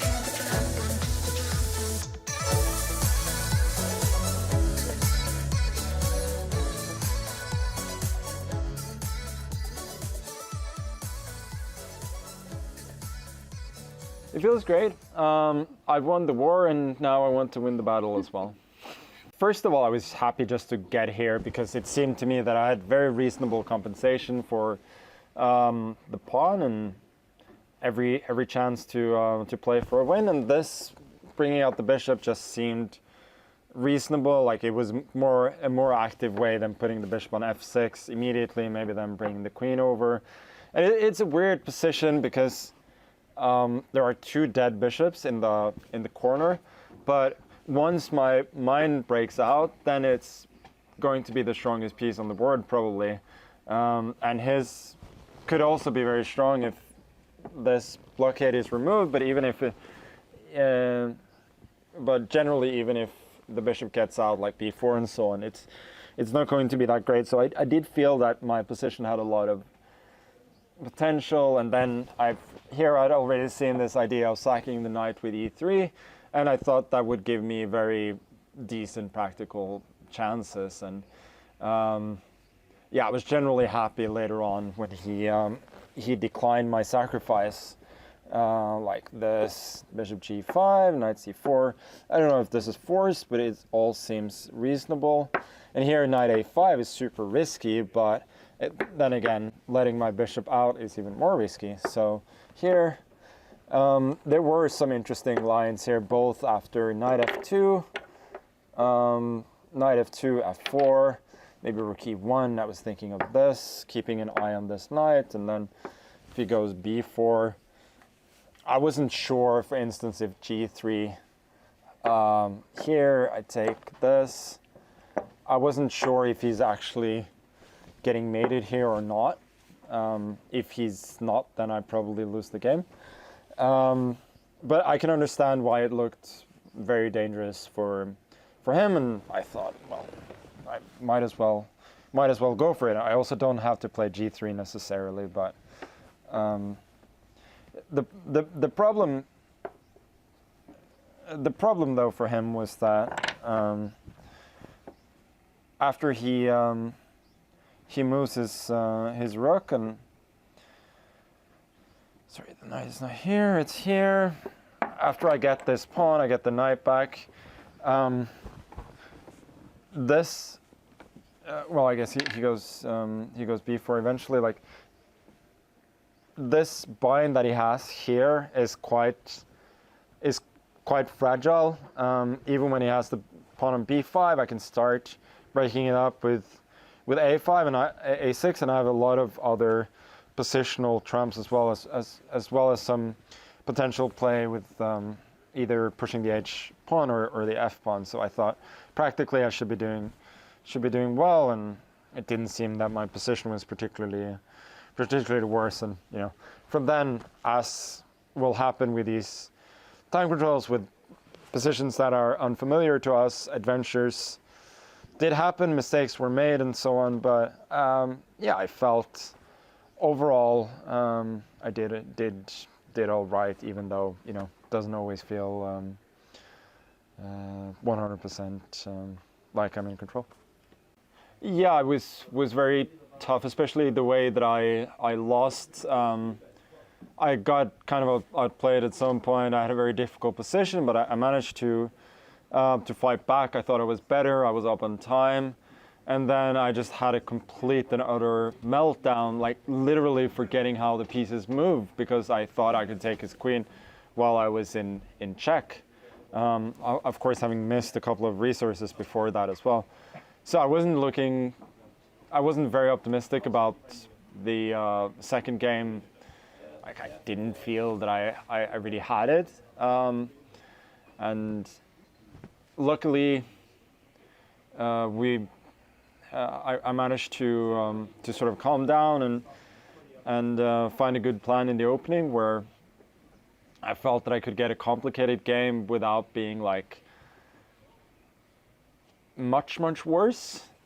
And from there on, I think I had some good sequences, some bad sequences, but yeah, eventually I managed to win. Are you curious to play freestyle chess but don't know how to? No opening theory, no memorized moves, just pure strategic creativity. But how do you navigate 960 possible starting positions with confidence? That's exactly what I'll teach you in my Freestyle Chess Masterclass. You'll learn how to develop your pieces effectively, recognize key positional patterns, and avoid early disasters. I'll break down some of the best freestyle chess games ever played, featuring Magnus Carlsen, Alireza Firouzja, and Fabiano Caruana. Freestyle chess is still in its early days. This is your chance to get ahead of the competition. Sign up now and let's take your freestyle game to the next level. Join my Freestyle Chess Masterclass today and save 20% only during the Grand Slam. Hello everyone, and welcome to South Africa.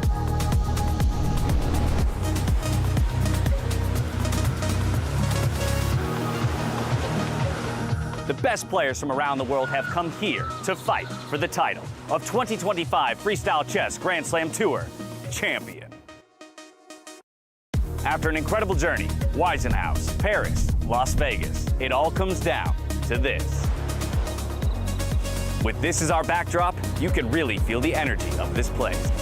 It's powerful, just like freestyle chess, full of emotions, creativity, and surprises.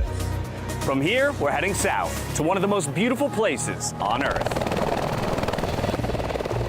A place where luxury meets nature and where the 2025 champion will be crowned. Welcome to Grootbos Private Nature Reserve, the home of the Freestyle Chess Grand Slam Season Finals 2025. It takes your breath away. The perfect place for the grand final.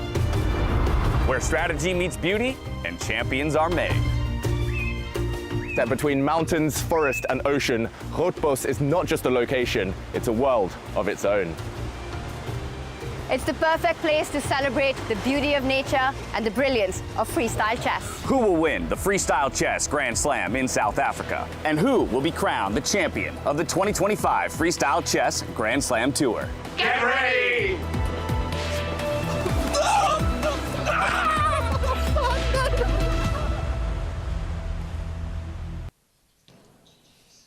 Hello everyone, and welcome back to day 3 and our semifinals here for the Freestyle Chess Grand Slam Tour in South Africa. We had decisive results in one of our 2 semifinals. Through the first game of the day, it was the #1 in the world, Magnus Carlsen, who took down Javokhir Sindarov, handing him his first loss of the entire tournament. Now going into the second game of the day with a solid advantage. The other semifinal, though, Tanya, of course, sported Levon Aronian up against Vincent Keymer. The two of them would come away with a draw, so half a point apiece there, even footing going into the second half of the day. Yeah, and I think that doesn't tell the full story because that one as well, a very fighting draw. It was a very high-level chess there. I think for Sindarov, he has to win on demand. You know, that situation itself is one of the most difficult to deal with in chess, and you have to do it against Magnus Carlsen. So double, triple that pressure. Sindarov has to find a way. He starts with black, and if I had to predict one of these two going into tiebreakers, I think it's the Levon-Vincent one. I don't think Magnus gives Sindarov a chance. Hard to believe that Magnus will give Javokhir a way back into it, but Magnus was in this very situation just yesterday against Fabiano Caruana, back against the wall, down a point. He sat by himself, he crafted a win, and was able to push himself to a semifinal. Javokhir looking to repeat what the world's best has done before. That is true. He needs to prolong the game, take a leaf out of Magnus's book, just keep pieces on the board. In the break, we heard Magnus breaking down that win against Fabi. It's just about keeping the tension, hoping the opponent gets a bit impatient, and hoping that at some point he gets a half chance. Of course, tough to imagine Magnus giving that to him, but he has to be ready if the time comes. Now, of course, those aren't the only boards in play. If we pull up our tournament bracket, we can take a look and stock of the entire field, where they stand. Again, we've just put our focus, rightfully so, in the upper bracket, the 4 semifinalists who are vying for a grand final spot to take place just tomorrow here in South Africa. Sindarov behind in this matchup, looking to strike back. Vincent Keymer and Aronian all tied up. If we drop to the lower bracket, though, that's where you'll see Fabiano Caruana came out on top in his matchup against Parham Maghsoodloo. Maghsoodloo still trying to get a point on the board in this tournament. Hans Niemann, Arjun, Erigaisi, they as well go half a point apiece in the first game of the day, so even footing for them in the back half. That's another one I could definitely see going to tiebreakers, as we talked about the possibility of some of them going that way. That's really interesting because for me, I think Hans, Arjun, I would say that this is decided here and now in the longer time format. I think their style of play, I'm expecting if Arjun gets his chance to, again, create some chaos, he will do it. Hans won't shy away. Yes, the first game ended in a draw. I think both the lower bracket matches get decided without a tiebreak. For Parham, the heartbreak story continues. All of us hoping for a Parham comeback. I think we'll have to wait for the next tournament for that. Ooh, that's quite the shout there. Unfortunate. I mean, even a draw, while it would result in, a series loss, would still be at least half a point on the board. Even still, it wouldn't spell the end of his tournament. Everyone will still play tomorrow. 1st, 3rd, 5th, and 7th up for grabs in our overall standings. Exactly. Still a lot to play for. And Parham, it was nice to see him in the confessional earlier. Still holding hope. If he gets a position where he can play, I don't know, I have a feeling Fabiano does get a bit tense when he's in the lead. We saw that against Magnus yesterday. He kind of wants to force the issue, and if Parham can keep the tension, maybe a chance. I'm going to hold some hope at least. No, I think in our hearts we all want that, right? And the other thing was I saw Parham at lunch right now. He still seems like he's in good spirits, enjoying company. I think the guy is just happy to be here. It's a platform, it's a stage like no other that he's had in his life. He did play the Grand Slam, but that was an open tournament in freestyle. So playing against all these players in a setting like this, it's a huge experience for him. It's definitely not gone the way he wanted to or his fans wanted to, but still good to see a happy Parham. Yeah, he's had the right attitude about the entire thing, taking it more as a learning experience at this time and looking towards maybe the 2026 season and surprising and delighting us there. So let's go again, right back through the matchups, because I don't want to get you both on record. We did predictions at the top of the day, but now it's more based on what we've seen on the board here today. Are you rethinking any of your initial picks to go forward into that grand final? I'm sticking with mine. I said Magnus and Levon. You said it's all about the old guard. I think experience, business end of the competition. They've been here so many times. They know when to shift gears. They know how hard to push in certain games, when to take the foot off the pedal. I think they'll meet in the final. Okay, so he's sticking to his guns over here, but you were not on the Magnus and Levon train at the top of the day. So where are you now halfway through our games? The thing is, right, Magnus is a favorite in any match he plays, in any form that he's in any format that the tournament is, and he is the king of this format. He's won the entire Grand Slam tour, 2 matches to spare. But yes, at the start of the day, I was rooting for Sindarov. I think it would have been an amazing story, just the chess that he's produced, what he's shown, his fearless attitude, going undefeated into the tournament story. Would have been a fairy tale run. Wasn't the case. I think I am going to be the one who'll be biting my tongue. I think Magnus takes this. Okay, all right. So then I guess all three of us now come into alignment, at least in one of our grand finals for Magnus Carlsen. I still give the edge to Vincent Keymer as long as it ends here. I'm sticking with that. Would be the thing. I think if it goes to the tiebreak, then I break your way, and I'm going with Levon. And speaking of Levon, we got a quick word from him at the conclusion of the first round of the day today, and before he dives into the back half. Let's go to him now. Levon, you seem to get better out of that opening than it seemed you would when you were discussing it with Magnus today. Yeah, somehow I thought the c6, f6 maybe is okay, but not to my liking so much. How do you like the first game today?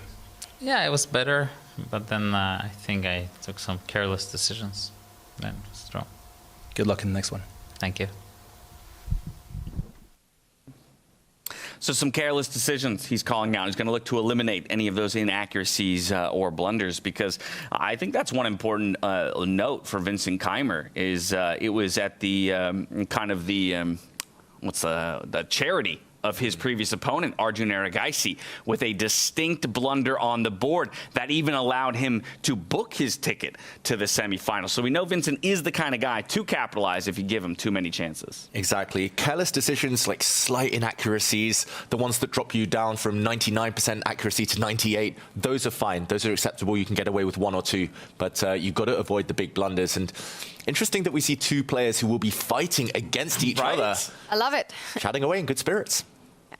Yeah, that's awesome to watch. And the other 2, Vincent and Fabi, were also at lunch together. So I think the players are just in good spirits. They're having a good time here. A lot of smiles, so much money on the line. When the games go on, you see a completely, different expression, demeanor by these guys. But off the board, they love the format. They love the beauty of it. And I think they love discussing it. Levon in high spirits. Huge matchup coming up. Hard not to be in high spirits when you're surrounded by the natural beauty that we are here in South Africa. You can see the sun shining, gleaming through those windows just behind them. Players eagerly I was about to say, thanks, James. That's very sweet of you. The players eagerly awaiting the position that will be drawn for their next battle. Javokhir Sindarov as well joining the group here. He's asking for advice. Yeah, How do I beat perhaps. Magnus with black? Well, let's pretend you're in that group. Oof. What are you saying to him? Good luck. Oh, poor guy. Keep smiling and attack him. Keep timing the clock, attack. Yeah. Smile and attack, smile and attack. Meanwhile, Magnus Carlsen, he just has become that unstoppable force that we know him to be. After taking maybe an early punch, an early slip up early on in the tournament, he's begun to look infallible. As you can see, the players repositioning towards their chairs, the final players making their way into the playing hall. Competitive integrity measures being put in place. Tanya, hair check. How is Magnus doing? I'm telling you, this is what he needs to do every day. The one time he had the slick back look was in the round robin. The very first day, the shakiest of them all, went on to lose that first game. Ever since the crazy Magnus hair is back, he's just been Magnus Carlsen. He's been unstoppable. So the real power move is for Sindarov to hand him a comb when they sit down at the board, right? Some gel. All right, we're missing one player by my count as Magnus Carlsen makes his way around. I don't see Hans Niemann, but either way, we're heading into the draw with or without him. Just moments away from our second semi-final bout here. Magnus Carlsen with the lead over Javokhir Sindarov, looking to book his ticket to the grand final. Levon Aronian and Vincent Keymer all tied up. We're over to Fiona Style-Anthony on the stage for the draw.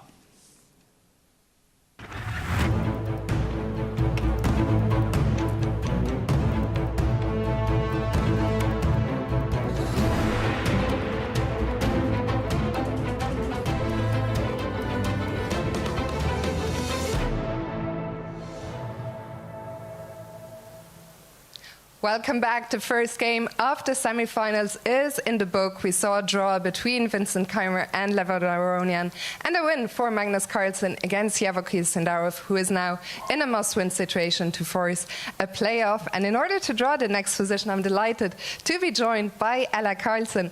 Ella, you've been to all the freestyle chess events. What sets this one apart for you? We brought our son.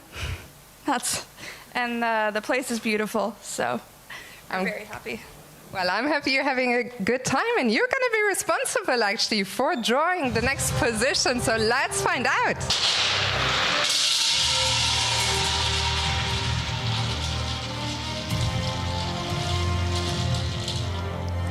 Yeah. So it's going to be position number 413, 413. Thank you so much. You can give it. Oh, we're going to have to find that one back. Position 413. The players will get 10 minutes. Best of luck.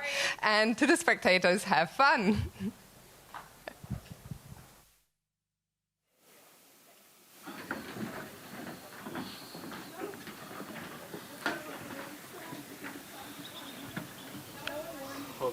Daniel hat das eben nicht gesagt.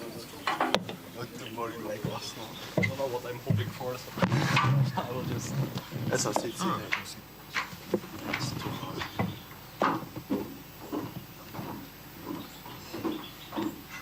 Again, we have the C4, C5, D4. Yes, C4, C5, F3 is A-game. It is very similar for me. It doesn't feel too dangerous. No, C4, B5, C5 doesn't feel right for it. For white? For white, you think it's good? I mean, there's a bishop on G1. It should be very good.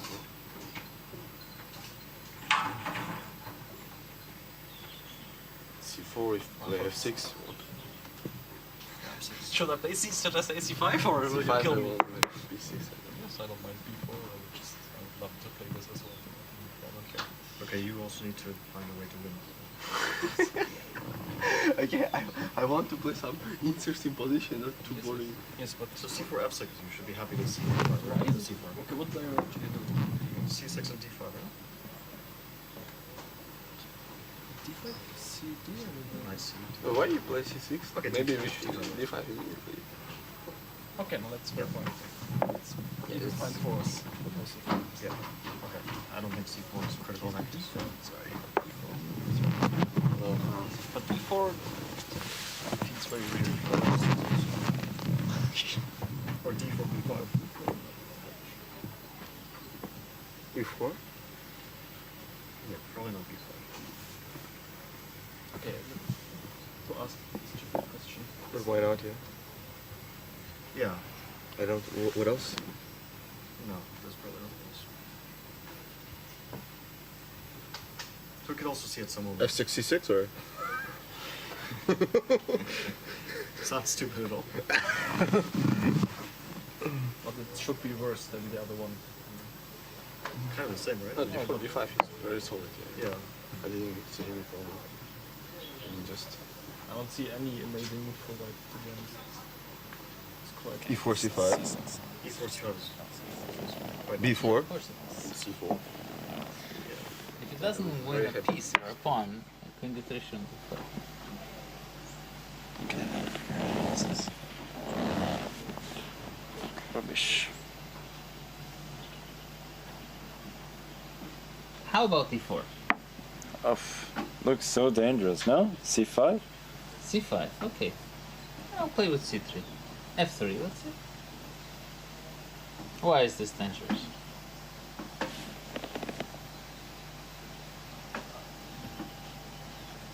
You mean it's just the same position as we were discussing earlier, right? Bishop f6. So you want to meet c3 with c4? Mm-hmm. I don't care about that. e4. Takes, the king. No, it takes. Okay, wait. Bishop f6. How if I... How about if I play slow? No, slow. a4?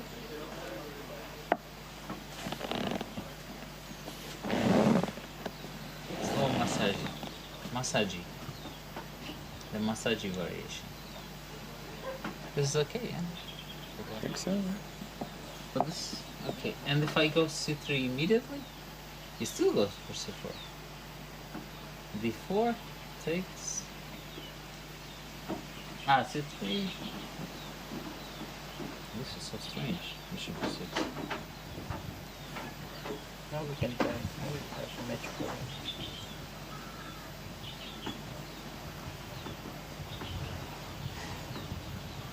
f6, yeah?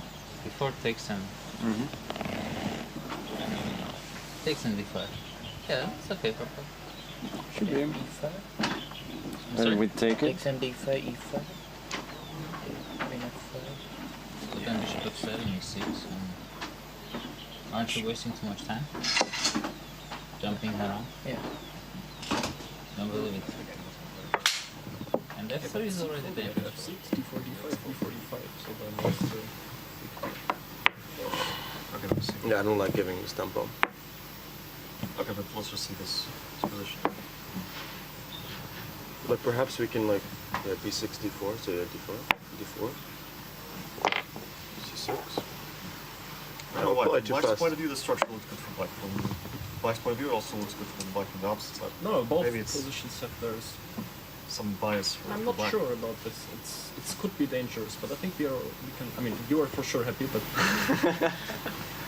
it has some. It also looks danger. Our moves are very easy, right? Bishop Okay, c7. I'll just play this, I guess. But where does this knight from e8 go? But you can also play e4. And the bishop on g1, where does it go? If you play e4, f5, and knight f6. And Black is probably better. Yeah, here is like so. Okay, so d4 f6 is not dangerous. d4, we said d5 is forced, right? So what else can... It's actually not a bad position to play for. It's f3. Let's just... Well, the question is maybe now we play like h5, bishop h7. knight Yeah, f6. maybe. Because h5, h4 is good. e4. Bishop e4. I don't know. You cannot play bishop h7. Take. Oh, wait, taking c5 maybe? Or I don't know, there's some... Maybe bishop h7 first. Yeah, bishop h7 first. Knight. Very good. Bishop h7, e5, c5. CD. Yeah, should be full. Your queen is gone. No, what do you mean? c3 is next? Let's turn at c3. You're looking to e5. The horse. Knight d6. Ah. Okay. Queen d5, c4.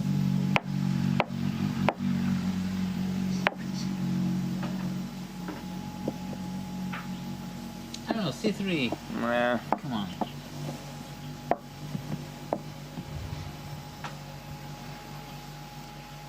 Find something.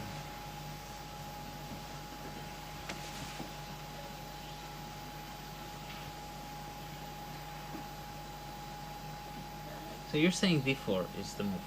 d4, d5? If Javokhir Sindarov wants to keep his Grand Slam championship hopes alive, he'll have to do it with the black pieces on position 413. The players have had just about 8 minutes to talk about it, a few more minutes to discuss what they think will be the best way forward. As you can see, Levon being one of the more vocal parts of his analysis group, as always is expected. Across the board here from Magnus, Carlsen, and Arjun Erigaisi. And that's exactly what Vincent and Fabi reminded Sindarov of as they sat down to take a look at this position that they have, which, by the way, has so many similar concepts from the previous one that they just played in. And Sindarov and Fabi mentioning to Vincent that you have different requirements, you have different needs from the outcome you want. They wanted to go and have a more solid approach, David, while Sindarov was like, guys, I need to win. I need an imbalance here.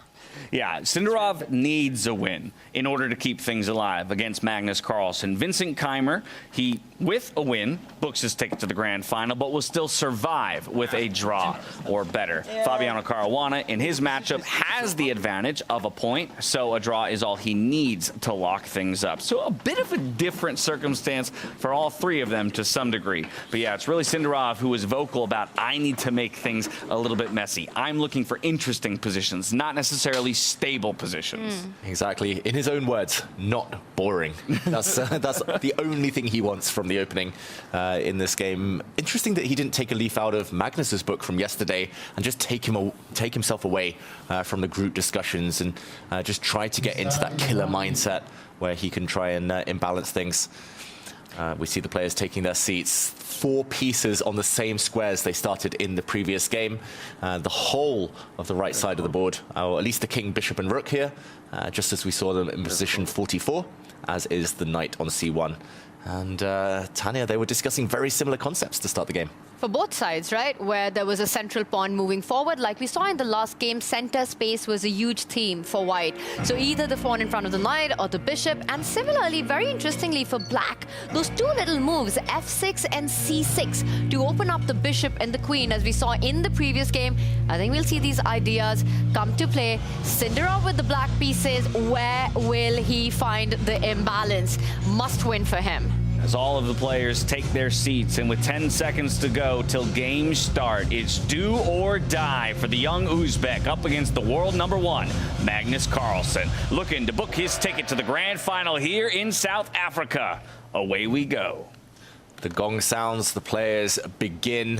Where is Magnus Carlsen? That is the question. Forfeiting a few seconds. Nothing new, of course. I think Javokhir is in no hurry to find out. He said, Magnus, take your time, let the clocks run as much as you can.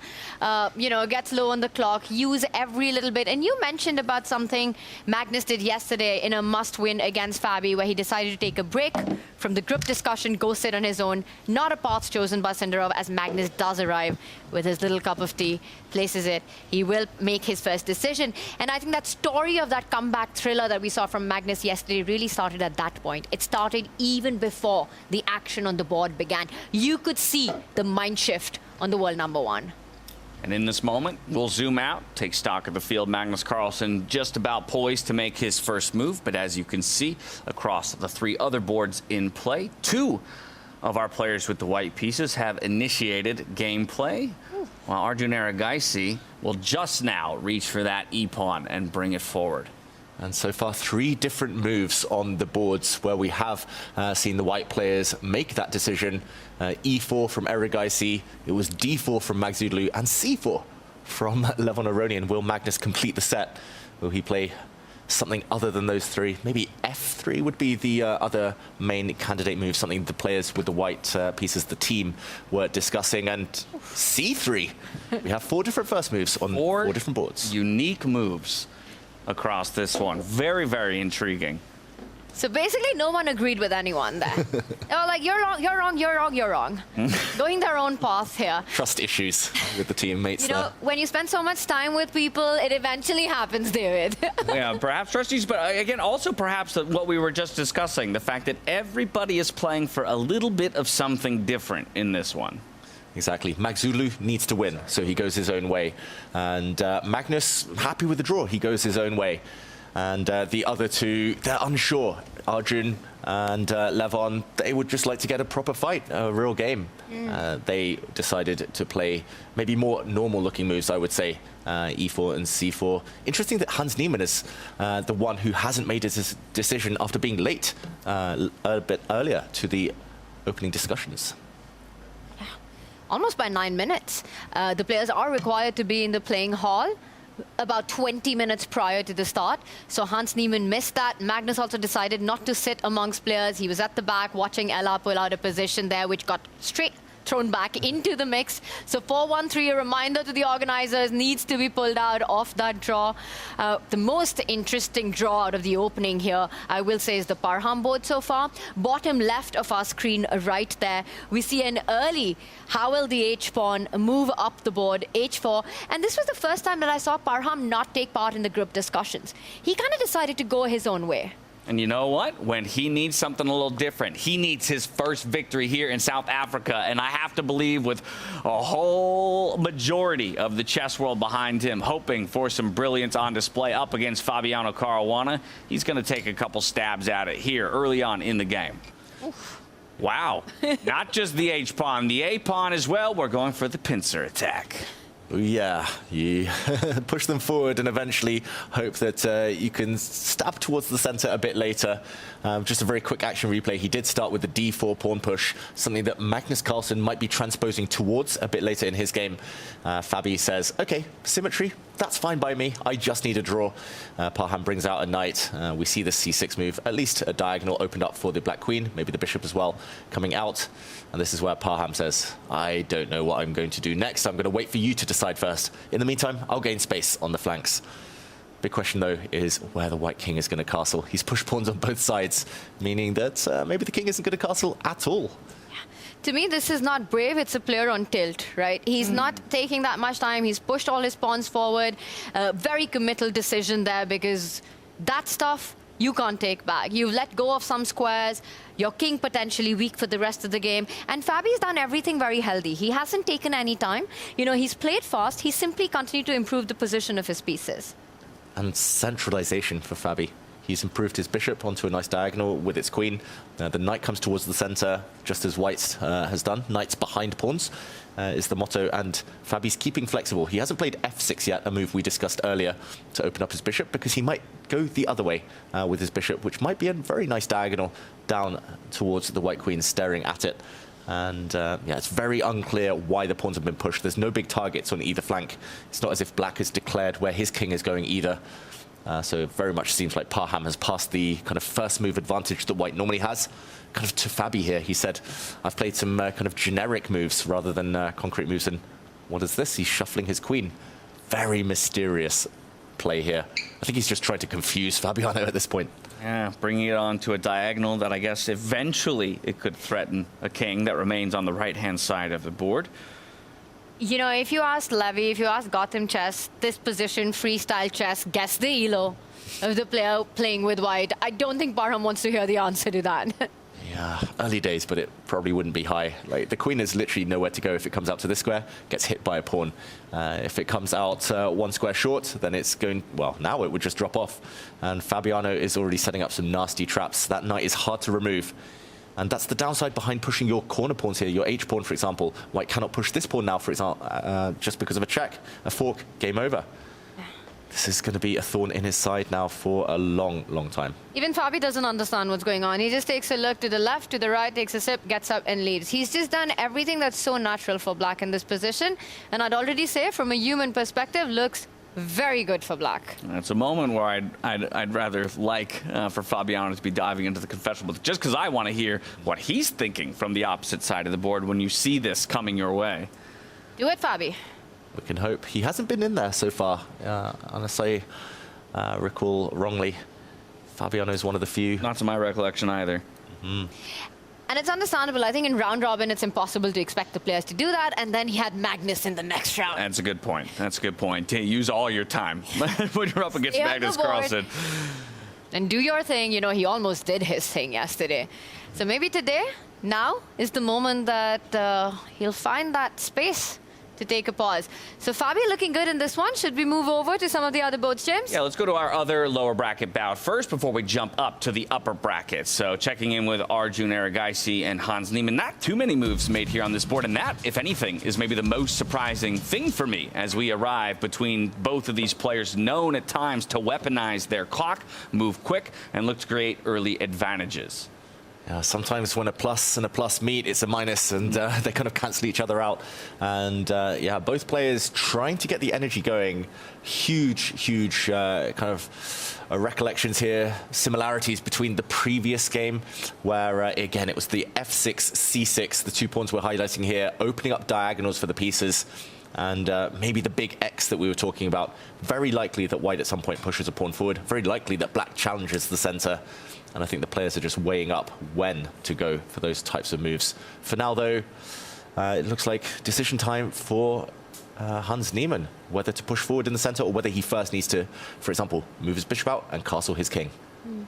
Longest diagonal currently occupied by one pawn or the rook. So half of that X has been achieved.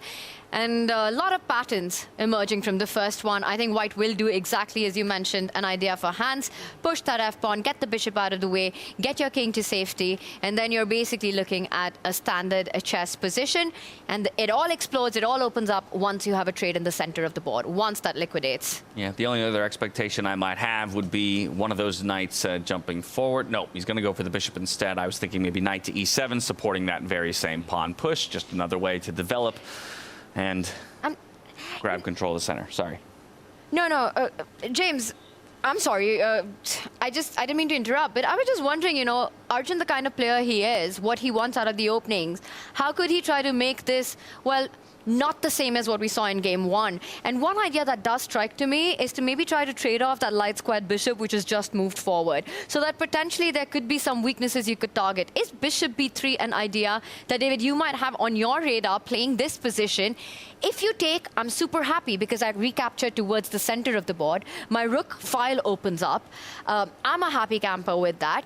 And if you don't, maybe I'm getting rid of a key piece in your position. Yeah, I like it. And I like the fact that you're suggesting it now, Tanya, after the black bishop is moved. So if there is a trade, then black would have had to lose a tempo in the process. He's moved it once, then might have to just trade off and move it again. So definitely on the radar. I think over the next few moves, it's going to be something that Arjun considers.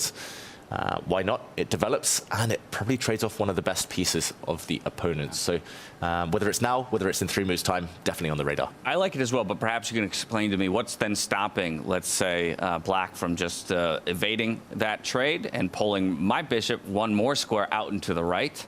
Onto that g6 square. Now I'm on a long diagonal that eventually hits that queen. The engine doesn't love it.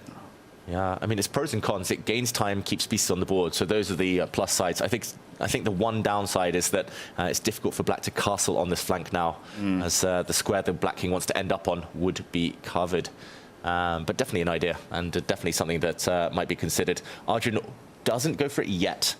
Not yet, but maybe next move. He pushes his pawn forward, unleashing the other bishop, and Hans castles. All right, the castle comes through here. I have a feeling that that question mark was, yeah, more, okay, it disappears because that was with the assumption that only the king moved. Yes. And it wasn't actually a castle. No, the board just catching up. Yep. And no, a very healthy move, the most natural move from Hans Niemann, can't be wrong. Neither side have made a big commitment, neither side has made a big mistake.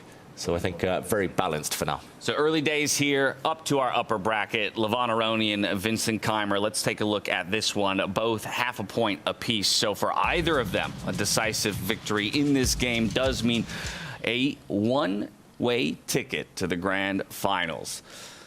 Huge stakes, huge game. And both of them, of course, they've got experience winning these Grand Slams. They know how to get it done, but this position looking very tense.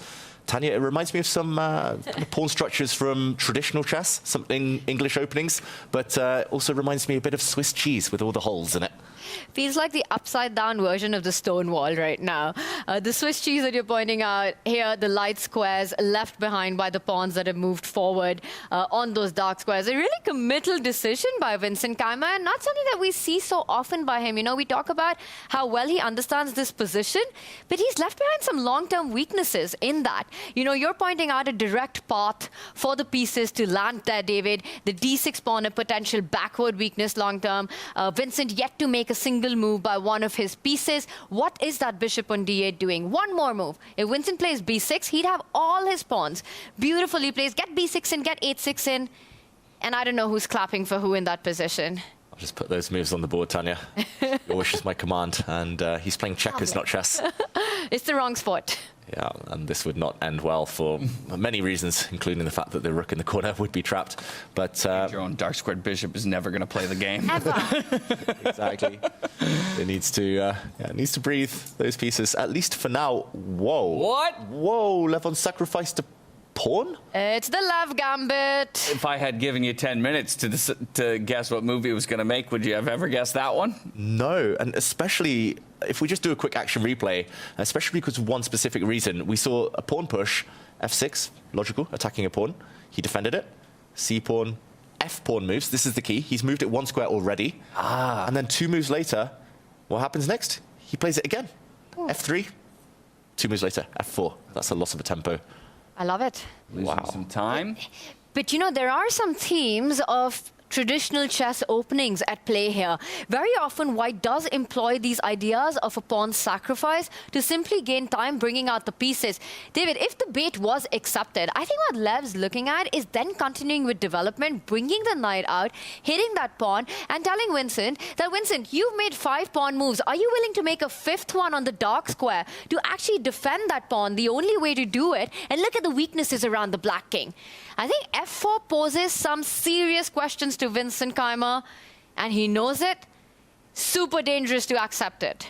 And just to show, if black keeps trying to be greedy and maintain that pawn advantage, I mean, firstly, white has 3 pieces out in the open, but secondly, white is about to castle in one move. And for example, something like this, suddenly the king is just staring down the barrel of a very strong gun here.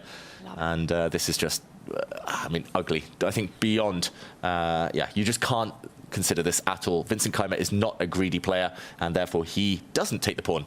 He barely paused for thought. He brought his knight out. But the genius of it, you know, the fact that when you mentioned one move ago, f3, next move, f4, seizing that opportunity, realizing that your opponent has only done a zigzag with his own pawns, and it's the moment you want to break it through, and Levon finds it, and he does it. Creative. That's Levon. He plays unexpected moves. Even the top grandmasters struggle to predict and guess what Levon's about to do next. Of course, he has pushed this pawn forward. It looks likely that he will take in the center, just as I say that, he does. And he does force Vincent to take towards this direction and open up a file. The F file now is fully open. Kings stare at each other, but Levon says, I'm going to castle with check. Be careful. How often do you see that, though? Where the 2 kings are staring at each other on the F file of all Nearly things. Never. Completely naked and exposed. But yes, Levon would be the first to get the castling in, even if Vincent does decide to match him with the bishop move here on this next turn. And that's tricky, because also notice how Lev has set up the queen and the bishop on the other side of the board. So while white can castle, the moment black gets that move on the board, the h-pawn will be soft. Let's just show that. Bishop f7, short castle, and what you'd love to do if you're Vincent here is castle, play copycat chess, and claim that your development's over. But you can't do it, because suddenly bishop takes pawn from the other flank and game over. I think instead, what? You have to block with your knight, maybe? Yeah. In that case. And then, are you considering a long castles? It's a long way away, but are you considering an eventual long castles? Yeah, maybe moving this bishop out the way somewhere. And then you need the queen to get out of the way and then to castle. Levon, in the meantime, would be hoping to maybe eliminate this knight, win a pawn in the process. Black might need to flick in this move sooner rather than later. Firstly, to keep that pawn protected, as Tanya showed, but to stop this threat. And yeah, maybe given 2 or 3 moves, the Black King can run the other way and Vincent will be smiling. You know, the trajectory of this game, if the Black King was to find itself there, we saw Levon go f3, f4. Why not see b3, b4 happen on the board to open up that flank as well? Yeah, boom, explosion. Yeah, Levon's not afraid of a fight. We know that much. In the meantime, some big questions.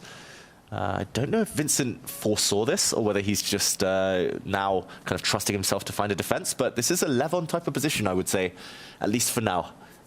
With the dynamism, the hint of the attack, the Black King, clear target.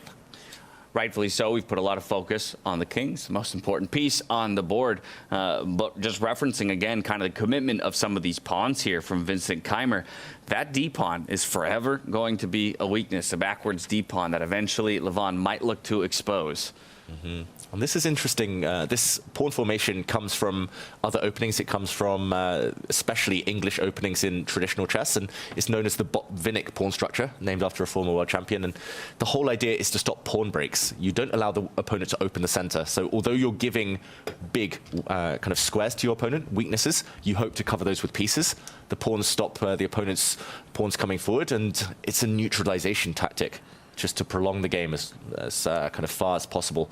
So I think strategically it makes a bit of sense, but you have to survive this stage of the game. That's the first order of business here.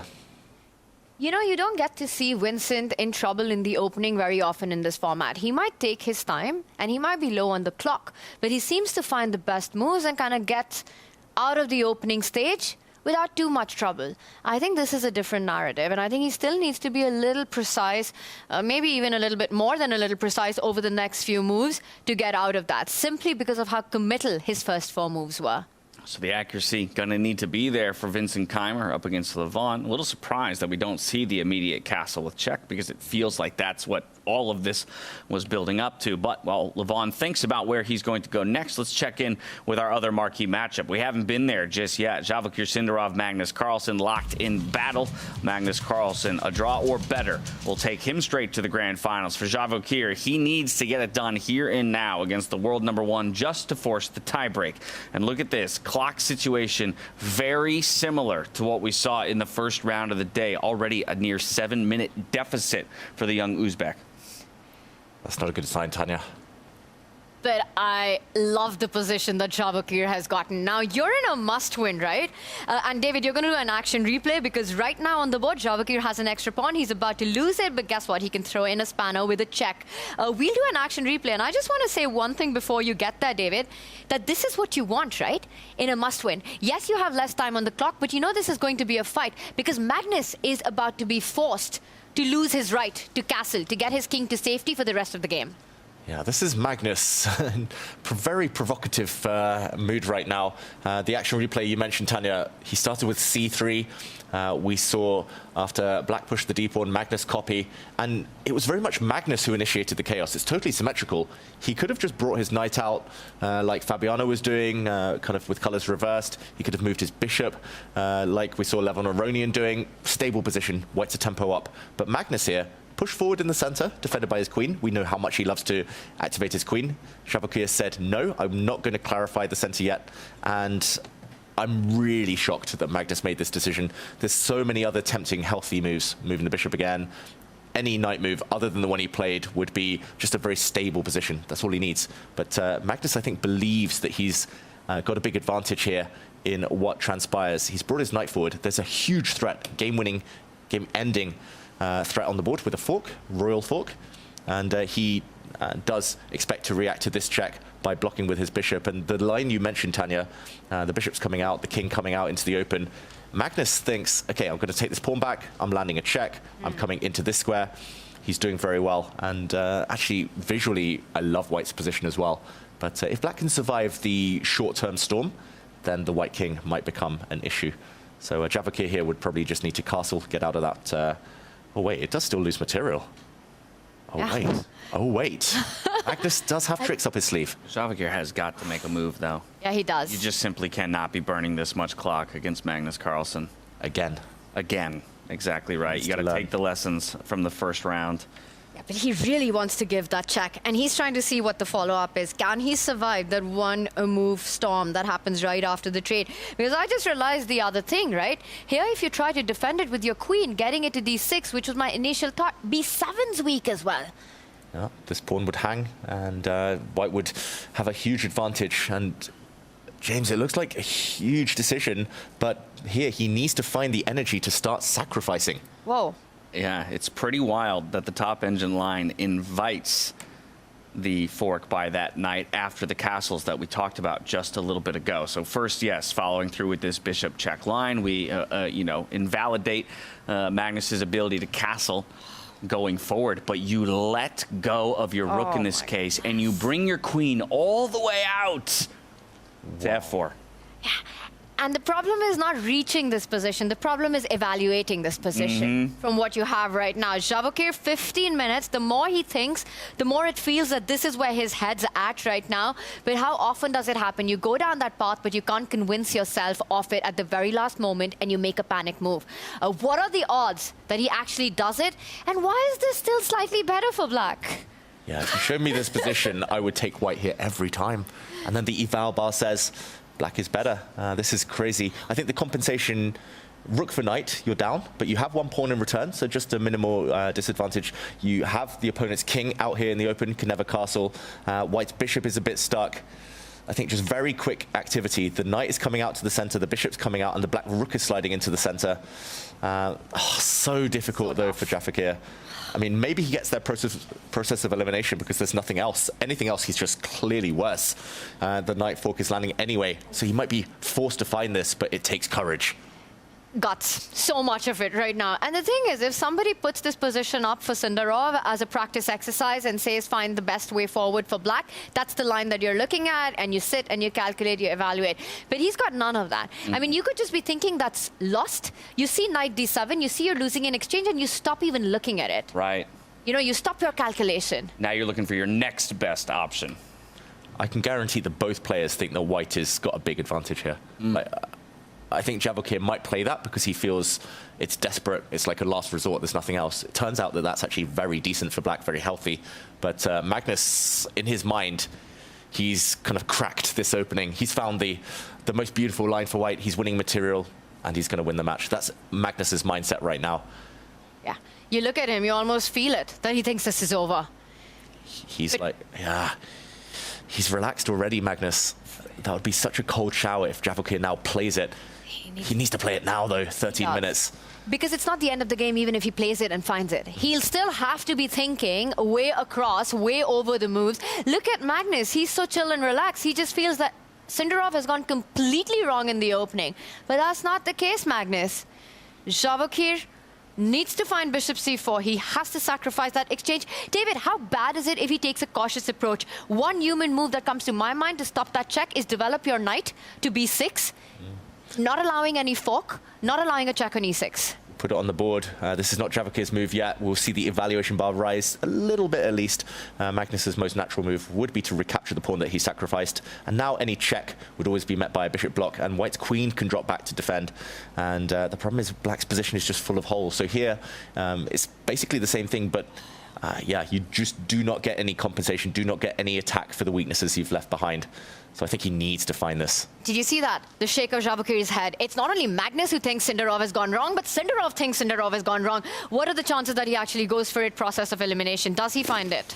I don't know. Now with this much time sunk, I feel like he's going to bail out into maybe the knight move that you talked about, which is still the third best move in the position and gives him fighting chances. But not what you want to see when a win is what you require. I think it's maybe 25% chance at this point that he plays the move. And if he does, it's not with confidence, it's out of pure desperation. 11 minutes. This is borderline acceptable now. He's getting ready now.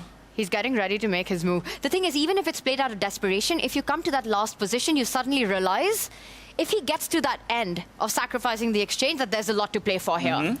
But do you have the courage to go for it? And he doesn't. He bails out for the knight move. It's hard to fault him for it. A tricky line to find. But it's not going to be his best option against Magnus Carlsen. And look how quickly the response comes out. Nearly instant. And right back goes the time pressure the way of Javokhir Sindarov. Oh, so many holes now in the black camp. The white bishop is coming out, something you mentioned in another game, Tanya. Trade off the defender of the light squares, and white's knight has full access into the opponent's camp. Now it's just pure suffering. I think it just needed to gamble no matter what. And yeah, at some point you've got to be practical. Whatever move you were going to play, you could have played it 10 minutes ago. And yeah, I think Magnus now is even more of a favorite than he already was. It's just unlucky for Javokhir that the key moment came on move 5 so early in the game. You know, and that's the thing, right? If you have to play knight b6, you play it within the first 2 minutes of this move. Because that is... And then you're not complaining so much about it. It's not the best move in the position, but you keep the clock under control. He burned all his time looking at the check, and then eventually down to 10 minutes decided to go with the less desirable option. That's the problem. Didn't find the ideal move. So now he's fighting a bit of an uphill battle for the remainder of this game. Magnus Carlsen with plenty of time and plenty of control on the board. We expect him to cruise the way he normally does to a victory, but there's still opportunities here for Javokhir. Not too many pieces have left the board. We've seen crazier things happen in freestyle chess. Yeah, this is where Magnus will pause for a few minutes over his next few moves.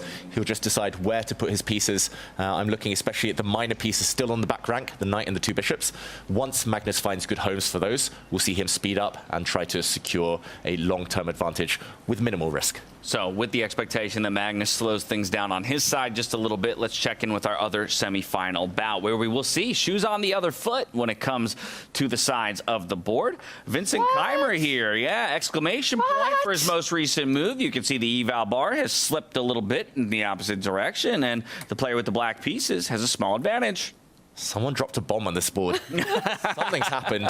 Yeah, let's walk it back. Let's see when and where that bomb was dropped. Now we'll go back to the last moment we were here. Vincent played this move h6, mainly to stop the white bishop coming forward. Levon gave a check, very natural move. Very rare to see a check castle with a check. The holy grail in chess is to castle and deliver mate at the same time.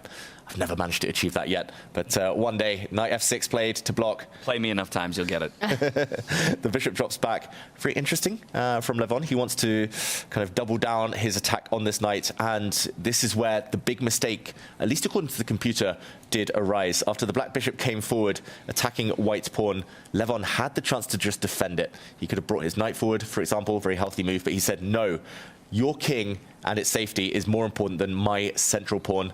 This is debatable, though, because after the bishop came forward, judgment call, Vincent said, I'm going to take your pawn happily. And after a trade, rook check, turns out the black king is surprisingly safe with the knight around to defend it. No checks in the air. White's rook has to lose some time here, and I'm expecting him to drop back the whole way. I think the big problem, Tanya, is the 2 white knights. They just can't get into the game. They're still on their original squares. And Vincent now has the bishop pair, extra central pawn. If the rooks, queens, everything disappears, then black has a long-term advantage. 100%. And it's the unchallenged dark squared bishop, right? The bishop pair that you're talking about. And such a strong bishop it is that I don't even know how desirable it is to win that exchange. Do you really want to give that up with your king in the open? Even if that's not the possibility you want to go for, it looks tempting, but you just keep it. You give a check, you improve your other bishop, you take the rook out, and suddenly you're seeing the white queen stuck in the corner, no good squares. The knights, they can get to d3, but where beyond that? Not a single square to actually get to once the rook goes to f8 as well. A free flow of development. And I see the bar seems to like bishop e3. I thought bishop c3 would be the best move there, David. Is there an immediate problem with that? Because that's the big question. I mean, I would play this against anyone in the world other than Levon Aronian, maybe, because he's known to love his exchange sacrifices. There's no problem with this, Tanya. Black is better. Full stop. This is crazy. I mean, starting from the opening that it did and to end up in this position, and that bishop is the sole dominator that you've got here. With black, it's the only piece that you really need right now. Landing itself on these dark squares cannot be traded for the rest of the game. You get that other bishop out, get the rook on f8, and you're a very happy Vincent Keymer. And now with kind of this tricky position on the board, Vincent is building himself a bank of time over the likes of Levon Aronian. And that's typically what we'll point to in these longer time controls that Vincent needs, but will usually pilot to great success, right? A strong position and plenty of time in freestyle chess. And he's one of the guys who feels nearly unbeatable. Yes. True, he really does. And right now, this is the kind of position he shines in. My question is, Why is Levon thinking so much? You've got two pieces attacked currently, the rook and the knight. There's only one way to defend both of them. There can't be an alternative to rook f1, is there? Technically, rook f3 is the next suggestion. But you lose the knight. You absolutely do. Oh, there's a check, though. No, there's no check. Check. There's no check. This can't be what he's got in his mind. It's weird, because you follow it with now knight d3. Wow. So even inviting the bishop to trap this rook in the corner. Again. But now the check, maybe? Knight d3, bishop h4. Oh, bishop. Wait, it wanted bishop. Bishop h4, just to keep the king safe. Yep. And this is just oh, a piece. interesting. All right, so it's deciding, actually, there's not enough value in snapping up that rook. It just wants to come back after picking up the knight. It's saying that the bishop's been a great attacker, now it needs to be a great defender. But this is insane. Nobody's sacrificing and giving up that knight for free on e1. I have played Levon a few times, though, and occasionally he goes a bit crazy. The last time I played him in classical long chess, he sacrificed a piece on around move 10, and it was, I think, 80% bluff. And it just, occasionally he has these moments where the artist in him takes over, and it feels like now he's looking for something a bit artistic, and it just doesn't exist, unfortunately. And you can kind of see in Levon, the energy isn't there. He was kind of stuck, frozen for a while. He knows that it is a bit of a bluff. He's going to be down material. It's going to be later that he needs to work that creative magic. But for now, he needs to just kind of lick his wounds and retreat. Yeah, it's head and hands for Lev.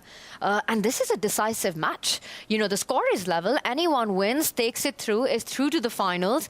And Vincent Keymer, he's feeling it. That Levon's in big trouble here. Yeah, both of these guys have made their trips to respective grand finals in the past, and both have come away with the top honors. Our first Grand Slam victor and our most recent Grand Slam victor. They don't know how to be in the final and not win the whole thing. That's a good point. That's a good point. Very likely looking at a Magnus Carlsen matchup for either of them. Someone that neither of them had to go through in the finals, I will say, for their Grand Slams. Of course, Levon did dispatch Magnus in Vegas. Yeah, Vincent got past him in the semis. Exactly. In Weissenhaus. Okay, Levon needs to move now. It's the clock situation is one thing, but also, if you know you're losing material, you have to act confident. At least pretend to your opponent that, okay, I'm going to get some compensation. I'm going to get something in return. You can see Vincent's eyes. He's like, wait, you chose to go into this. Why are you thinking? Right. You have to bluff somehow. You have to at least keep some time in the bank. You at least need to act like you're going to get an attack, scare someone. But this is akin to the differential we saw on the other semifinal board when it comes to time. And we saw how that worked out for Javokhir Sindarov in the last round. I'm still expecting Levon to fall back with the rook, defend the knight, and not have a material deficit on move number 12 in this position. But the thing is, if he takes that decision, he needs to take it fast. And I will be very surprised if Vincent gets a shot change by going for that other rook. I think he's going to keep all the pressure, give a check if that line happens, Levon getting ready to make his decision. Will he go all out desperate, all out crazy in this and sacrifice material? Will we see that? Or will it just be a strategic domination by Vincent? The more he thinks, the more tempted Levon might be to go really desperate here and to sacrifice the knight. But no, he finally decides, okay, safest move, also the best. And it is a bit of a crossroads for Vincent. I think most humans would be very tempted to just go grab this rook in the corner. Ultimately, if it comes down to an endgame, material advantage. But yeah, the bishop is so strong that he doesn't need to part with it yet. And I think Vincent really realizes that his best shot against Levon is the long time format. So he wants to make the most of the advantage that he has, even if it means playing for the strategic one rather than the material advantage. Giving up this dark squared bishop, you know, Vincent's not a greedy player. He's about to take his decision, and he does go for it. Do you think Levon's going to be slightly relieved with this? Maybe. I don't know. I mean, it's, you know, we've got the engine. So, of course, for us, we're a little relieved on behalf of Levon. But from a human perspective, I'm looking at just dropping a rook to a bishop. And that does not feel good, particularly when I spent that much time just to still come down in exchange. he's only human, Vincent Keymer, and I think Levon was spending most of his time panicking because he might have missed the fact that his rook was trapped from afar when he went into this whole variation. So I'm pretty sure both players have spent the lion's share of their time thinking of this one move. And Levon's body language shows that he's not feeling confident. Yes, there were alternatives, but I don't blame Vincent at all for going for this. Absolutely. And I think this was the second best move in the position. You want to get that exchange. My only concern for black here would be why I think that Vincent might have taken a little time is king safety. Once you do give up that bishop, it's not over. Yes, you have an advantage. You're up in exchange. But there are a lot of weaknesses. White still has a light squared bishop. White still has a nice post on that d5 square. The knight's ready to jump in via d3, f3, hopefully land on that e4 point as well. He's looking at another route. He wants e2, g3, h5 check. Checkmate. Checkmate. If the knight gets there, you have 3 moves, though, to defend as black. But, yeah, it's an understandable move. Apparently not a good one. We saw the bar drop, we see the question mark appear, but can Vincent find the punishment? Probably it's just a bit too slow. And the 3 moves that it takes the white knight to activate, black will be trading off some pieces, getting rooks to the open files. Feels like Levon is just miscalculated here, unfortunately. That's crazy. David, can you just pick that knight up and give that check? Because at first I thought it was just, you know what, black will find an escape route, there's got to be a square. But that king has no squares at all. This is game over if this happens. Yeah, unfortunately for Levon, I think it's a pretty easy defense. You bring that light squared bishop up to the h file. Or yeah, you could bring it in and defend that square immediately, or you could reroute it from the h file as well. Yeah, trades are good for black here, simply. And Levon, this is what he tends to do when he's in a bit of trouble, when he knows it. He gets up, he stretches, flexes. I think this is where the kind of psychology is he's trying to make it come into play. And this is where Vincent probably spends a chunk of time before trying to figure out when to take this rook, first of all. It's not running away, but the bishop will get hit soon by the knight en route towards that h5 square we showed. How do you typically approach a trapped piece like this? Because as you say, could go ahead and snap it up right now, but it's not going anywhere. How many times out of 100, what percentage of times are you waiting until the last possible moment to pick up a trapped piece? I think normally you do want to wait quite a long time. It's hard to say out of 100, probably it's a majority. Okay. I would say not a guarantee. You want to snap it up before it runs away or before there's a block, before your opponent is able to whip up any counterplay. But normally you don't want to show your opponent's hand or give your opponent extra options. You kind of leave them tied up as long as possible. Well, I'll tell you guys what. Magnus has given his opponent extra options in that game. Oh, really? It's crazy what's going on, and I think we need to go there right here, right now. It looked like Javokhir Sindarov in big trouble after the opening. Magnus got everything. He got the knight going, he got the queen going, but check in with what has just happened. Javokhir Sindarov right now in a must-win against Magnus, playing with the black pieces. It's a nightmare for white currently. Huge threats, forking threats on the board. Big space advantage on the left side. 2 stunning knights at the center of the board. Javokhir Sindarov putting pressure. This is turned around. Maybe just a quick action replay to show how we got here, because I think Magnus took his foot off the pedal a bit too soon. We left it 6 moves ago, and Magnus here playing a very natural move. But apparently a wrong one, trying to trade off the light squared bishops. That was just blocked very nicely from Javokhir, and he's getting excited. He just leaned back there, looking to the skies, and this is where the knight dances began. The knight hit the queen stepped back, the white knight kicked back now, and not just that, but the bishop is kicked back.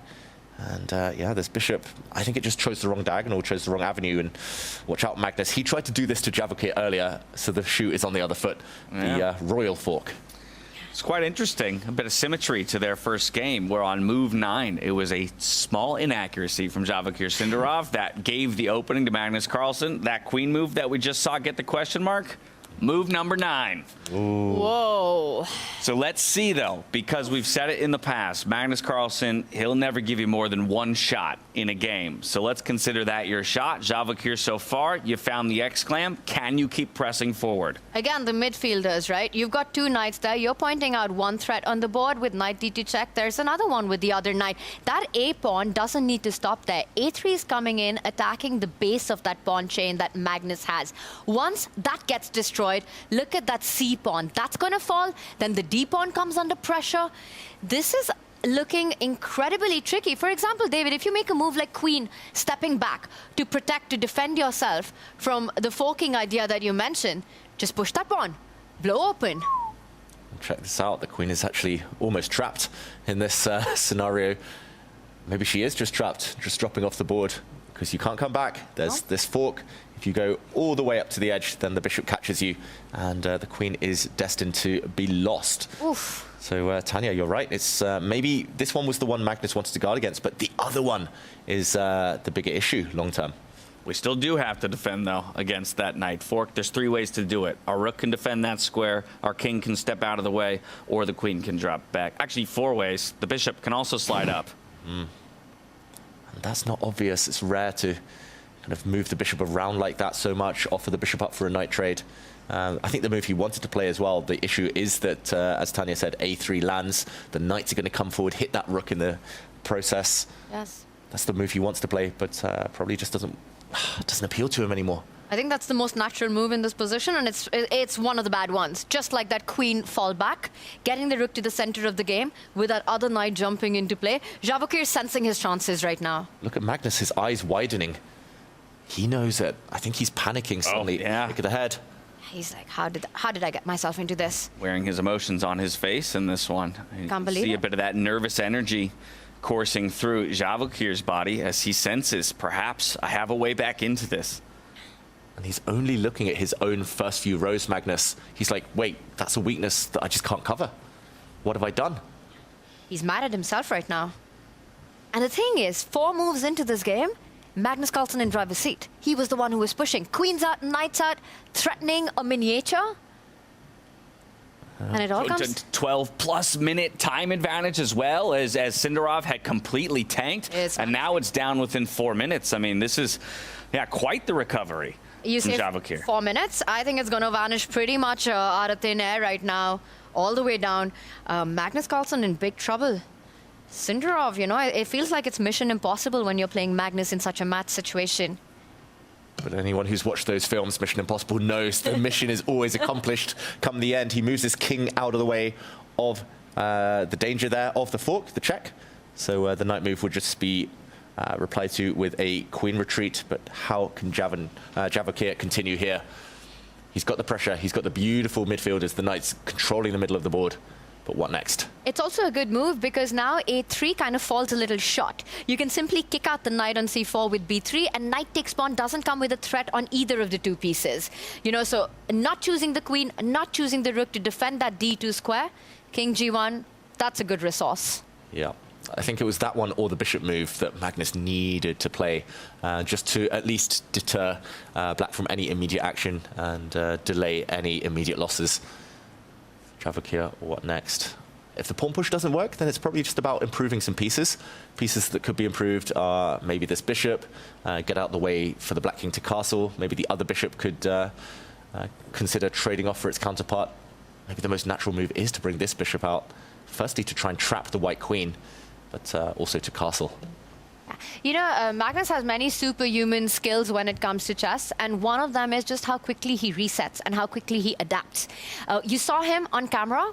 It was like he was cursing himself. He's like, how did I get myself into this? This doesn't work. This doesn't work. What do I do? You could see those seconds where it was all over the screen. You didn't have to look at the board. You look at Magnus and things have gone wrong. But then he just immediately resets. He finds the best defensive resource very quickly, and he's right back at it. You need to punch this guy down, not once, not twice, but every move of the way to get the win. Well, Magnus will have found the best response with the king g1, but Javokhir continues plotting the best course forward, following the top line, bringing that bishop out, threatening the trap that you mentioned there, David, and just improving one of his minor pieces. Yeah, and Levon Aronian is threatening checkmate in 1 move on his board. I wonder if we do jump. Yeah, let's go over there. But on our way, let's check back in with the heart rates and the accuracies just one more time. Take a stock of the entire field.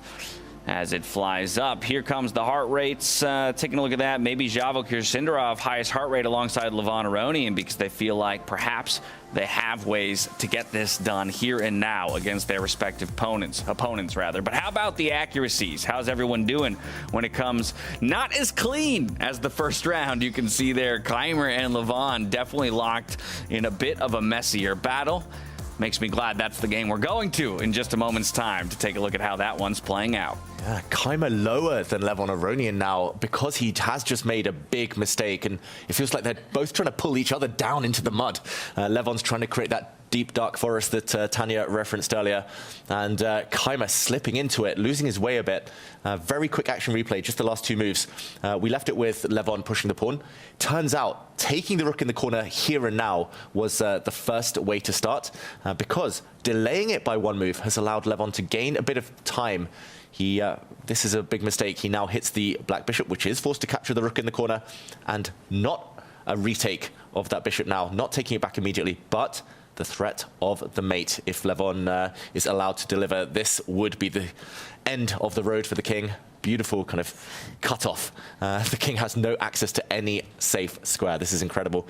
I have rarely seen that pattern before, but how to stop it, Tanya, is the question now. What are you talking about? This is exactly the pattern that we were showing when E3 happened. You were like, pick up that knight, David, put it on H5, and you showed us that that's not just a check, it's game over. Now, the worst way that could have happened, I think it's that move B5, that B pawn moving forward. That looks like, wait, what does that create as damage? The problem is that White also has the idea of planting his own bishop to the center of the board, David, hitting that rook, which is trapped in the corner. And this is self-inflicted. How does he stop the checkmate?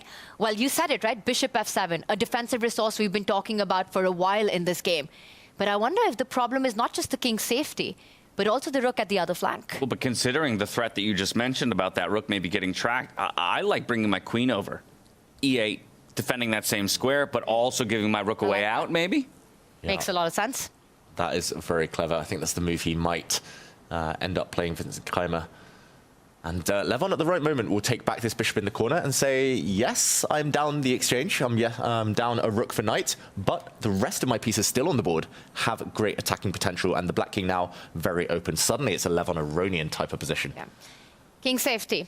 And that's what, right? You keep this bishop on the board, the dark squared bishop, which is about to be lost. And strategically, positionally, Vincent would have been so much in control. I think Levon now senses that he's definitely got counter offense for the material he's about to lose. I like the idea of the queen transfer, James, here, simply because that rook on A8 does need more breathing space. Whoa. Something toppled over in the playing hall. Glasses are breaking. That's the nerves. You can tell nerves are permeating throughout the playing hall there. Players fumbling with glasses. I know, I might have convinced you of my queen move. Funnily enough, the engine still wants to go with your bishop move over my queen move. Both solid moves in the position, but the bishop preferred, funnily enough. Yeah. That makes zero sense. Interesting. I guess black does have one move later to try and save the rook, because white does first need to take the bishop in the corner. So starting with the bishop makes some sense. I guess the black rook in the other corner needs to get into the game at some point. But yeah, it's a tough call. It feels like a coin toss in human terms for Vincent Keymer. He's got to peer far into the future to make any sense of this decision at all. But the time is ticking. When the clocks tick down, it's the side with the safer king who will be finding those easier moves, who will be the favorite. And Levon, despite being 2.5 minutes down, I think he's getting a bit excited now. He thrives in the chaos that we're about to see. And I know this is hot action, but I'm just wondering, David, was there a reason that when that B pawn was pushed, that Levon immediately could not have gone for the rook at the corner of the board? Yeah. Wouldn't that have solved a lot of his problems? He was going for the king instead. Fair enough. Just to backtrack very briefly, bishop to e4, also very possible. Also very decent. This was, according to the computer, roughly the same in terms of evaluation, going for that rook. And very interesting, because Vincent just trapped his opponent's rook in the corner, then he's like, oh, you're welcome to trap mine too. Yeah, it's like a return favor. Don't try it at home, ladies and gentlemen. But yeah, to catch up with the live position, here we are. Checkmate is in the air. Would you call it a big threat? Semi-decent threat. Could be worth a lot of money. That is very true. $200,000 on the line in the finals. In the finals, but just booking your ticket to the grand finals means you're guaranteed $120,000 finish with second place. Pretty decent threat. And Vincent, 2 moves to defend it, can't decide between one or the other. Under 10 minutes now. Levon with less time on the clock. Yeah, and when we have seen Vincent struggle in the group stages in general, yes, it's because of the clock, but it's also because it's hard to keep control of positions. He needs control. He's just that type of player. As soon as things explode, he tends to panic a little bit, feels a bit more uneasy, and that's where kind of great positional feel just doesn't help you. Great strategic instincts doesn't help at all. And there's just no map here to navigate yourself with. I would be panicking, and the clock usage shows that he is really not enjoying the last few moves, Vincent Keymer. How are you going to enjoy it when a player like Levon is literally threatening checkmate in one? The knight, queen, bishop, rook, all staring at your lone open king with no pawn shelter in front of it. The G pawn not there, the F pawn gone. Starts to look very dangerous. You forget about that extra rook that you've just pocketed. Yeah. Just to show one final danger variation, if the black queen does slide across to protect the checkmate, white's queen takes this bishop. If black continues getting greedy, I mean, the reason he pushed the b pawn is to take here, then suddenly the other white knight jumps out, and if you continue taking pawns, whoops, suddenly, just to show another checkmate, it's not just the knights that can deliver the killer blow, it's the queen as well. So the cornered queen, cornered rook, ending up with a direct attack. This is just with natural moves as well. This is the type of thing Vincent's seeing in his mind and causing the panic. He made a move. Looked like it was a queen move. It was. Yeah. Be careful. Alrighty. I think Lev is going to just bullet out queen takes bishop. Surely. Absolutely should. Because it's not, the next decision isn't easy. Vincent's next move is not obvious. So you kind of just throw the ball at him. Unless he's trying to get creative here and now. Creative, his middle name. He might well be. But, I mean, it's a bishop. It's a bishop. Take the bishop. very strong bishop as well. And, you know, just suddenly out of nowhere, e5 becomes soft. Wow, apparently there are other moves. No. No. Yeah. Don't even say it. I don't even know what it is, but I don't even want to know. Good luck. Why is Levon thinking whatever that move is, it's on his radar? That's why he hasn't played it. I'll afford him the time to think if he finds what the engine's telling. I'm going to ask chat to see if they find it. Yeah, see if anybody can throw it out. Okay, chat. He's a full rook down. He is. And he doesn't even want the bishop. And he's paused. So whatever that absolutely insane move is that the two of you see. Oh, he goes for the bishop, which is a perfectly reasonable move to make in this situation. It's given the question mark, but I disagree. I disagree. Can't fault that in the slightest. All right, Pick guys. that material back up. What was it? Instead, it was knight to e4. Knight to e4, attacking this pawn, and incredibly, apparently the best move for black is to go back where he came from with the queen. Back to b8. He just came from this square. I think Vincent would never have played this. I think Levon would have gone on to win this game. The key idea, just for everyone at home wondering, is firstly that this pawn is hit, and if, for example, the rook defends it, then the white knight jumps forward again, hitting the queen and trying to desperately get to this checkmating square on h5. This would have been a killer attack, potentially. But, okay, Levon... that wasn't a winning move. That was just a maybe slightly better one. And he takes the bishop instead. And the reason I think this is a good practical decision, Vincent only has one move to survive. True. Whoa, everything else is busted? Everything else is +2 or greater. Okay, I just want to say one thing, by the way. Our chat did mention knight to e4. Oh, So, yeah, we got a on top couple of super things- GMs out there. Super GMs, but there was another move that they spoke about, and the more I look at it, the more I wonder if that's the one that was on Levon's radar. Another move thrown out by our chat was queen sliding over to d1, and that comes with ideas of its own, right? You're eyeing d6, but also you g4 check and reinforcing knight jumping onto h5 with a checkmate. I don't think knight e4, but very possible that Levon was looking at queen d1. I agree. He might have been looking. He would have realized that the only way for black to stop both threats is to push the pawn, covering a checking square from the queen, and making sure that the h5 square is covered twice. And now probably white would need to go over and capture the bishop again. And this is just a helpful move for black. So yeah, it's a judgment call. That was definitely not bad at all, queen d1. Cool idea, nearly worked. But moment of truth, Vincent needs to trade bishops here. Only way to survive. And it is logical. You're trying to release the pressure. The white bishop cutting across this diagonal is the reason. Lots of those lines are checkmate, and you're material up. So why not simplify the equation? So I think he will find it. But I want to understand, what if that move is missed? What is the knockout? Why is black minus losing by 2 points? Or why is white +2 if not bishop h7? Well, so what move would you prefer to... what other move would you make instead of bishop h7? All right, so pawn into pawn, you mentioned, David, that the knight comes out and e5 becomes a huge target, and you've got all these ideas. Let's say I want to go h-pawn forward. I want to start kicking that white knight out. I've also created some squares for my king to run away. The bar hates it. I want to do my... You want to do your thing? My thing with a sacrifice. Want to blow open this diagonal at any cost. Yeah. So I push the h-pawn, you won't stop. I will not stop. Nothing can make me stop. This diagonal is the key. And Vincent's made a move. It is bishop to h7. Finds it. Game on. Game on. Of course he would find it. But it did cost him a lot of time. Vincent, it's just not his type of position. So he's desperately trying to simplify here. Can he survive the next few moves? If he does, he's still the exchange up. Still rook for knight. This is such a crazy game.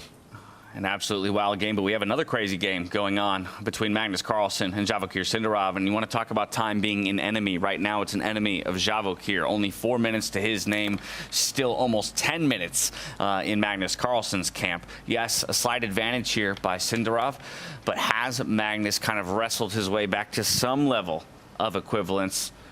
It's good news and bad news. Sindarov's a pawn up. Yep. He's won a pawn in the last few moves. Very quick action replay. We left it with the black bishop coming out to try and hit the white queen. Magnus said, okay, I'm just under too much pressure. The knight on the back rank needs to breathe, so he tried to trade off knights, but this comes at the cost of a pawn suddenly. No longer defended, the b2 square.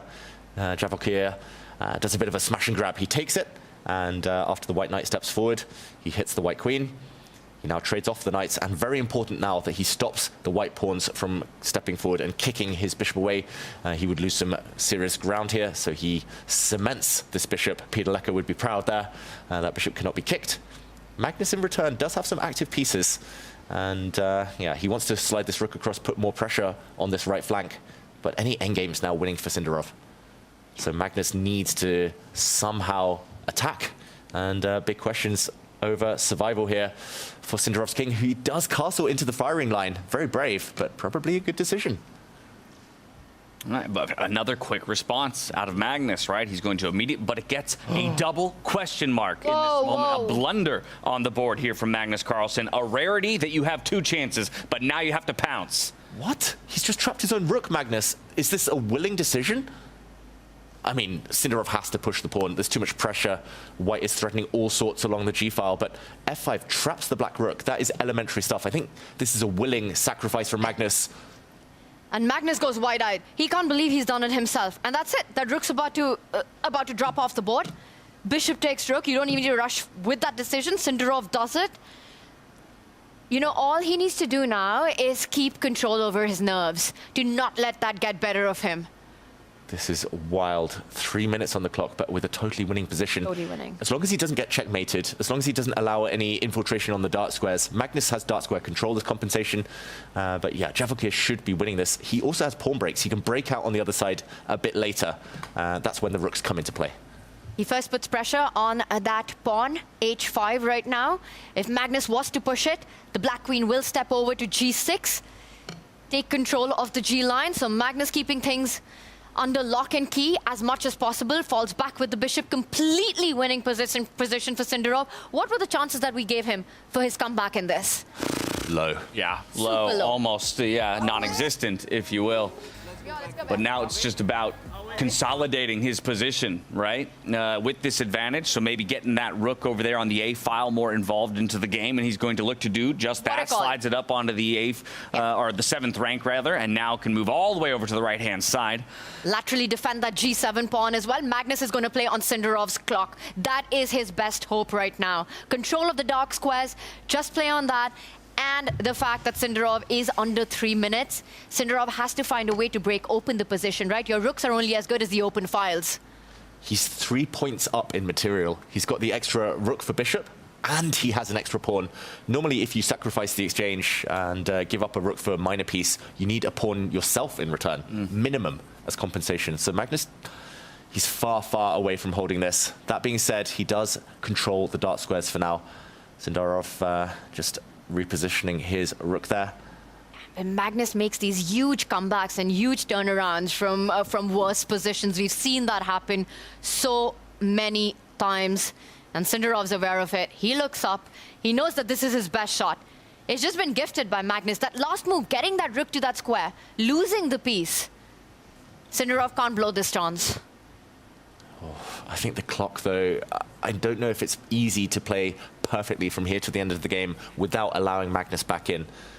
If it was anybody else, we'd say this is going into tie breaks. That's the Magnus bias talking right there. You know, because it's Magnus playing with the white pieces, and because everything that we've seen happen on the board, when that's the case, it's still too soon to call the result on this one. Can you believe it? It might feel unfair to a player of Sindarov's caliber, but that, again, just speaks to the mountain that is Magnus Carlsen towering over the rest.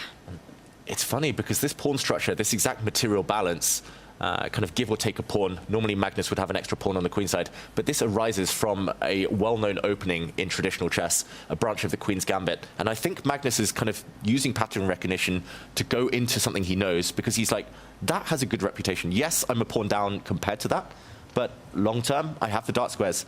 White's bishop will control so many squares. All of black's pawns need to advance at some point, but it's going to be difficult to do so. So actually, I do believe Magnus thinks he's got some grip and some hope of saving this. He's definitely not going to just kind of roll over and allow Sindarov to just convert the material advantage. A big question now, does he step forward with his pawn, put them all on light squares, but give away all the dark squares? Or does he allow Magnus to open up the black king? I would be so tempted to offer a queen trade right now. Get that queen on g6, get the queens off the board. Like you said, up material, exchange, and a pawn. Happy with the trades. I don't believe Magnus will concede. I think he'll just run away with his queen, and the game will go on. Queen g6 could be on the radar, and Sindarov about to make his decision. Not an easy one. The clock keeps ticking. Can Magnus pull a Houdini once again? Tick-tock. Minute 45 here for Sindarov. Goes the clock. Predictions now. We said it was minimal chances. Is it? I think it's over 50% chance for Sindarov to win this game. Yeah. But how much over that? 60, maybe, which is wild considering a 2-point advantage in the evaluation. Exactly. You know, you had 2 wishes at the start of the day today, David. Close match. Close match, and Parham getting on the scoreboard. Parham got so close in that last game to making that a reality. Didn't happen, but this one, I think, has a big shot of going into tiebreak, going down the wire. He does bring his rook up. He wants that g6 square for his rook. Big threat. g2 is a huge Achilles heel for Magnus Carlsen. The black bishop is just, I mean, it's the pinnacle of power here. It's just rock solid, defends everything, but also provides some attacking impetus for Javokhir to try and turn this around. I think that was a good decision. Yes, he could have planted his queen on the square, but why not go for the rook first? The queen can come later. I love it. A queen would only offer a trade. This would win the game if you get your rook on g6 at the right moment. So Magnus with a decision now. How is he going to take care of that threat? The problem is you could move your queen away, but Javokhir can almost pre-move rook g6 right now. The slide of the rook. This is a wild position. According to the computer, Magnus has only maybe a few ways to keep the balance, or at least limit the damage here. And that includes moving the bishop forward, hoping to pin the black rook if it slides across. Apparently moving the white king is another option, but this is already unnatural territory. Magnus has to find some very creative ways to survive. And in the meantime, wow, crazy stuff happening on the other board. Levon Aronian is a whole rook down, but the game might be about to end. Could be dead level and heading its way towards a draw. So we're going to go back over to Levon Aronian and Vincent Keymer, because at half a point apiece, if they do go the way of a draw, we are guaranteed a tiebreak between these two, and we'll go into much faster 5-2 time controls.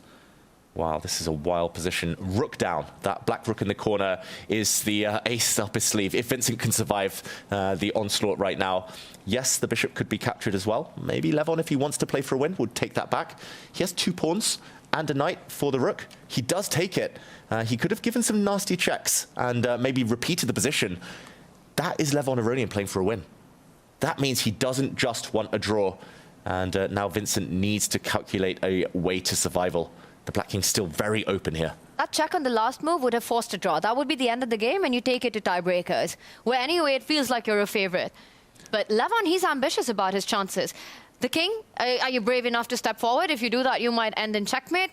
And the only way to do it would be, well, if you go back, you might even end up losing your queen. But it might be the only way to play on. King g6, I think, loses on the spot, David, there. Oh, king g6 loses. Is it a knight jump? This is very dangerous, though, for the Black King. The queen would be hit. There's going to be some nasty checks from the White King. Queen coming forward. All sorts of nonsense there. But Levon didn't want the draw. He didn't want the repetition. He took the bishop instead. And Vincent there, that was a panicky pushback of the chair. Yep. I think he was hoping. He was hoping for the repetition. Hoping and praying. And what a turnaround that is. I mean, he was up a rook about 5-10 moves ago. How did out of nowhere just smoke and fire here, and suddenly it's Levon Aronian going for the Black King? Is it a bit of the bluff? Is it a bit of his bluff and bluster, you know, as a player, where he just plays certain moves with confidence that you go, oh, there must be something here I'm not seeing? Yeah, it's somewhere in the middle. I think Levon knows that he's not taking too much risk because it's actually level material now. But he's also probably aware that Vincent should be able to at least defend this position with some accuracy. Just process of elimination. The Black Queen can't really move. She has to defend her knight. The Black Knight could possibly move. I think that's a key candidate when you're considering the options. Just to kind of slide in front of the king to defend, gain time on the Black Queen. The other alternative to threaten checkmate, bring the Black Rook in. That rook's doing nothing. I think one of the reasons that Levon's gone for this line is also because he knows that knight f6 check is always there. It's a threat, and it's a resource he's going to have. Also, the idea of the queen sliding back with a check on e4, it's just harder to be black in this position than it is to be white because of king's safety. And Vincent, down to a minute and a half, he's the one who needs to be careful right now. And that's the thing, right? Levon's play, even if not accurate and engines can fight against it, this is a player with a heartbeat. It's a human. Good luck defending your king. He finds the best move in the position. Vincent does. Be careful, Levon. Checkmate is threatened. Checkmate in 2 moves with a rook check. He needs to give his king some breathing space or just deliver some checks himself before it's too late. Oh, look at the heart rates as well, rising. There he goes. Creates a space for his king to slide to safety if that rook were to come flying down the board. To think, the only reason we're really in a situation where Levon is fighting chances in this game could be because of that B pawn that decided to come forward and yet has stood there for the remainder of the game, staring at one of his counterparts on the other side of the board. Just that one tempo. And that was a strange moment as well, because the house was on fire on the right side, right? Your king is out in the open. And then suddenly Vincent makes this move that has absolutely no play at all at what seems to be the most important issue. I think he just thought he had all the time. And this idea of the knight jumping forward, the queen coming in, and there it is. We've got knight to g6. White's queen attacked. Do you give a check? Patsa sees a check. Patsa gives a check. Yeah, that's the most natural move. But the Black Queen might just come forward and block. And queen exchanges, if he can get them on the board, Vincent Keymer, they might just help him. The Black Rook is the one coming in behind. With queens off the board, I think the Rook is the dominant force. This is tricky. You know, it was very brave of Levon to actually just capture that bishop as he did, instead of just bailing out and taking it into tie breaks. He might want to take that decision back. I think Already? Levon should have bailed out. He is the favorite in those tie breaks after all. Yeah, he should be wanting to go to the tie breaks 100%. It should be Vincent who's trying to avoid him, finds the best move in the position, bringing his queen all the way back to A1, just cornering it, leaving it on that same diagonal so that she can jump back into the center of the board whenever she pleases. And yes, always a threat to the king on the opposite corner. A great attacker, also a great defender of the back rank, but not an easy move to spot, you know, retreats. Piece retreats are the hardest ones. I'm impressed. I was thinking All the like way queen back. e4, keep the knight now pinned to the king or something like that instead and keep the queen in the center of the board, but wasn't the case. Yeah. I see your eyes darting to the other side of my screen because Javokhir, Sindarov, Magnus, Carlsen. Magnus might be working some magic in this position as he usually does. If we can head back that direction, you'll see what was, again, an advantage already slipping, yes, for Sindarov. The computer now says dead level. Crazy. It's because of the clock. He just didn't leave himself enough time. He panicked. Magnus still has 7 full minutes. And it's almost back to level material. Sindarov is still 2 pawns up, but the Black King is so open at this point that that is probably not the most important factor anymore. If anything, it's Magnus who's asking the questions. Sindarov needs to keep lines closed towards his king. Maybe just a very quick action replay of how he lost the material. He's just found himself trapped here. The queen just unable to find safety, and the threat of checkmate forced Sindarov here to give up a rook for the bishop. And there we saw the question mark appear, and if we catch up, this is turning. Fully turned, I think, already, maybe. How does he do it? Yeah, just every time. How does he do it? How do you beat this guy? It's just a question everyone struggles to answer. You have a 3-point advantage on the board. Your king is safe. You've got everything under control. And it's still almost impossible. And he still finds a way. He still finds a way. It's magic, Carlsen. 25 seconds to work with here for Sindarov. He's going to jump the queen in. And you know, the weirdest part is that he's playing against the world's best. And even they're struggling with a completely winning position to win against him. Yeah, perhaps the player playing the best chess at the end of 2025, other than Magnus Carlsen, is this guy right here, Javokhir Sindarov. And with the kind of advantage he had built, even he is struggling against the world #1. Wants to keep the queen on the board, so he does get it out of threat from that rook. But you're running out of pieces, and you're running out of time. Yeah, running out of defensive cover here for the Black King. At the right moment, Magnus is going to try to deliver a check. For now, it's not the most important check that the White Queen can deliver. The Black Rook will slide and block. But if Magnus can somehow sneak around the back with a rook, with a queen, he has so much counterplay. And that's exactly what's going on in Magnus's mind. How does he maneuver his queen towards the Black King? What are the entry roads that he has? He's still down 2 pawns, so he needs to keep the pressure going. The Black Rook playing a key defense situation here. I do see one maneuver that White could have in mind is slide the queen to f3 to target the other pawn right now, making sure that at least Sindarov doesn't have time to capture a3 in a healthy way. If White's queen finds a way to give a good check, we might be looking at Magnus setting up some big checkmating ideas. Yeah, this could be Magnus on the front foot. The rook could also go for that pawn.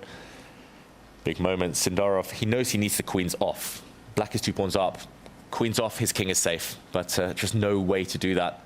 Magnus is getting excited, almost hitting the 100 heart rate here, because he knows he's getting close to that final. I think Sindarov set that up. Not only the a3 pawn, he's also threatening the d1 check and sliding over to g4 to offer that queen trade if he gets that moment to do it. And Magnus isn't going to give it to him.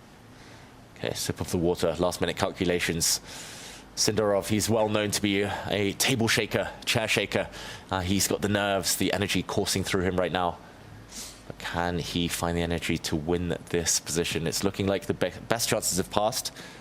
He just needs one more chance. And a rare over 100 heart rate from Magnus Carlsen there. Still less than his opponent. Fully locked in. Okay, the moves we're expecting from Magnus are to slide the queen or to move his rook on over. There we go, he goes for the pawn with his rook. Sindarov blocks any checks with his own rook, but what's to stop Magnus now getting greedy to take with a rook to start delivering some nasty checks from the side? That looks super strong. It does. That's what Magnus has set up. But he does take a pause. Okay. Well, and this is his luxury, right? With 4.5 minutes to his name, even still with the time that he committed to the last think, he has plenty of time to think in this critical moment as well. What is his way forward here? Only needs a draw. There are potential ideas of trying to get the queen into the game via the dark squares, the h4 square. Although one move you don't want to make is the h2 square getting into c7, because that would be a checkmate in one. Watch out for back rank checks. I like that move, Tanya. Bring the queen up and try to get in behind. The Black King is lacking protection from the side here. The rook could also just take the pawn. I think he's just double checking everything just in case, Magnus. Wait, has Sindarov set up a potential threat of giving a check on the back rank if you were to take the pawn and then sliding up the rook, getting to the h line? Yeah, he wants to move his rook up. Give a check, win the queen on the h file. Sneaky, sneaky. Sneaky Sindarov. Okay, it's very possible. Magnus could just block that by pushing his f-pawn forward. We'll see if See if that's on his radar. But very professional that Magnus, just as he did in the previous game, he knows he's done a lot of the hard work, now using his time bank to secure things, to calculate. No, that's a very important defensive resource, the F-pawn moving forward. All right, and I know we're going to want to see this one conclude, but we have got to go back once again to Vincent Keymer versus Levon Aronian, because it looks like we might be on our way to deciding one of our grand finalists in that matchup. Take a look at this. For all the fight that Levon showed throughout the game as we get here, it is Vincent Keymer with a solid, decisive advantage by the evaluation. Still some fight left in the tank here for Levon. But there's a rook on one side to only the knight on the other when it comes to the material balance. Sure, you have an extra pawn in your favor for that, but things aren't looking good here for the Armenian. Ooh, and it's putting pressure on the pinned piece here. The white knight is totally immobilized. The black rook has just slid on over. And this just looks terminal. Unfortunately, there's no more attack for white. That's what he needed to justify the material deficit. Earlier, he had a knight and 2 pawns and some attack. Now it's just a knight and 1 pawn, and he's the one being attacked. Vincent has done a fantastic job of just controlling everything. And it comes down to that moment, right, that you're thinking about. You had the draw in your hands. Probably a dream from the start of the match to take it into the blitz, into the tiebreaker, which was always the match strategy, or at least a huge part of it for Levon, was just within reach. He had the repetition, and he got ambitious. A double-edged sword, ambition is. Yeah, definitely had an opportunity to bail out of this one, extend to the tiebreak. But such is Levon as a person, Levon as a player, looking for the fight, looking to make things interesting. This time it might come back to bite him. But it's only in hindsight that you can look at these things and say that it was the wrong decision. Had it worked out, we'd be saying Levon the Brave. Exactly.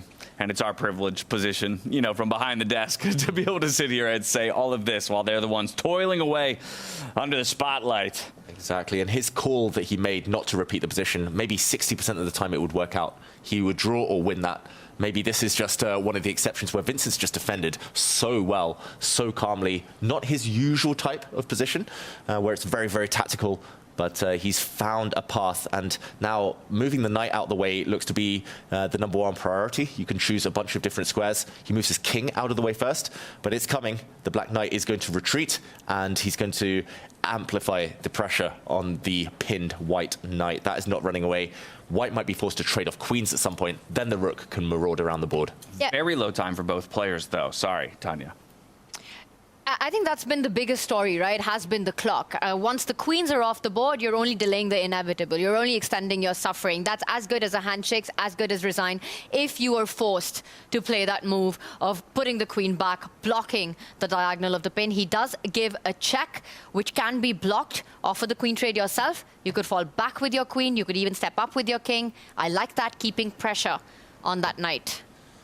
Okay, and okay, that was a board slip. The queen came back to the center, and now both queens are doing the pinning. Who's doing the winning, though? And okay, they repeat the position once. No. No, Vincent This has got to be just to get some time back. There you go. Yeah, Blocks with the rook. Yeah. Great block. This is where ambition pays off. Vincent cannot repeat this. He's up in exchange. He's about to win the game. Levon knows it. You can see Levon is hunting for some last-minute tricks. He needs to somehow defend his knight. It's all about the pin on this diagonal, almost unbreakable. It's just torture here for Levon. He needs to bring his queen back to a really passive square now, whether it's the center first or whether it has to go the whole way back to defend his knight. But this is such a flimsy defensive construction. It surely will not hang together for too much longer. And now you're trying to achieve what you should have done maybe a few turns ago. Make your way to equality and a draw. Going to be too little too late, though, here. Vincent Keymer, the kind of player who could play this one to a victory. Okay. No, that ship has sailed. I don't think Levon gets a second chance. So I think there's a potential turnaround in the other game as well. Once again, I can see the bar, and it seems like... Yeah, ever so slightly, there's an edge going over to Javokhir Sindarov once again. It's not quite there, and it looks like there's still a bit of game to be played. Unbelievable. While this one, now, Levon going to slide his king down into the bottom right-hand corner for safety. But that means goodbye to that knight that David's highlighting right there. Yeah, traps and tricks, David. Big trap. If the queen is taking this knight now. If it gets greedy, Vincent looking forward now, then the knight would jump out the way with a check and we'd see a turnaround. Suddenly the black queen would drop off the board. This would be a huge blunder, but Vincent dodges that trap. He's going for the white king. Sindarov is completely winning. How do we make a decision? We need a two-board view. Can we get a two-board view up? I'm going to do my best to see what we can find. For now, we're here. We do have a 4-board. That might serve for now. And if you want to see both boards play at the same time, we can at least go there. We're going to see, take a look, keep your eyes at the top of the screen. Those are the 2 boards that matter when it comes to the fight for our grand final. Oof. That's the top left board, David. Absolute chaos there going on as Javokhir Sindarov's king is in a check. A last move inaccuracy by Magnus. Bizarre mistake as well, like giving a check, improving the opponent's king. Magnus is down to 20 seconds. He's panicking. The queens are going to come off this board, and Magnus Carlsen is going to be down at least a pawn or 2. I think we have to jump to that one. Yeah, that we're is diving in to see the remainder of the action on this board. There's Magnus Carlsen with the lead coming into this one, only needed the draw, but Sindarov works his magic after just a couple of openings are provided to him from Magnus Carlsen down the stretch. And completely in control now. He's got more than a minute on the clock. The black rook, the black king doing a fantastic job of locking in Magnus's D pawn, but who's going to stop that A pawn from moving up the board? Sindarov knows it. Magnus Carlsen now with less time on his clock than Javokhir. It's just simple counting here. 2 extra pawns for black, and that is decisive. Remember, Magnus Carlsen won the previous game due to a protected passed A pawn. That pawn marching down the board is going to decide the game again. It decided it for Magnus last time. It's going to decide the game for Sindarov this time. Symmetry. Mistake on move 9 by both players in game 1. The A pawn deciding the game in both players. How poetic. Oh my goodness. Gives a check. Ooh. King will slide over, but Magnus, is he coming back? He picks up the B5 pawn with a check. Now the king has to choose the right square. If it steps forward, then Magnus delivers a double attack and saves the game. He will save it if the black king steps onto the 4th rank. He has to go back right now. And he does. He does. He does. He hits that rook. This is Magnus's opportunity to land the rook behind that A passer, so not easy to start rolling that up the board. Sindarov still has to find a way to break through. He's up 2 pawns, but will it be enough against the greatest endgame player of all times? Black rook is going to slide behind. He has to save his pawn. That is his pride and joy. There we go. Sindarov keeps his A pawn alive. That is the winner. Now, how to get past the white rook? Does the black king slide across? Do you push your pawn first? He's still up material, but it's getting difficult now. He's going to try to push that king away, try to push that rook away even, Sindarov will, and then bring his king up if he's given the opportunity. Magnus Carlsen now with 2 minutes on the clock. Where is his counterplay? He barely has moves, Magnus. The rook has to keep the black king cut off. The pawns can't advance further. Maybe Magnus has to start shuffling with his king towards the center, but no, he pushes forward and things get worse. But he stops that idea. He stops that king moving and hitting his own rook. But Magnus, he's frustrated right now. I think there's multiple winning plans here. The black rook can just snake its way down, just step 1 square further, get the pawn closer to promotion. Magnus's fortress is not going to stand. Then the white king will be forced back. The white rook will be frozen. Eventually, the black king will be allowed to step forward. It's just too many pawns. He'll be 3 pawns up in the near future, and that's too many. And we're going all crazy in our studio. Look at Sindarov's heart rate monitor. He's over 140, and that tells you all you need to know about the nerves that he's feeling so close to that comeback victory. He plays now on the other side of the board. Simply Magnus running out of moves here. He's beaten Magnus once here in South Africa. He's on the verge of beating him twice, and yet he'll need to beat him a 3rd time if he wants to go to the grand finals. Wow, at least a 3rd time, maybe even more. Woo. This he doesn't mess up, I feel, because Sindarov here, Magnus has no counterplay, no tricks to play for. This is technique, and Sindarov's built enough time on the clock. Guys, this is going to tie breaks. Yeah, he's going to find it. He's playing the best chess of his life. Just needs to bring his rook down, push his pawn, and the white king will be frozen, the white rook will be frozen, the black king will at some point be able to sneak its way round. Okay, it starts its journey, it steps into the center. Same thing, Magnus is just reduced to waiting. The king has to sidestep, E3, F3, Magnus is frozen. Yeah. Sindarov has all the moves in the world to improve his position, but at some point he has to make that breakthrough move. Will it be the rook moving forward, the pawn going 1 step ahead? you can't really continue with the king journey, giving Magnus the counterplay with his c-pawn. It's the one thing you want to avoid, is counterplay. I think that wins too. Everything wins at this point. It's just what is the safest, what is the calmest, what reduces the risk. Yeah. In the meantime, Levon Aronian back in the game against Vincent Keymer. Somehow we're back to zeros on the other game, but we're going to stay here until this one concludes. He'll be going to tiebreaks in both semi-finals. The world #1 versus the World Cup winner here. And this one about to go down to the wire. Magnus has nothing to do except shuffle his king. Finally, Sindarov making progress. Is he about to push the a-pawn? Magnus forced to come back with his king.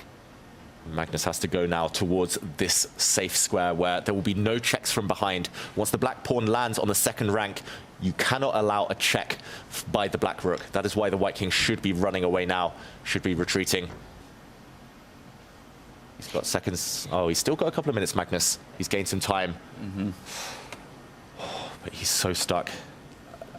There we go. He's moving his king back towards the corner there. He does it. Coming to that safe spot of g2. And the other game is about to end. I wonder whether we try and catch the last few seconds of Levon Aronian versus Vincent Keymer. Still a bit of life left in this game. Sindarov needing to find the right plan. All right, we can try to take a look, catch the handshake perhaps, as somehow this one has found its way back to half a point apiece. It's done. Vincent Keymer and Levon Aronian, you can kind of see it in both their body language. What an up and down journey that was of a game. Yeah, it's a perpetual check in the final position. We see it there. The queen attacking the king, attacking the knight. If the king slides back, then the queen would also slide back with the double attack, and we would see a dance between queen and king. That is why the game was a draw after so many twists and turns. So those were the final moments following the conclusion of this round, and before the tie breaks, maybe we'll go back and walk through more of this game and how we eventually got to that perpetual check. But of course, right back goes our focus to Magnus Carlsen and Javokhir Sindarov. Whoa, what? There's been a complete transformation, but still winning. He's got these two controlled central pawns, connected passes. Sindarov does. He's given up the a-pawn for the f-pawn. Good enough to win the game. More than enough. Two connected pass pawns are gold dust in rook and pawn endgames. And Magnus, you can see the body language. He's playing the last few moves. He's going to try and seek counterplay with his own pawn, but it's so slow. That pawn is totally irrelevant right now. Even without it, Javokhir is winning. Yeah, but with this guy, it's not over till you don't sign off the score sheet, till you don't play that last move. Magnus is still going to make Javokhir sweat for that equalizer right now. But with the king stuck in the corner, David, you don't even have to care about that h-pawn. You just keep rolling up the board. And that's exactly what he's going to do. He's going to give away his h-pawn. He's going to start rolling those two connected pawns down the board. Now he's going to bring his king in to defend his pawns. Very logical. And the problem is that corner pawns, these flank pawns, run so slowly, especially in rook endgames. White's king is also cut off on the worst possible square. Can't contribute to the fight. Yeah. He tries to stop that e-pawn from moving forward just yet by putting pressure on the f-pawn, but the king will play assist, will move forward, hit the rook, come closer to his own rook eventually, and then there's no stopping the e-pawn. Magnus knows it's close to the end, and it's time to get ready for the next game. Touching distance now. This is the closest he's ever been to victory. Javokhir, he's done everything right in this endgame. As soon as the queens came off, he's converted it flawlessly. And now multiple moves. I think bring the king in would be the safest. There we go. Now the black rook can even step back. Keep the white pawn under lock and key. And it's the black e-pawn that's going to run clear pathway here for it. Clinical by Javokhir. This one is one of the hardest things in chess, to beat Magnus, to beat him in the endgame. Even harder, and he does it. Javokhir Sindarov is back, forces the tie breaks. Can you believe it? The world #1 being forced into a tie-break scenario in the semifinals against our youngest player in the field. The 2025 World Cup champion is now looking to become the 2025 Grand Slam champion. He gets his tie-break. Gets his tie-break. He picks white to start those tie-breaks. And fancy tie there. I love the arbiter's tie. But in the meantime, how are we going to break the tie between these two players? They're both so impressive. Magnus, Javokhir has defeated Magnus twice in this tournament. And to think, I've beat him twice and I still have to keep playing him? Few players can say that about their entire chess career. Yeah, your reward is to just play him again. at least twice more. At least twice more. That's right. Yeah, it's going to be that switch up that we saw just yesterday from 30-15 down to 5-2. While our 2 semifinal matchups have been decided, our 2 lower bracket bouts are still in play. Let's check in with Fabiano versus Parham to see if Parham can come away with either half a point or a full point even. It is a rook and pawn endgame. Caruana is the one with the extra pawn. But it's not lasting long. The white rook can take that extra pawn if it wants here and now. This should be a draw, but it is Parham on the front foot. I don't think Parham can lose, which is great news for him, although he will want to win and tie up this match, prolong it, and take it to tie breaks. The problem is here that the white pawn is so close to touchdown, but the white king might be forced in front of it to hide from checks. The black rook is going to keep checking, and that will slow white down just enough for black's rook to come round the side and start checking again. This is, I think, still going to go on for a while. It's still not easy, but it's very much Fabiano in survival mode. So it looks like both of David's wishes are going to be granted today. Should have asked for a lot more there in the pre-show, David Howell. Third wish. Could have asked for world peace. That's my third wish. Out there. Yeah. One day.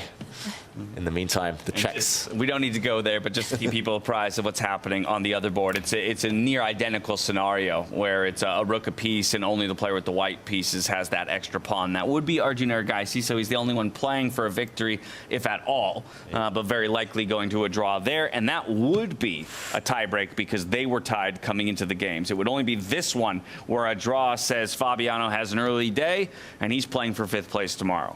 Yep. The other game is a theoretical draw, one that Hans Niemann has probably studied before, so he knows. And as we see there, he's trying to push for the win here. Parham is. Let's see how this one goes, but I cannot believe that Sindarov strikes back in his game. He's dragged the world #1 into tiebreakers. Not something I saw coming at the start of that game too. I can't believe it. I wonder if he can even believe it, right? Maybe living in a bit of a dream world right now. What happened here? Head in hands. That's not a good sign for Parham. Still everything under control. I think the head in hands, to me, I read it more as I'm not seeing my victory. I'm only seeing my draw, and therefore I'm not extending the series, even if I do get my half a point on the board. I get the scoreboard going, but I lose the match. Exactly, exactly. Yeah, shake of the head. He knows that, yes, at least it will not be an 11th loss in a row, but he will probably not win this game either. Fabiano can draw this in multiple ways. He can even give up his pawn, this c4 pawn, but at some point he's going to start seeking counterplay by pushing his h-pawn forward. Ultimately, the black rook might even give itself up for white's pawn, as long as the black pawn and the black king are far enough down the board. So some calculation still needed, but that's Fabiano's strong point, 1.5 minutes. Even without the 2 black pawns, we should mention, if black gets 2 more moves and kind of shuffles his king across, gets the rook from the side delivering some checks, that is even still a draw. So there's some leeway here for Fabiano. All right, well, he's going to start marching that h-pawn rather down the board. And he's doing it. I'm honestly just glad that with this draw, Parham will stop the bleeding. And he goes into tomorrow hoping to at least get 1 match victory here in South Africa. For Fabi, of course, his eyes are set on that 5th place finish, the highest that you can go in the lower bracket. A lot of money on the line as well. But this one, just glad that Parham doesn't lose right now. Yeah, he's going through the motions. He's desperately trying to find a solution. Rook takes pawn is probably the most natural move here for anyone at home wondering. But then the black king will get time to sneak forward. The race will begin. And maybe it's just the fact that black gains some time in the process that will help Fabiano to draw. If the white king steps out, pokes his head out, then the black rook will just deliver some checks. That is actually what will happen. Fabiano now is almost guaranteed to give a check from behind. I'm just ridiculously stoked that both our matches in the upper bracket go into tiebreakers. Levon, Vincent, not decided yet. Sindarov making his comeback. Both final spots on the line. What a day in South Africa. More chess. At this point, it's only just beginning. And Fabiano now with a bit of a choice. He can step his king across. He can bring it forward. He can step it just 1 square across. I'm wondering whether he wants to go for a draw he knows, but is slightly more difficult maybe. That is a theoretical draw, even without the black pawns, just to step the black king across and start checking from the side. That is the key, to go the long way round to start checking the white king, or whether he wants to kind of gamble slightly, but calculate a race where the black king starts marching forward to support the h-pawn's push and to just give up his rook for the white pawn.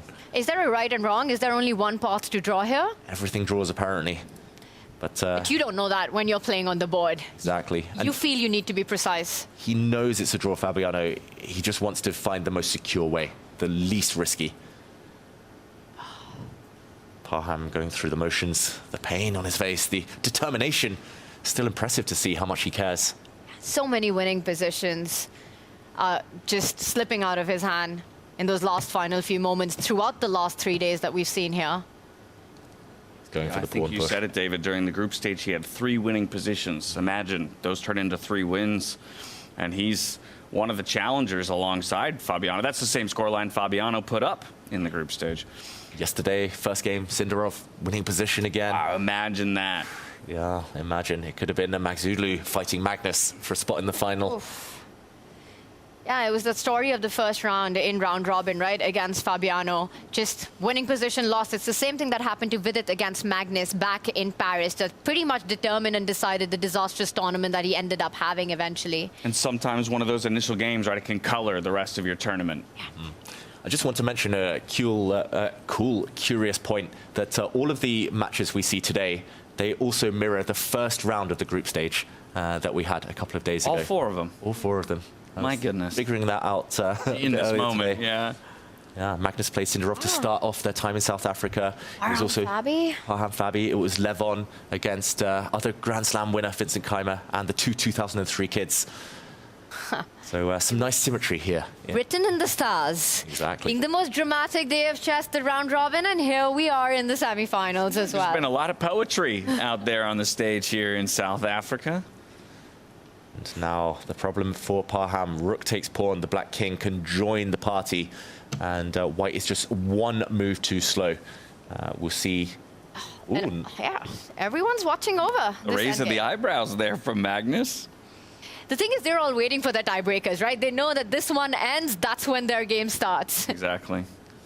Wow, big risk from Parham. He wants to just allow black to make a new queen here, and then he wants to move his rook across, move his king out the way, and make a new queen himself. If white queens the pawn, promotes, it comes with a check. This is wild stuff. That raised an eyebrow from Magnus. Can Fabi react under 20 seconds? He does. He goes for it. Parham going for that plan that he started with the idea of sliding the king over. The thing is, if you give a check, you win the game. Yeah, I think this might lose, by the way, pushing the black pawn forward. Wow. White king steps out the way, and white makes a queen with check, game over. White gives the first check, but Fabiano is doing the right thing. He's going to give up his rook for the pawn. And then use the c-pawn to distract the white rook away from the center and bring up his own king, eventually drawing the game. So precise defense by Fabi here. Yeah, rook's coming to a8 from here. Yeah, you can bring a rook up to a8. You can give a check probably as well. Everyone watching. It's quite a crowd there. You can start feeling the pressure, you know, when you've got these guys looking over your shoulders. You better be precise. Don't mess this up, Parham and Fabi. Ooh, he's tried everything, Parham. The check first. Oh, is it going to be a repetition right here, right now? Could keep checking. Oh, he even gives up his rook for the pawn. That's how confident he is. And he has countered correctly. He's going to be in time, Fabiano Caruana, to use his pawns. One of them as a decoy, and then his king will come to support the other. Give one of them up. Does it matter what you recapture with here, your rook or your king? I'd want to go with the king, just stopping the black king from getting up the board. That would be my choice. Yeah, agree. And he agrees too, Parham Maghsoodloo, but the black pawns are marching. And white is just a little bit too slow. The pawns will now push. Don't think it really matters the order. Just anything to drag the white rook back to the first rank to break the cutoff that we see of the black king. The king will then advance, and he's going to be just in time to support his pawns. No matter which pawn gets pushed, the rook has to come all the way down to e1, which we see play out on the board, protecting that promotion square. Now it's time for the black king to start advancing. The c-pawn is totally irrelevant here. It is all about the black king supporting its h-pawn. The pawn is nearer to, and the white rook will be forced to give itself up for that pawn. As this plays out, I can reveal that the other board, the other lower bracket battle, Hans Niemann, Arjun Erigaisi, did end in a draw as expected based on the rook and pawn endgame, so they will be going to a tiebreaker. 3 of our 4 tables will be playing again. Yeah. Oof, what a roller coaster. Yeah, not this one. But Parham, getting that draw in, getting some score going there. Fabi will take the match victory here. He's trying to look for one last trick, Parham, but Fabiano's moves are so straightforward at this point. He's just going to bring his king forward and going to promote his pawn. And we very well could have had 4 tiebreakers because Parham was so close to a draw in the first one. We had him in the confessional, everything under control till it wasn't. Just a blunder and the match out of his hands. Yep. Very, very unfortunate. Now everything, I think, draws for Fabiano. The kind of most instructive move would be to step across. There we go, to stop the white king coming back towards the h-pawn. Magnus smiling, Vincent looking like he knows what's about to happen. The black king's just coming forward. That will cost white, sorry, his rook. Draw. Right, at the very least, the white king can step forward, up to d4, threaten that c-pawn. That's a small consolation prize, though. What do you guys think? Magnus, Vincent, they're looking at this board. They know it's about to end in a draw. Do you think they're actually thinking about the action that's coming up, or what's going on in their mind? Where's their mind at right now? Chess players, they love keeping their minds busy. Yeah. Even if they should be resting, rehydrating. I don't think Magnus is thinking of the next game. Maybe there's a bit of it eating away at Vincent's brain, but that might be maybe one of the benefits of playing freestyle chess. Until you know the position, there's not too much thinking that can be done. Completely agree. I think in standard chess, that's exactly what's going on in their head. What's going to be their opening approach? But right now, you can't have one. We're about to see a draw. Parham is actually having to scramble for the draw here just before the black king is able to come forward. But, okay, Fabiano forces it. We're going to see king versus king to end this game. It's going to be a handshake. Parham Maghsoodloo gets on the scoreboard, but not enough to save this match. Yeah, a small consolation prize for him as he falls down to Fabiano Caruana in this lower bracket battle. Fabi, he'll be in that 5th place matchup tomorrow. Parham Maghsoodloo will be playing for 7th. As the players sit down to analyze, we've still got so much chess coming on. This one ends match victory to Fabi with 3 big tiebreakers, including for the 2 spots into the finals. Yeah, massive, massive tiebreakers. Grand final spots is still very much on the line. $200,000 to boot, 5+2. We speak about momentum. Magnus had it on his side yesterday when he won the comeback game. Will Sindarov have it? What a day of chess this has been. With the position draw, the players took their seats, and the pressure and all eyes were on Javokhir Sindarov, up against the world #1 and down a full point after given just a couple of openings within the game. He did take what was a sizable advantage, but akin to what Magnus seems always capable to do, he would bring it back to nearly within even until the young Uzbek had something to say about it down the stretch. All eyes were on him, but little hope was on him. I think it's one of the big achievements in chess if you can make this comeback victory. And it looked like within reach, then not, and then he did it finally. That goes into tiebreakers in this one. Vincent Keymer, Levon Aronian, an absolute roller coaster of a game, David. Yeah, crazy tactical melee on one board. From Sindarov, it was just taking the material, clinging on and converting. And ultimately, the results are the same on both semifinals. That's the thing. 4 results across 4 boards, but really only one thing is learned. And that is, of course, that Fabiano and Parham will move into tomorrow playing for 5th and 7th, respectively. Because you can see here in the upper bracket, we are all tied up across our semifinals. We'll be diving into a new best of 2 between each of these players with 5-2 time controls shortly. Let's go ahead, though, to flip to that lower bracket because there's still one more board alive down there as well. Hans Niemann and Arjun Erigaisi. They want to figure out who will go on to face Caruana in that 5th place matchup tomorrow and who will drop down to go up against Parham Maghsoodloo. Yeah, we didn't see that that match too much, but it was Arjun with the pressure, trying to edge his way past Hans Niemann, but great defense from the American. And yeah, we go again. They go again. Everyone goes again. I absolutely love it. And I have to ask you guys, I mean, we spoke about momentum. It's something that we talk so much in chess commentary and something that we see play out all the time. Magnus finding it against Fabi, 2-0 in the end. Sindarov, with that win, do you think it's advantage Sindarov going into this tiebreaker now? Advantage, no. You're never going to hear me say advantage against Magnus Carlsen, but I think his odds get significantly better. I actually think 5-2 can work in his favor along with momentum. So what maybe would have been a 70-30 or something, you know, coming into the day, and just with what I know of Magnus Carlsen, now might have shrunk to a 60-40 or a 55-45 type matchup. Yeah, one thing I noticed about Magnus, though, is that over the last year or two, he has been struggling to keep leads. Like, he's great at striking back. We saw that yesterday against Fabiano, but the World Blitz Championship last year, he was 2 points up against Nepomniachtchi with 2 games to go. He lost 2 games on the bounce, Magnus, so he couldn't cling on to that. That's why we saw the infamous kind of co-champions. It's happened a few times for Magnus. So I think that last game was Magnus a bit nervous, bad opening. And yeah, I think the reset is all important. I still think he's a big favorite. Yeah, I want numbers here because Magnus, again, David, always a favorite, impossible to bet against, right? We had lost all hope on Sindarov that this match is over. Magnus is going to be our first finalist. And here he's back. I'll go first on this one. I would say it's a 60-40. Wait, I already threw out my numbers. What do you mean you went first? I said all of my numbers. Did you just ignore them? I heard it. Yeah, we've got video evidence. I'll tell you that much. Good thing all the cameras are rolling. When in doubt. I said what would have previously been a 70-30 in favor of Magnus. With the 5-2, I bring it to a 60-40. So actually, you and I are in perfect alignment. David, would you agree or do you disagree? Hot take. It's 60-40. Whoa! Whoa! That's the first time I've heard that today. Me too. I just came out with it. What can I say? What a great number to throw out. All right, fair, guys. Sorry about that. But let's also talk about the Vincent 11 matchup. This one. Like 2 draws, but absolutely insane stuff on the board. You know, not all draws are made equal, and these are the kind that we love to watch. Yeah, but I'm going to give an edge to Levon here. Yeah, I'm going to go 70-30. I heard that.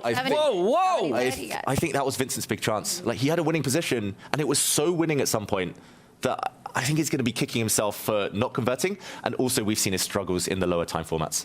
The delta between Levon and Vincent is greater than the delta between Magnus and Javokhir? I think maybe I'm being too optimistic on Levon's part, but I don't know, I've just seen it so many times. Levon, he knocked out Magnus, he knocked out Hikaru in the Blitz in Vegas. He's got a great track record in the tiebreaks, beat Hans yesterday. Vincent's always struggled in the quicker time formats. Help me out, it's not 70-30, is it? You know, I'm going to throw a number that's never been heard before. You know which one that is. I think it's a 60-40 for Levon taking this. But you know what? When I look at the way this whole Grand Slam's played out, Magnus has 2 titles. He's won the tour.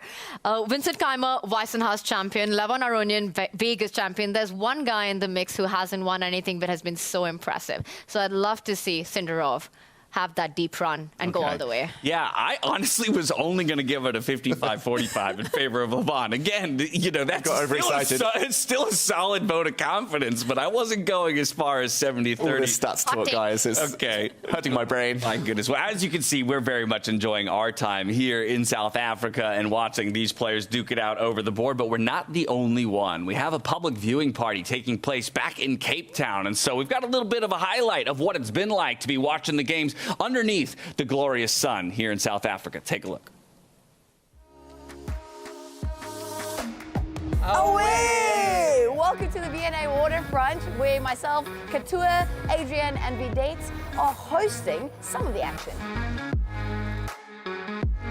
It's the live stream happening right here. It's beautiful. People are in here to see all the action happening. I'm here to give my chess tips to all the people who are here. The chess enthusiasm of the people in Cape Town is amazing. I didn't expect that. And now we're going back to the commentary, right? Yeah, enough about us. Let's go let's go back. Away?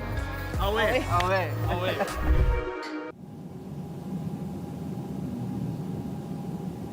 Over there in Cape Town, Vidit holding it down for the people out there in the hot South African sun. What a treat commentary is from him time and time again. He's the man. He's so funny. He understands so much about what the players are going through. He's been there on the tour, playing in the Grand Slams himself, and yeah, he's keeping everyone entertained. I have no doubt about that. I wonder who he would give edges and what percentages he would be giving. I think I got overexcited with the 70.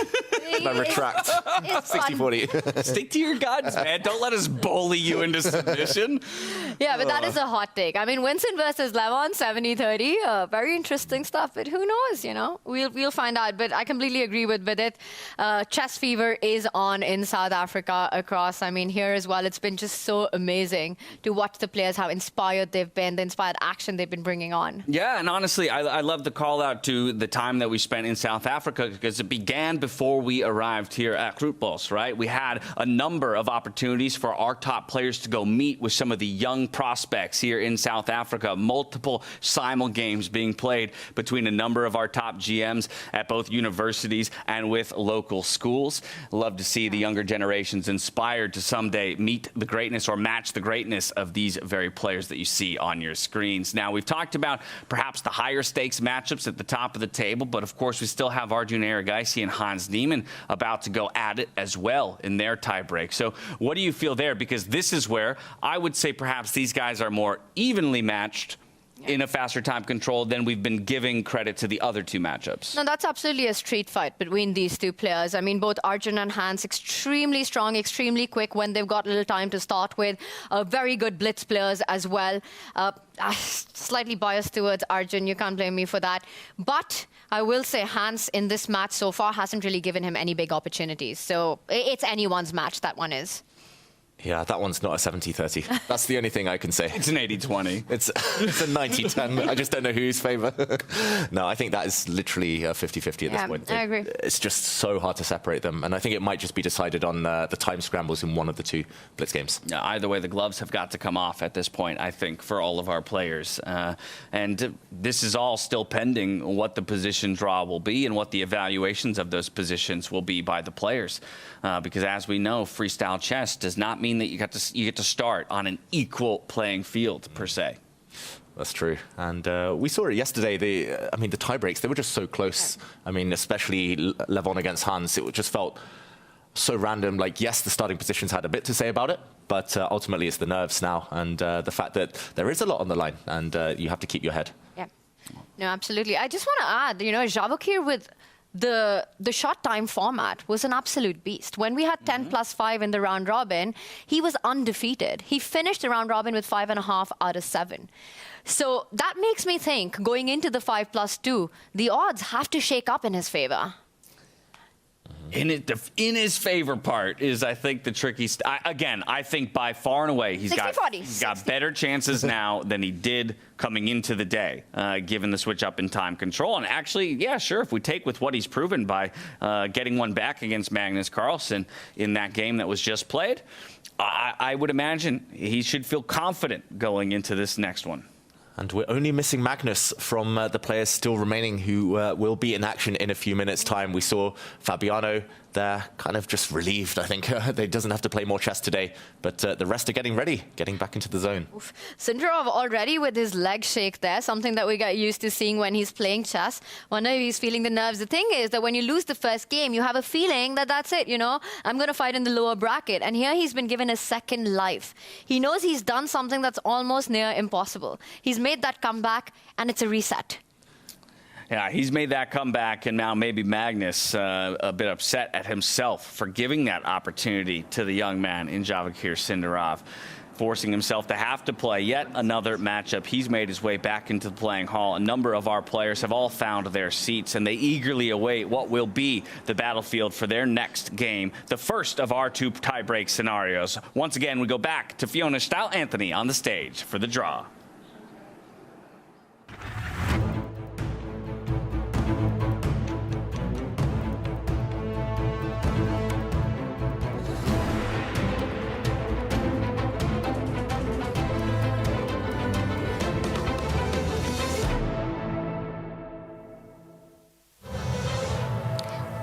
Welcome back. Both our semifinals are heading into playoff after Sindarov struck back in Game 2, as well as Erigaisi against Niemann. They will play 2 games of 5+2. We're about to draw the position. I'm delighted to be joined by Women International Master and Senior Lead Instructor Ansel Laubscher. Ansel, you and I had a quick chat earlier about the educational value of freestyle. Do you want to say a few words about that?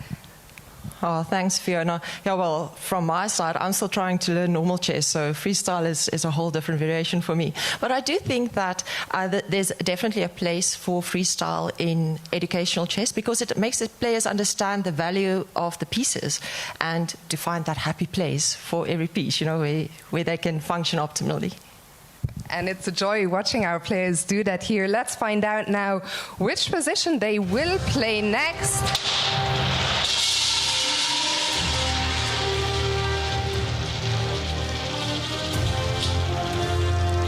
So it's gonna be position number 182, 182. The players only have 5 minutes to prepare this time round. So players, best of luck, and for everyone watching at home, have fun.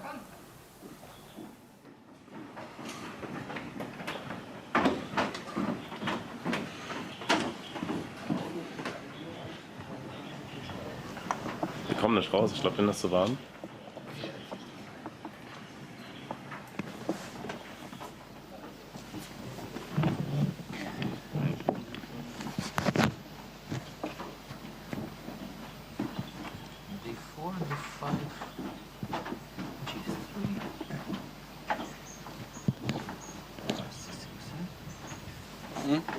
Maybe G3. But to G3, I think they will play something like C5 or E5. But I actually like D4. Why you don't? Yeah, D4. You try to push. G6. I mean G6, C3. D5. Ah, D5 is like bishop 5 is coming. So we have to go G4. Yeah, maybe. You don't like it? And knight B6, and it'll be risky. Knight B6, bishop F4, no? Huh? Knight B6, ah, bishop F4. But knight B6, yeah? Yeah, knight B6. Maybe after G6 we could go knight B3. Yeah, knight B3, yeah. And idea to the G3, E4 fast. D5? G3. G3. Knight B6, I think. Ah, this is good. Bishop C4, yeah? Ah, no, bishop C4, knight B6. And so knight C3, bishop F5 or E4? Oh, why we cannot play E4? I mean, take with 2 bishop G2. I think it's very good position. So okay, D4, G6, knight B3. So yeah. Okay.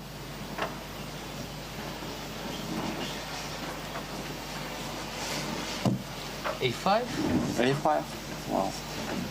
It's crazy. Ah, yeah, knight C3. Like, yeah, maybe B5 is it? Yes, B4. Oh, they're pushing. Maybe here? Because C3, I don't know. Maybe A4. Knight C5? B5. And then D6. Too many tempi, no? D6? I mean, yes, there is too many tempi, but wait, look.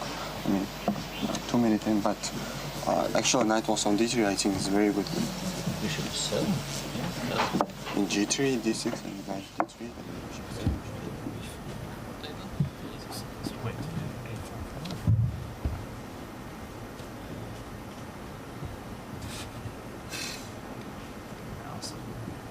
Yeah, okay. Wait. So, gentlemen, we will start in 2 minutes. Yeah. I mean, this D4 looks wrong, no? D4, you can just copy this. This doesn't look like there's some immediate issue. Yeah. We would also have this one. To play C4. Maybe why not? It's just risky and very strange position.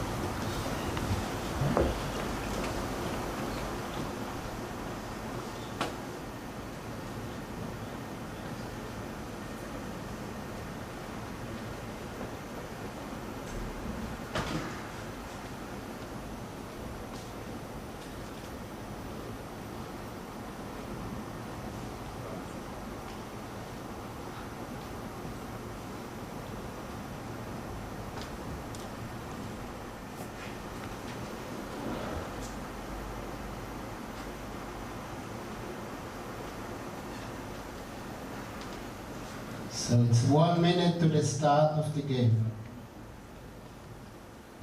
1 minute away from tie breaks getting underway. It's position 182. You can see Levon getting his last couple glimpses at it outside underneath the sun before he dives back into the playing hall and gets himself situated for his matchup against Vincent Keymer. Of course, we'll also have a heavy focus on Javokhir Sindarov, who extended his run against Magnus Carlsen with a necessary win in his most recent game. 5-2 is the time controls, though, here. So a quick switch up in pace. Who will be the quickest out the gate? That's the question. Blink 182. It's and you'll miss it. Exactly. Interesting position here to start off with. The players didn't have so much time to analyze. I think we're going to see some crazy openings. It feels always with queens in the corner, knights in the corner, as if things get imbalanced quickly. Wow. They need to readjust themselves to this faster time control, 5+2, and I think that is a big challenge. I'd almost say you got to forget all the small things and then just focus on the job at hand. I'm giving you an applause for that one. Wonderfully done, beautifully crafted. Away we go. We've got both of our semifinal boards up on your screen so we don't miss too much of the action early on between these top dogs. And Levon Aronian, or as early as move 2, has made a small mistake apparently, but nothing to write home about. Vincent Keymer, it looks like he wants to fianchetto some pieces. Magnus arrives late, as per usual, forfeiting some time on the clock. 30 seconds gone. Yeah, late in this scenario. That could come back to bite you. I mean, he did that in game 2 of the longer time format, and it didn't go too well for him. And right now, with just 5 minutes to start, 30 seconds less, he does go with that central break, always trying to get his queen out into the game as quickly as possible. Magnus Carlsen does. Big moment for Sindarov, especially on the left board in front of you. Does he capture, allow Magnus's queen out, or does he bypass the pawn? Does he say, I'm going to lock the center, gain some space, push forward? I think that would show a lot of ambition. That's the most ambitious move from Sindarov. So we'll learn about his mindset here and now. The other board, I think, might become a bit more symmetrical, at least for a few more moves. But Levon Aronian will be trying to crack open the center in the near future. But would you believe it? For the 30 seconds that Magnus Carlsen sacrificed by coming to the board late, Javokhir's already given that back to him with this think, rapidly approaching the 4-minute mark early on here in this tiebreak scenario, only 2 moves in. I would believe it because, you know, the thing is that 3 moves, the third move is going to decide and dictate the nature of the position for the rest of it. Do you keep things closed? Do you open up? He says, I'll go with the former. He gains more space in the center, but giving a free hand to Magnus on that right flank. Will he push the F-pawn eventually up the board as well? Magnus is trying to turn it into a King's Indian type of pawn structure, the structure that normally arises from that opening in traditional chess where he can rely on pattern recognition. Sindarov might just agree. And yeah, I'm very pleased to see that he's pushed his pawn forward with white because we might see the connect 4, but also because it shows his mindset. He wants to beat Magnus here and now. He wants to do it with the white pieces. And okay, first of all, he pushes this pawn forward. He's not worrying about his central pawn because after the white g-pawn steps forward or white knight comes, the white queen can get into the center. This is going to be a very locked position for a while. I love the aggression that Sindarov's showing right now. He's not shying away from the fight. And usually in these games, the board gets divided into half. You know, Sindarov focusing on the left flank, Magnus on the right side of the board. You're pointing out the knight jump coming in with an attack on the 2 pawns. There's ideas of c5 break at the right time, suddenly opening up the bishop spot to give a check. That b5 square now under control by Magnus on a6. It's going to be a race on the 2 flanks. Magnus not wanting that knight to be able to jump further into the position, so he's going to steal that square away from his opponent. So Javokhir says, you grab space on one side of the board, I'll grab space on the other side of the board, launching his h-pawn down and maybe giving his queen away into the game. Very interesting, but that also shows his intentions. He's not going to castle anymore on the right flank here, Sindarov. He's most likely going to plant his king on the other flank. So at least that's an indicator to Magnus about how he should be planning for the future. Brings his bishop forward there. Magnus, will he trade dark squared bishops? That tends to be a problem piece for black. Maybe that's on the agenda for soon, at least in the next few moves. He's slowing down. Yes, he's got his hand on that bishop. He wants to develop pieces right now. Just feels like more space. I like the pace that Sindarov's keeping on the clock as well. Magnus also hinting towards the flexibility of the black king. Might go either way. Yeah, the king could go to the left. There's also a very typical idea in these types of structures. Black is a bit cramped, so trading off is the key. The more trades we see, the more he can breathe a sigh of relief, Magnus Carlsen. Very tense position here. But Sindarov, just as he's been all day, behind on the clock again. It's fascinating to me how willing all of these players are to leave so many pieces on the board in a 5-minute game of chess. I feel like they'd be willingly trading things off, say, let's make this simple for ourselves, and yet the complexity only continues to build. You have to keep the tension when you're at this level. Whoever blinks first is the one on the back foot usually, and both these players doing just that. Sindarov now, but he has to make a move faster because the big decisions lie ahead in the game. This is not the critical moment. And Get the bishop out. Push that H-pawn, but make a move, Sindarov. He's got to make a move. He's got to make a move, and quickly here already, more than a minute off of his clock as compared to his opponent. As we know in this position, you blink 182 and you miss it, and we've missed quite a bit of the other board. So how about we hop over there real quick just to check in on that semifinal. Levon Aronian and Vincent Keymer, how's that one developed? I see a question mark given the most recent move, but equivalence on the bar, still every piece on the board. Yeah. Big moment. Levon Aronian has pushed forward. With space comes responsibility. He backs up his pawn there. Maybe an opportunity to try and bring the knight forward. There's a big hole in black's camp on the dart squares. Again, it's a bit like Swiss cheese. You put your pawns on light squares, the dart squares become weak. I think this is a great start to the game for Levon if he can keep the momentum. But Vincent's trying to save things by getting the queens off the board. And there we go, breaks in the center. He's trying to fight for that space right back. He wants that knight to occupy that spot if the trades are accepted. I like this active approach by Vincent. He also keeps it level on the clock. We've spoken about his time management on your player cards as one of his weakest points. Levon trying to find ways he can make use of that, but so far Vincent doing a great job. Unfortunately did have to concede control of the H-file with that queen trade. So that could be a resource for Levon later on in the game. And in the meantime, Levon has to decide what to do, whether to keep the tension or whether to trade off. Probably safer to trade off this pawn. The downside is his knight cannot sneak forward anymore because the black bishop has suddenly come to life. That was such a good moment for Vincent to strike in the center. Levon playing on the flanks, you play down the center of the park.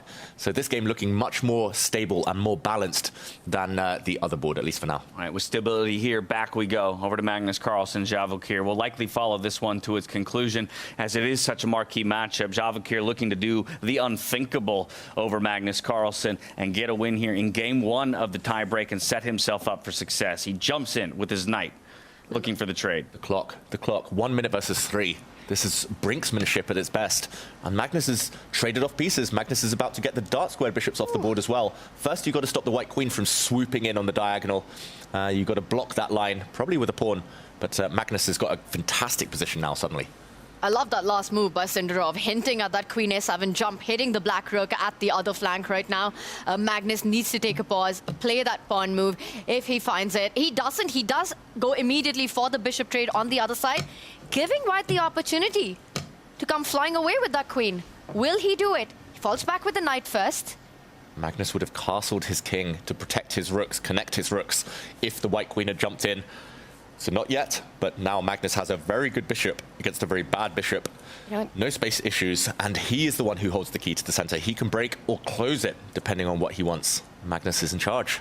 And he might increase the tension eventually by pushing the g-pawn as well, with the rook nicely lined up against the white queen. Watch out for those pawn breaks if you're Javokhir Sindarov. But right now, first of all, foremost, watch your clock. Needs to speed up. I love your idea there, Tanya. Connect 4 across the board. Magnus is going to hold that one up his sleeve for a bit later. But first, it's a bit of a dance. Who's going to go which side here with their king? The white king's probably going to the left once the black bishop's being kicked away. I think Magnus is trying to prepare for that inevitability. Slowing down now. Very complicated stuff here. With all the pawns still on the board, no open lines. It's already a game for all 3 results. This one is. Yeah, you mentioned the pace slowing down, but it's Magnus who's choosing to slow down the pace, right? And it's so indicative of him feeling like these are the critical moments in the game for him to come away with a victory. Exactly. He thinks when he wants. He kind of speeds things up when he wants. At the moment, it's Javokhir pretty much just reacting. And this is very interesting. I thought he would wait a few more moves, but he feels he's ready to open up those lines before White can fully coordinate the pieces and get them off the back rank. But even if you have to react, you need more time on the clock. He's now under the 40-second mark, and big questions. There's so much tension in the center. A trade-off between the F and the E pawn, between the G and the H pawn as well. And Javokhir with the first inaccuracy on the board. Will it be the first or will it be the last inaccuracy? Javokhir struggling with 30 seconds on his clock. He takes with the knight. He has one strong piece, but suddenly the black queen is so strong on the diagonal. Suddenly Magnus is also up one pawn, and this is what he wanted. The white queen swoops all the way in behind enemy lines. Is that effective, or is that just a shot in the dark attacking the rook? It's a big threat. You move that rook, you lose the pawn in front of it. Magnus will have to find a way. I don't think you want to go castling on the other side after all the trades that have happened. Magnus is going to do vintage Magnus stuff. He just places his king in the center, steps it one step forward, connects the two rooks, up a pawn, G2 attack. Happy Magnus.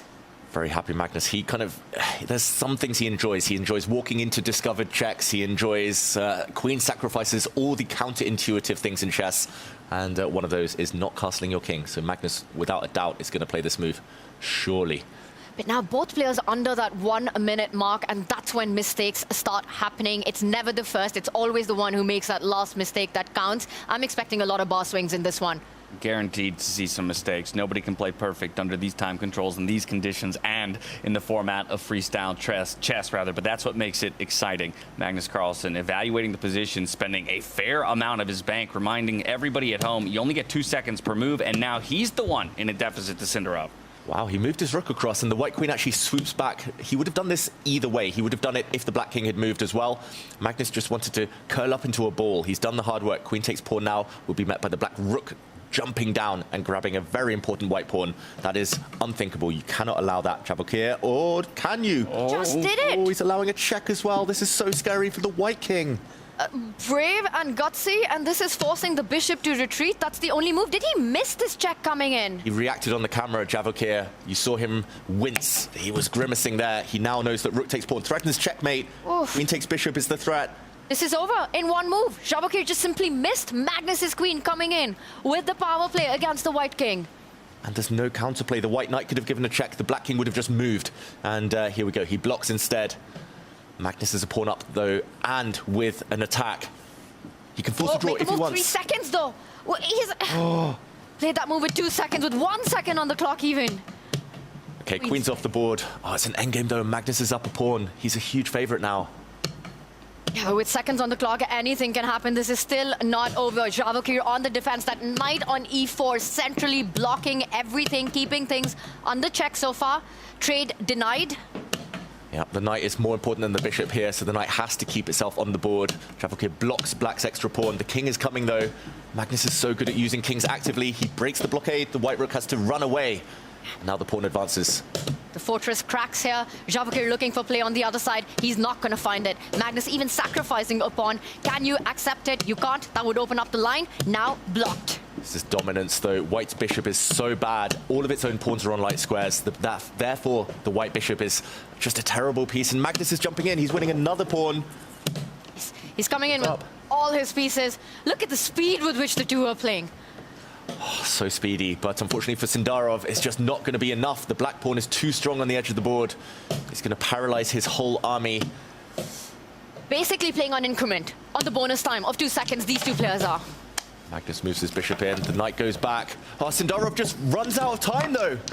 Wow, down to a bullet chess scenario and echoes of the initial rounds between these two players. Magnus Carlsen will get the first game in the tiebreaker, put himself back up a point above Javokhir Sindarov, heading into round number 2. Over to our other semifinal, where they're also locked in a bullet game at this point. The bar has been swinging wildly in this one. Vincent Keymer, he was winning, but he's just blundered. He's blundered his extra piece. He had an extra bishop. He was totally winning. He's lost it. Look at the reaction. He's down now 2 pawns. Levon is winning. In one move, from winning to lost. And that's how it went. And you could see it on him. And now he's down 2 pawns. Levon about to queen. He knows it. Look at him. He's locked in. About to lose a 3rd pawn. Panic. The panic. He was so winning. Extra bishop. Lost in 1 move. No compensation. Vincent is so mad at himself. He's just using this time to calm himself down right now. There's nothing he can do. The black king is offside. The white king is advancing. The e-pawn will start moving forward now. He almost touched 160 on that heart rate monitor, Vincent Keymer did. That's how it goes when you blunder, when you know that you're losing. He barely made that move with 1 second left. Gives a check. The white king is moving on over. You're going to lose all the pawns in the position, but one is enough. It's that A pawn that will decide the game for Levon Aronian. There we go. Is Annie the A-pawn going to win this game? It's going to cost black his rook. And handshake. Levon strikes. Wow, what a turnaround. Honestly, I feel like he's taking it well. You can see the smile on his face as he looks to the heavens, grabs his jacket. He'll have to get on control of his wits, get his wits about him, if you will, going into our second round of the tie-break. 2 decisive victories, and it's both of the old guard, it's both of the veterans, Levon Aronian and Magnus Carlsen, who get the wins. In this clash of generations, it is going to be Vincent, Keymer, and Javokhir Sindarov one more time. He's done it in the longer time format. Can he make a comeback in this tiebreaker? One thing's for sure, we saw the bar swings, we saw the evaluations go crazy, we saw the blunders happen. There are always opportunities in this format. Yeah, it feels like there's one wild semi-final. This one where the eval bar is swinging up and down and left and right. And the other one, it's all been about the black pieces. Magnus winning twice with black, Sindarov winning black again. Can he do it one last time? Yeah, reliving this tie-break, this initial tie-break, if you will. It was Vincent Keymer and Magnus Carlsen who sat together to analyze. One of them would come away with the victory, the other one would not, as it was a flurry of pieces and a wild evaluation bar on this semifinal in particular between Levon Aronian and Vincent Keymer. And that one, this one, could have been a completely different story. Vincent Keymer with an extra piece in an endgame, completely winning. And all it took was a one-move blunder to mess up everything that he had created over the last 50 moves. And that was it. And Magnus Carlsen with his win, forcing Sindarov now back against the wall. Can Sindarov do it 2 times in a row today? All right, so let's take a look at how our bracket has panned out so far. It's a 2-1 lead here for Magnus Carlsen over Sindarov and a 2-1 lead for Aronian over Vincent Keymer. We didn't get a look at it, but Arjun Erigaisi would undo Hans Niemann in their matchup to get a lead as well, 2-1 fashion. One more game to go to see if we're going to go to Armageddon in any of these 3. But since we didn't get to see all of the Vincent Keymer game, I think we should go back because while we got to it just before a blunder would occur from Keymer's side, that's not to forget some earlier blunders by Levon that even put him in that winning position to begin with. Exactly. I want to start by jumping into what I'm going to call a queenless middle game where Levon Aronian with the white pieces was totally winning. And here, he had so many good moves that I think he just struggled to pick, and he forgot about the counterplay. In this position, it is level material, but white's rooks are so dominant on the 7th rank, on the 6th rank. White's minor piece is centralized as well. And if Levon had found a move such as this knight jump, jumping forward, cutting the coordination between the rook and the bishop, he would have gone on to win. Knight takes knight, for example, he would have taken this bishop. Too much trouble here. Pieces attacked. The black king in the danger zone. Levon had a winning advantage. But check this out. He played a very natural move. He attacked the black rook, and this was a big blunder, turning things around totally because of a genius move from Vincent Keymer, pushing his f-pawn forward. That looks innocuous, but the goal is to, of course, promote, make a new queen, and suddenly there's a check opened up on the diagonal, hitting the white king, hitting the rook. This turned things around totally, and Vincent Keymer soon got a material advantage. Knight takes rook, we saw a check, and here, Vincent, due to the pawn pushing, due to the knight being under fire, won a piece. But if we fast forward another 15 moves into this position, this is where the final heartbreak arose. Vincent now, still with an extra piece, 2 bishops versus 1, could have won the game on the spot by retreating his bishop. In the world. And we've said it many times, but for good reason, right? It's not about who makes the most mistakes or the most blunders, it's who makes the final one, unfortunately. And in that case, for Vincent Keymer, it was him who would make the final blunder. That means Levon Aronian is just 1 game away, 1 draw away from a second finals berth in a row, from Vegas to here. Same goes for Magnus Carlsen, though. A draw or better in his matchup against Sindarov, and he as well goes to the grand finals for the 3rd time. Yeah, I don't see a reality where Magnus has let Sindarov back in once today. He allows that to happen twice the same day. Magnus loses with white like once in a blue moon. To think of it happening twice? I mean, he lost to Fabi yesterday with white, he lost today, maybe, but it is, I mean, we talked about the odds, 60-40, all that stuff. Yeah. Surely now Magnus is closer than ever. Yeah. This has to be a 90-10 now. I mean, for Sindarov, it will be a miracle if he gets it done. The thing is, every time Magnus loses, again, it's like a transformer mode. It's the Hulk mode that gets activated. It just becomes that much more difficult to overcome him. Well, once again, the players are beginning to congregate, and as you can see, we're getting set up on stage to have that position lottery. Very curious to know what the landscape will look like of our 64 squares here for our second tiebreaker. I'm going to remind everybody, there's still the potential for more chess. If there are any decisive victories in the opposite way of what we just saw, we're going to Armageddon between any of these 6 players. And we haven't had that yet. I'd love to see that happen. We haven't had it yet. We haven't. You know what? Hard to imagine it happening between the Magnus game. I think Magnus takes it, but David, Levon, Vincent, anything can happen. I think that's still a big chance. Very possible. Bring it on. Armageddon. Anything can happen, and with 3 boards in play, there's a fairly high likelihood we go to Armageddon. But first, we need to see what the position will be. So once again, back into the playing hall with Fiona Style, Anthony on the stage.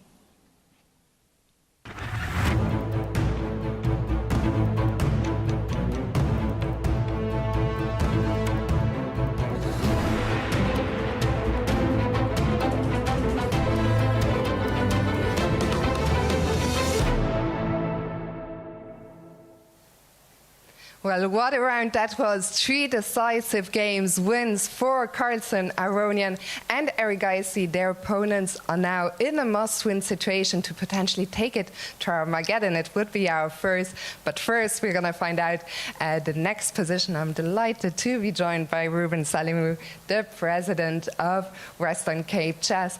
And Ruben, let me ask you, what's the importance of having the very best players in the world playing here in South Africa? Thank you so much for coming through. The most important thing is, I know it's hard for you guys in the time you give to give these socials, but the impact that you have when you visit to our kids and the interest that picks up in chess, it enables us to carry out programs that we would not otherwise be able to do. And in a country like this can be life-changing. It also gives me an opportunity to meet people I've never met that have helped so much to give to South Africa, like David Berman, who I saw around here. He changed chess in South Africa. So it's such an opportunity for us to do other social work, and we really appreciate the time and the troubles that you have to go through to see this through. Thank you so much for your time. Thank you so much, Ruben, and your job is not over yet. You're about to draw the next position. So let's find out.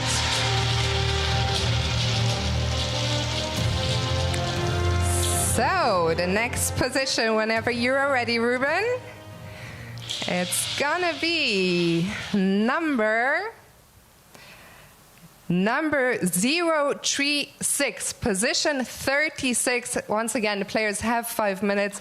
Good luck, and everyone watching, enjoy.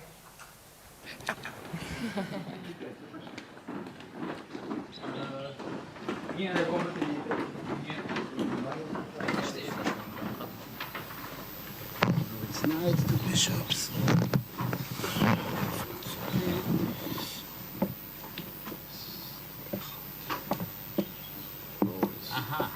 It's watching complicated. So before, huh? Before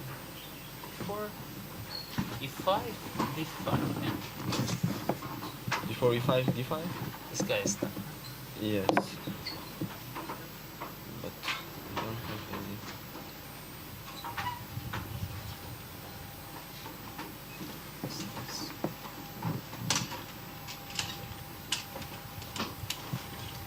So are you sure about d5? d5 is... Knight b6, huh? Knight b6, e4, f5, yeah. I mean, 93 or I don't know. So. c6, 93 takes. Ah, wait, Should be e4, okay. c6, it should be okay, yeah. And e5 is okay. I mean, take should be very nice. Okay, next And one. it shouldn't be dropped. Yeah, it's 0 problem.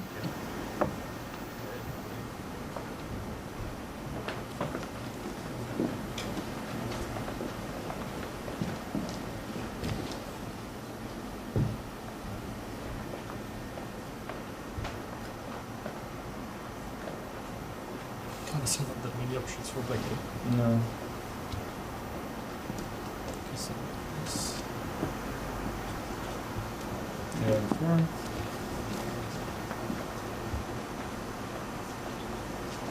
This is it. Knight b6. Once we cover f5, it's dead, yeah, I mean, so I think it has to be something like that. Doesn't look too scary. So f4 many people will not play it. h4, h5, c4.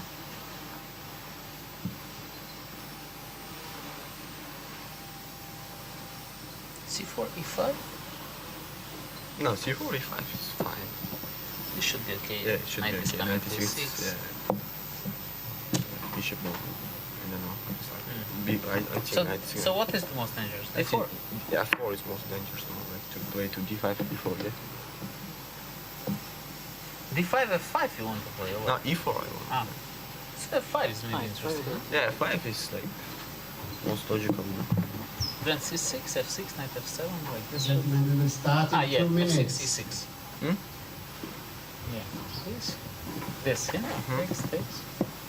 Yeah, let's say c5, knight b3, yeah?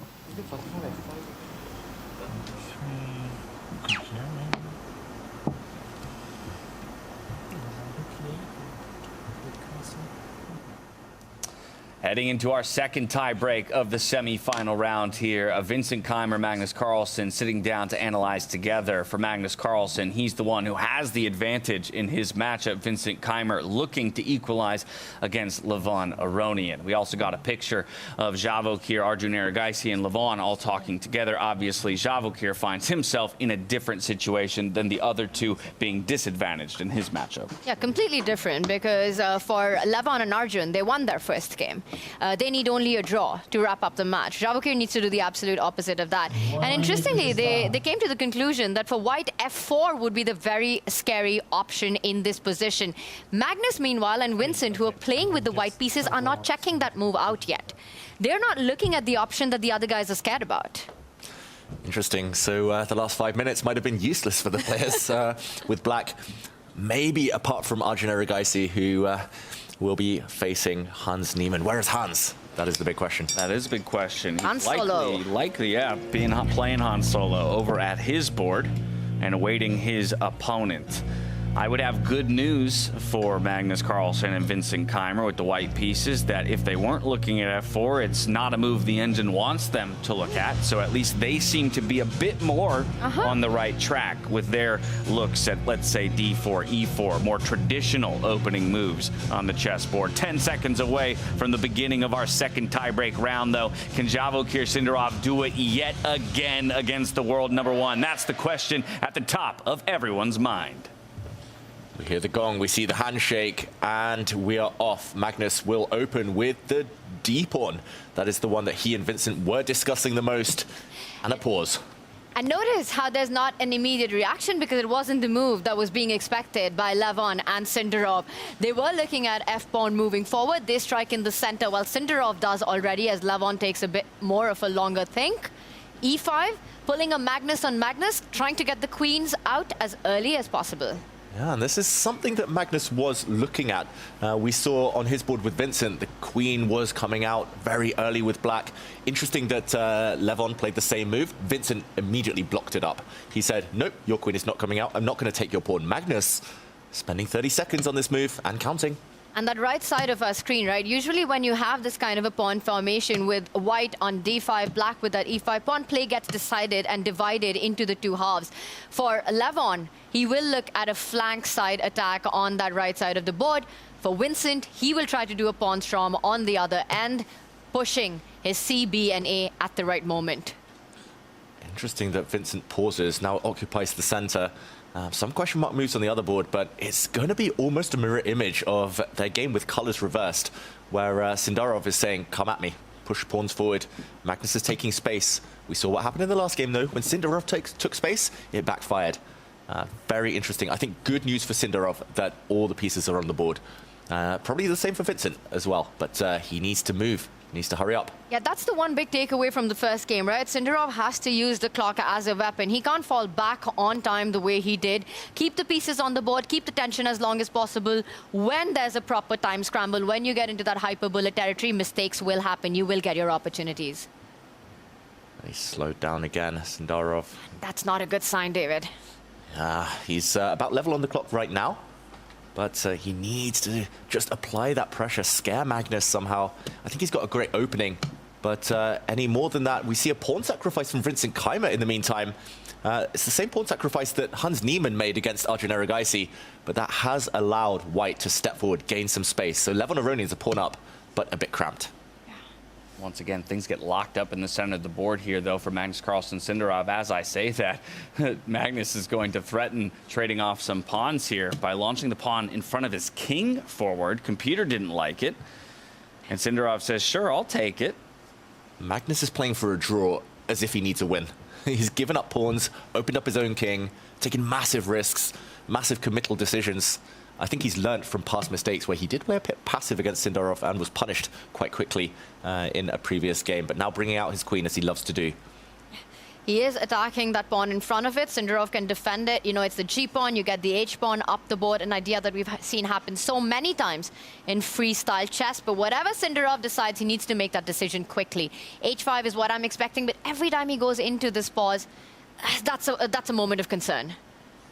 Yeah, big moment of concern. And yeah, it would make sense to just defend that pawn, push pawns forward. It would make sense to try and develop some pieces. There's no right or wrong here. Sindarov just needs to move. That's the thing. It's not a critical moment, this one. No, but that's the kind of paralysis that, you know, Magnus Carlsen can strike in his opponents, right? Just by virtue of playing against him. You want to double check and recheck everything. You invoke the name and you induce paralysis almost. And in the meantime, the other board looking very stable. Vincent Keymer with space as compensation for the pawn he's sacrificed. That's the right board. The left board is where the action's at. He's at least slowed Magnus down by offering a pawn of his own on the edge of the board. It can be picked up, but that would give Sindarov some time on the other flank to go for an offense. Magnus deciding which one. He goes for neither of them. He blocks the connection between the black bishop and that G pawn. Another aggressive approach, but that pawn, it's defended by two pieces, so you can't pick it up just yet. Sindarov should continue his plan. He wants to put his dark squared bishop on the same diagonal as the white king, and he just needs to continue being consistent. There we go. He plays it. That was what he set up, but it did cost him a few seconds. And I don't know. That's time you don't get back. Magnus, though, facing some big questions about his own king. This is getting tactical and tricky. I suggest we do a deep dive into this position. Should we bring up our board? All right, then diving into Sindarov versus Magnus Carlsen, just so we can get some arrows on the board. Huge threat. Whoa, huge threat. Given a question mark, though, because White's king is on an open diagonal. Magnus, I said it before, he loves walking into discovered checks. He takes pride in it. He enjoys a secret thrill. Maybe not so secret, but as you say, Tanya, big threat of checkmate. A nasty pin there on the G7 pawn. This would be game over, lights out if the knight lands. If it's Magnus's move, that's it. A checkmate in one coming in. But Sindarov can throw in a check. He could pick up that C4 pawn and then defend this. Magnus setting up the trick, but it's not very precise by him. No. I'm still looking at that H pawn moving 2 steps ahead right now, kicking that knight out, defending that 8-6 square. Both winning moves or advantage moves, both give him a 2-point advantage in this situation. So he just needs to find either of them, and he finds the knight move with the discovered check first to pick up a pawn, and then follows it up with the H5 push, gets the exclam. Beautiful play out of Javokhir Sindarov. I think he's striking back, you know. Magnus has just been so fast and loose. He didn't calculate at all, Magnus. He saw a checkmate threat, he played it. He didn't look at the consequences. And yeah, the good thing for Sindarov there is that the good moves were the obvious ones. That helps so much at this time format. And it was not hidden at all. Magnus was relying on this check, but maybe Black just gives up the rook, gains a bit of time. White's king is open. Black already has some pawns on the other side. He goes for it. And have to take it. Oh, that was a beautiful checkmate, by the way. If the black king had moved, White would have traded off queens and on the diagonal delivered a nasty mate. That would have been nasty, but... Too pretty to not show. Do you have half a second to show that? Let's show it very quickly. Really quickly. The rook had to give itself up for this knight, because if the king had moved, the white queen would have stepped forward with a check. Oof. Trade, and look at this, the white bishop, the dormant bishop delivers a killer blow. Black can throw some pieces in the way, the game goes on, but this is ultimately settled. Sindarov saw it, dodged it, and the game goes on. Yeah, but we've been here before, right? From a 2-point advantage, now all of a sudden that's precipitously dropped off to less than a single point here. So Magnus Carlsen already clawing his way back into it due to an inaccuracy here of his opponent, and he's finding the right moves, getting his knight more involved in the game. And he needs only a draw. That's the big thing. For Sindarov, he has to go all out, has to go for the win. He's sacrificed in exchange. Now he needs to prove that material deficit. He needs to prove his compensation. I still think he's got good chances, Sindarov. If the bishop now takes back the knight, the black queen can dodge an exchange, take a pawn in the center. That looks nice and pretty. Magnus is wondering whether to take the queens off. He loves endgames, but when the dust settles, black is going to get so many central pawns. There's going to be one that recaptures, another one in the center, and that's like an iceberg just in the middle of the board, cutting the board in half. And one thing about the younger generation is they're quick to take lessons. Look at the clock management. It's Magnus Carlsen now who's below on the clock. Sindarov keeping that time advantage, keeps the tension on the board. The imbalances, all there to play for. Okay, another flurry of trades. We've seen a knight go off the board. Both queens have left the board, so now we're just playing with rooks and minor pieces. Here we go. Black should just take this pawn. He does eventually, and look at those 3 pawns. So strong. You look at Sindarov, it's almost like he's willing himself to play faster every time. You know, he hesitates and then he immediately goes back for the move. There we go. Magnus opens up his bishop, which was pretty much dead on the back rank. Now it does have some life on the diagonal. Sindarov needs to be accurate. This is a key moment. He needs to find a good way to defend his pawns. He doesn't even want to move them because they control so many squares. Do you simply grab that last remaining F-pawn on that file, develop the bishop, win a pawn, free pawn? And then go back if you need to. The black bishop wants to use this square. There we go. It had to take a pawn first, but now it can step back and control everything. Sindarov, he's got a big advantage. He's shaking in his chair again. That's normally a sign of his confidence. And nerves setting in as well. But he's locked in. He knows that this is his opportunity for a second comeback in a row on the same day. Magnus just prefers playing with black. He just can't handle the white pieces. He keeps getting in trouble with white so quickly. All right, under a minute now for Magnus, and a very difficult endgame to handle. Magnus playing this with the black side, we'd be like, he's winning this. He's taking this home. Yeah, and maybe in an effort to kind of keep the clock pressure on Sindarov as he had in the previous games, played a little fast and loose out the gate, and he's put himself in now a tough position that he has to fight back from. Definitely not his usual style, Magnus Carlsen, and that's why he struggled. Going on the attack when there was no attack to be had. And Sindarov will be forced to trade off the rooks, which are going to come off the board. Magnus will get his other rook into the game with potentially a check. There we go. He does trade off rooks. He can grab a pawn on the edge of the board if he wants it, but that would also lose some time, help the black knight come out with gain of tempo. Current material count. Black has 7 pawns. White only has 4. Yes, he's down a rook for knight right now, but that actually means that black is ahead in material. So many pawns in this position. You do the maths, that's 6 points for black, 5 to boot for white. So almost a pawn advantage there for Javokhir Sindarov, and a beautiful center. The knight comes out with a tempo. Magnus immediately retreats the bishop. Javokhir has to find a way to keep pushing those pawns. Yeah, for now, they are pinned. There is awkward tension between the light-squared bishops. The bishop behind is undefended, so the most logical would be to defend it with the king, and he does that. Now he's threatening to push forward, and it's a race. Magnus's pawns against Javokhir's pawns. This feels like a 3-result position. Despite the computer preferring black, Magnus still has chances if he's able to get a bit more time. A bit more time is what he needs, because he's down to 12 seconds on the clock. Sindarov about 40, and he's the one who's on the push. The knight jumps forward, attacking that E2 pawn. Do you really want to give up your bishop pair? Magnus Carlsen is what he's asking. Yeah, strong centralized knight, though, as well. And he will give up the bishop pair for that knight, but this means it's replaced by a strong bishop, too. Going to try and make a run down the left-hand side of the board here with his 2 pawns, though. Bringing the rook over in support. Computer doesn't love it. Magnus isn't threatening anything. Look how the black king and bishops are so powerful here. They're all lined up, centralized. And black can start pushing on the other side of the board. He sneaks over to attack the white rook, which moves. And that's the thing, it's a beautiful position for Sindarov, but is it enough to get a full point? Can he find a way to break through? He has to combine the pawn majority on that right side, the 2 versus 1, the central play, the active bishops, and find a way to put all of it together to keep putting pressure on the world number 1 till he cracks. He stops the white rook coming in and behind. That's important. Magnus made that move with 2 seconds left. Almost dropped the piece, apologized, but this is looking difficult now. The black bishop moves in. That's a nice skewer. Keeping an eye on both pawns. Magnus is panicking, though. 2 seconds every time he makes a move. He literally made that move with just 2 seconds on the clock. No bonus time. Now even Sindarov under the 10-second mark. Anything can happen. Expect wild blunders. Oh, it's dominance, though. Sindarov, look at all those pawns marching forward. On the right half of the board and the center, black has 5 pawns against just 1. He's going for it. Sindarov is about to get this done. He's totally winning, totally crushing. He just needs to bring his pawns forward. Bring his bishop in to defend. He's trapping Magnus's rook, almost e3 pawn falling with a check. He does it, he takes it. Wow, those 3 pawns are just winning the game. No chance. Magnus tries to deflect. Oh, Sindarov though just takes it. So many pawns marching. No, but Magnus has counterplay. It's the A pawn now. Once again, the A pawn for Magnus Carlsen that gives him counterplay.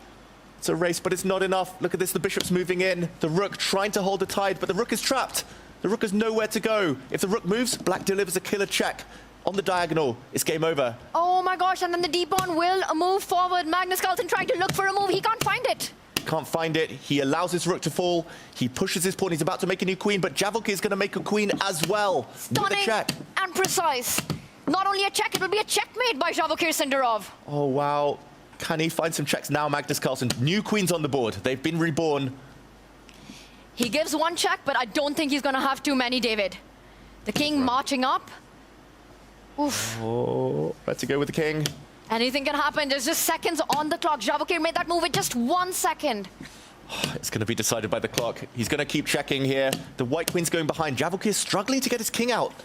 Oh. Walked to the wrong way. Oh, no. No. It's a check. It's a draw. Magnus doesn't find it. He misses it. He could have moved his queen across. He's still got chances here. The black king has to run, but it's a fork. He's lost his bishop. You can't pick up the bishop because that's checkmate, so you have to be very careful with Magnus.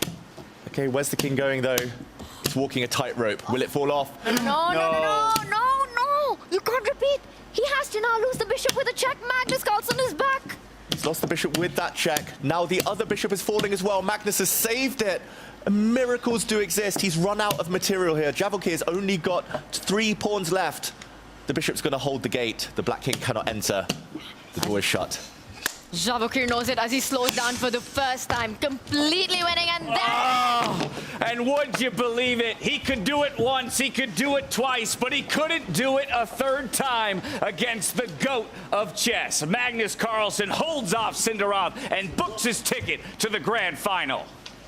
Wow, the smile on his face. Sindarov hitting his own head because he knew he had it in the palm of his hand. He was totally winning. But Magnus, such a slippery, tricky customer, saving it. What a fight that was. I can't believe my eyes. So incredibly close, but close is not good enough against Magnus Carlsen, just saving that game. You know, miracles, they seem to happen a lot when this guy is around. It's not luck. You make your own luck on the chessboard. He kept fighting. He kept looking for those chances, and the chances did come. Eventually he got there, but what a fight by Sindarov. That is such a glimpse into his potential, into his current strength. He was hanging neck and neck with the world number 1. Could have gone the other way easily. He fought tooth and nail. He has pushed Magnus Carlsen farther and harder than anybody else in this tournament has managed to do so far. And yes, he will fall short just at the end, but he'll do so with a smile on his face and respect gained from the world's best player. And did you see that handshake at the end of it? It was 2 players with so much immense respect for each other right after a gladiator fight that they just had. Wow. Drink it in, Javokhir Sindarov. I know it might feel a little bitter in the moment, but what a show you put on for all of us. And there we see the handshake. That one. Look at that. Oh, the hit of the chair. Javokhir smiling, though. He was enjoying that fight. And ultimately, we do have our finalists. That's right. It was beautiful chess today, but it was the veterans. It was the old guard who would hold strong. Magnus Carlsen takes down Javokhir Sindarov, the front runner coming out of the round robin. And Levon Aronian, he is going back-to-back grand final tables. But this time, he's going up against Magnus Carlsen for all the marbles. From here, let's take a look at the lower bracket, because we had one other board to settle, and that would be Arjun Erigaisi up against Hans Niemann. Erigaisi gets it done with a second victory in the tiebreak. That means he's playing for 5th place tomorrow up against Fabiano Caruana, Parham Maghsoodloo, and Hans Niemann playing for 7th. Yeah, wow, we've got to catch our breaths. There's so much to break down. Arjun Erigaisi delivering checkmate on the board to beat Hans Niemann. Levon Aronian as well with a mating attack. Very impressive. But yeah, I'm glad we watched that game. Carlsen against Sindarov, because that was wild. It was wild, and what a battle that was. You know, once again, Sindarov, you almost write him off. You feel like there's just no way he'll create his chances. He gets a winning position, and Magnus just keeps going, move after move. Sometimes you just need that 1% hope, and that becomes 5, that becomes 10, till you have the game in hand as well. Magnus Carlsen saves it, but Sindarov, and you could see it when he threw his hand in the air at the very end, that he was proud of the fight that he put off with that smile on his face. You have to be proud of the performance that you've put up so far here in South Africa. And still, you get to play for 3rd place. You know, that's nothing to shake your head at, to say the least, and gained respect from the world's best player. That's got to feel good. I mean, gained respect from the world's best player. I think gaining a new legion of fans, just this 1 month alone, Sindarov, it's been his big breakthrough. We're going to be talking about him for years to come now. What we saw in that Blitz game is why I love chess so much.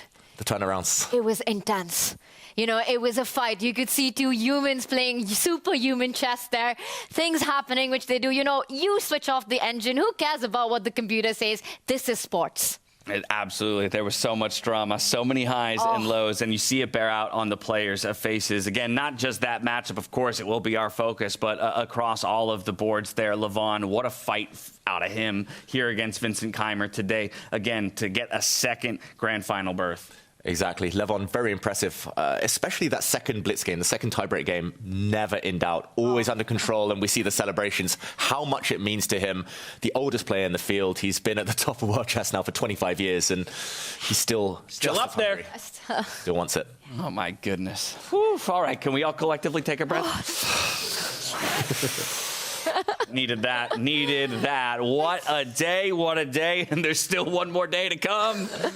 Bring it on. I think the players who sleep well tonight will sleep just as well. Yeah, I mean, if this set the stage for what's to happen, I can't wait. And what happens when Levon and Magnus, the 2 players on the tour in freestyle chess, who just don't know what it's like to be in the finals, to lose the finals, you know, they have no idea what that feels like. What happens when they go against each other? That's a very good point. Both these guys have been there. Magnus twice, Levon once, but they were both victors each time that they've made a trip to that final table. One will not stand tall at the end of all of this, but I think we're set for a really serious battle.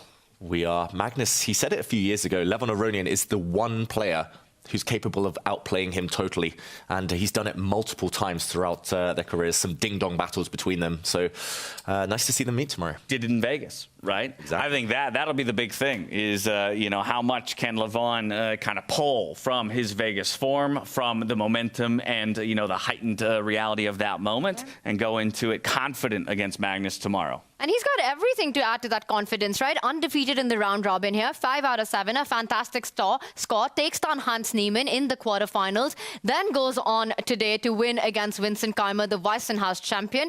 Up against Magnus, I think he's got to be feeling good about his chances as well. Magnus, no one's surprised to see him in the finals. Levon getting it done in classy style. Love it. All right, well, we put all of our focus, rightfully so, on Magnus Carlsen versus Javokhir Sindarov. I think we'd be remiss not to go back and look at some of the other boards that were in play that had some pretty exciting finishes.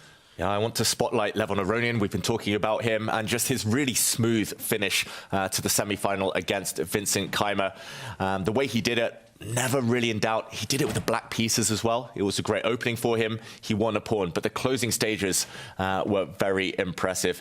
In Levon's style as well, always tunnel vision towards the enemy king. That's how he prefers to finish off games. He was lucky in the first one, but no luck about it here. Black is already a pawn up as we join, and the harmony behind the black pieces, doubled rooks here on the f-file. The bishop also targeting this pawn indirectly, and the queen just so dominant in the center.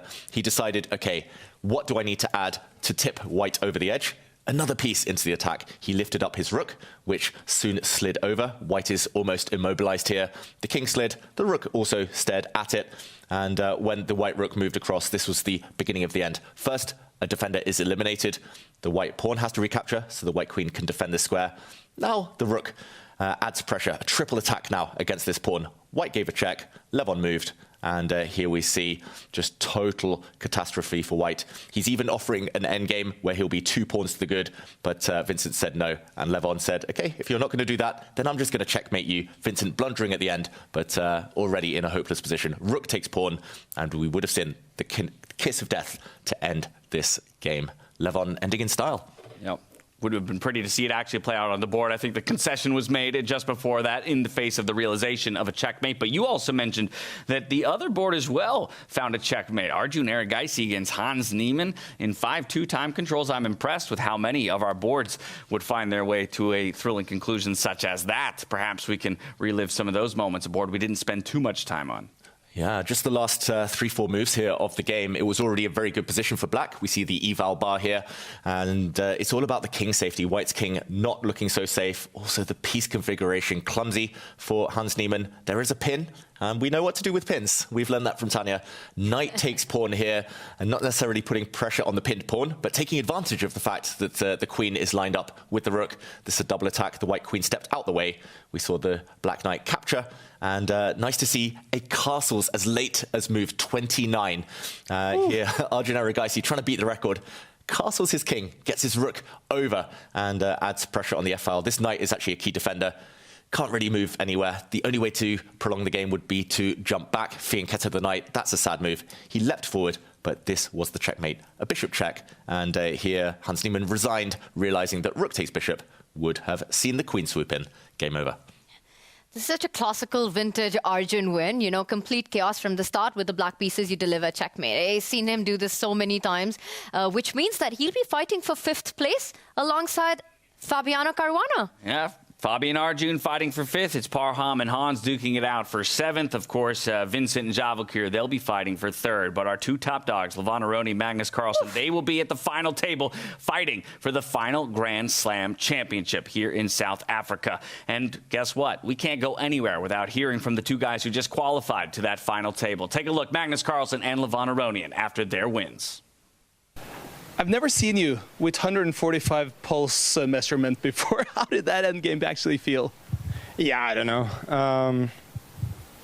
It was, what can I say? It was complete and utter meltdown by both players, and yeah, it was, I don't know what to say. It was just sport, I suppose. A win is a win, right? Yeah, for sure. I think when I lose the second game today as white, I cannot I cannot be unhappy with any win. So yeah, here we are. I guess I outlasted him more than anything else, but it feels good to be in the final. Once again, in a final, congratulations and good luck tomorrow, Magnus. Thank you. Levon, you get there today. It's a final again, back to back. You have a chance to beat Magnus Carlsen again. Yes, it's a great privilege. And what did you do in Las Vegas that you want to do against him this time? No, it was just 2 blitz games there. So this time is a real final. So, but what I did, I tried to stay solid, and it somehow worked there. Would that also summarize the day today? I mean, it opened up with being some blunders in some of the games, especially the first blitz game here. But how would you summarize the day as a whole? I think I cannot say I'm too proud with my play. I think this second game I was just having too much fun. I thought, oh, I'm going to attack and mate, and he played Queen E8, and I thought, oh well, this might not be too exciting. So, but yeah, generally I'm having fun. So, I mean, I really don't care how I play. So there is no pressure. I mean, I had such a good year. If I had a bad year, then of course I would be shaking to win some money. But now I'm rich, so I don't care. I have to ask you though, Levon, having fun at the chessboard, yes, you may say that you're making mistakes, but you also think that you're more uncompromising towards your opponent, and that leads you to be a tougher opponent, simple as that? I don't know about being tougher opponent, but I was just lucky 2 days in a row, so I won't make big conclusions out of this. Yeah. We do, because our conclusion is you are now a 2-time-in-a-row finalist, and that's got to say something for your chess as well as your luck. Thank you. Thanks. Thank you. Nice one. Congratulations once again to Levon Aronian and Magnus Carlsen for booking their tickets to the grand final table here in South Africa. We couldn't have asked for two more deserving players based on the play that they've put up. But how about that, keying into what Sveta was talking about with Levon just then? Levon saying he's going to enter tomorrow playing with a feeling of freedom. I want to get that. I want to be rich, so I don't care either, you know. He's like, I don't care about the money, but that has to be at the back of his mind somewhere. 200K is a good paycheck, David. Yeah, helps to play with freedom. Who knew that that's the winning recipe? Family around you, smile on your face, freedom. It's working for Levon, and I think a good tip for everyone at home. If you feel good, you play good. Yeah, he's already guaranteed himself $120,000 playing for $200,000 tomorrow against the world #1. We want to know from you at home, though, and I think this is going to be a difficult decision, just like yesterday was a difficult decision for you all. Who was the most valuable player of the day? Who impressed you the most? We had 3 of our 4 boards go all the way into tie breaks. I think it's a tough choice. Do you guys have any inklings? My feeling is it's a fight between Arjun, Magnus, and Levon. I think Fabi's match against Parham was pretty one-sided. I do have a feeling, but I'm going to let chat play out. Yeah. You don't want to influence the vote too much. No. I understand. I feel harsh ruling Javokhir out. He must have impressed so many people. Despite the result, I know he lost, but it was so close it was decided by 1 move here or there. He must have impressed so many fans out. I wouldn't be upset giving it to him, even if he's a player who didn't come out on top in his matchup. What if chat wants to give it to Parham for finally getting it up on the scoreboard as well? See, look at this. We can make arguments for almost anybody in the field, and that's why your job isn't difficult. So we'll let you make your voices heard in chat. Make sure you follow the directions on screen. ! MVP plus the player name. We'll collate those votes. We'll let you know who takes it in just a few minutes' time. Let's continue talking, though, about the matchups tomorrow, because I think that freedom that Levon's talking about is going to work well in his favor. Because earlier today, we've been talking about that paralysis, the Magnus effect. And I think Levon is one of the few players who might have some sort of immunity to that. I will say, though, that even though Magnus, he loves playing against Levon, he said it in the past that it's a battle that he really feels is neck to neck. In the recent past, Magnus has a great score against Levon Aronian. He's often been, I would almost call it lopsided. Yeah. The freedom, it's also psychological for Levon in a way that, you know, when you're playing against Magnus, part of it is gone because there's no shame losing to that guy. You know, you've already had a fantastic tournament. He said he's made it to the semifinals yesterday, which he considered half a success already. So I think tomorrow he just comes in, does what he's been doing so far, and then we see what happens. Yeah, it was lopsided, but Vegas was a big kind of outlier, and maybe that will set a new trend. Freestyle chess, Levon is so at home. He's looked so much better in freestyle chess this year than maybe some of his classical endeavors.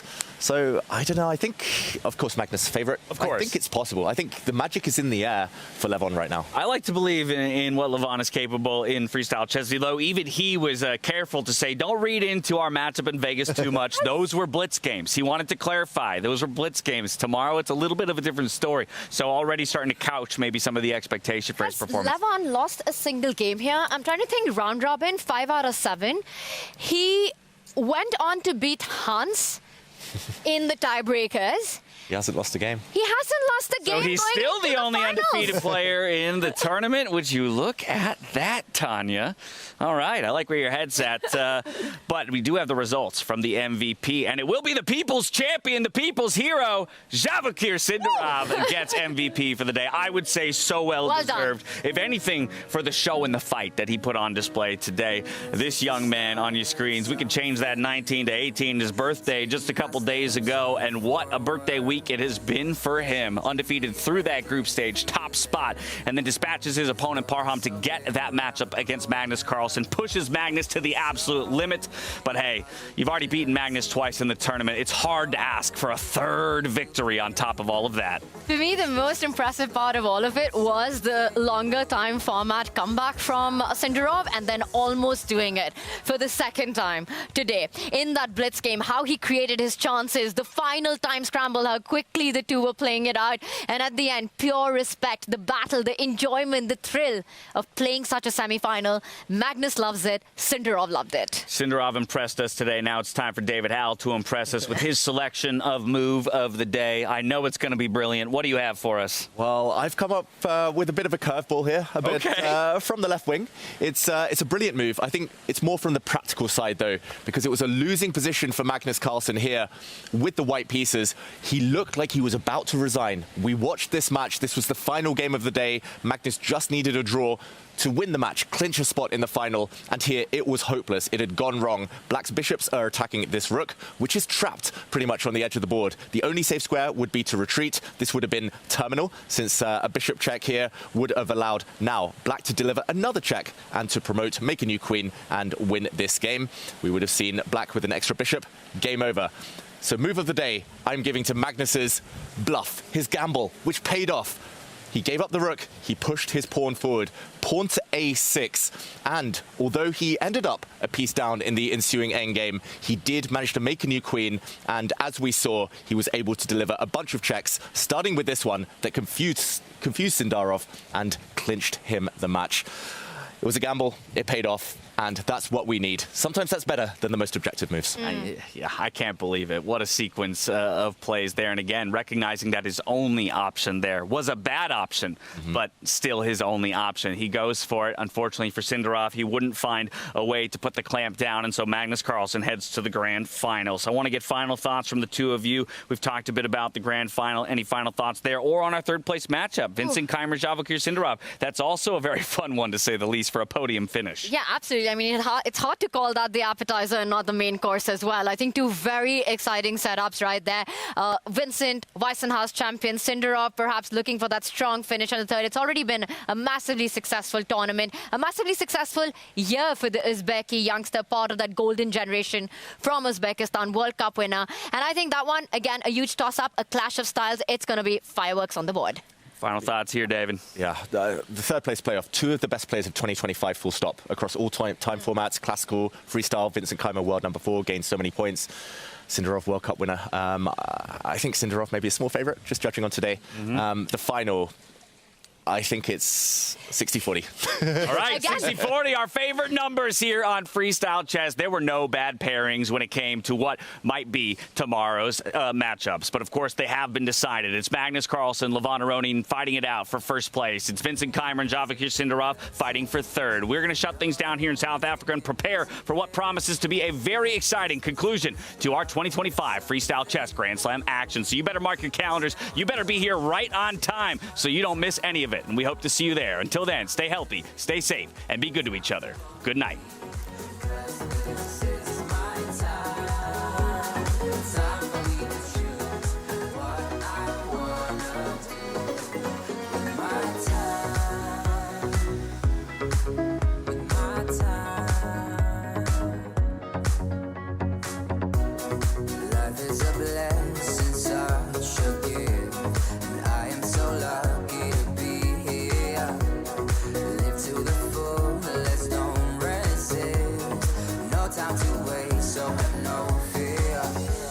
So many possibilities.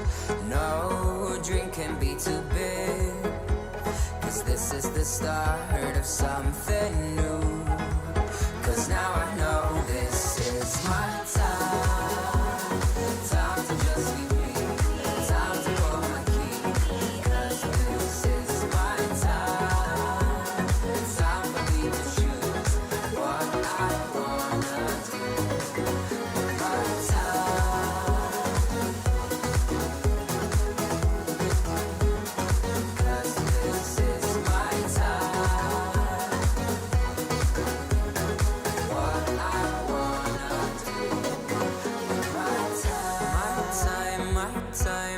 time is meant to be all mine. All I bring with me in life is my time. Are you curious to play freestyle chess but don't know how to?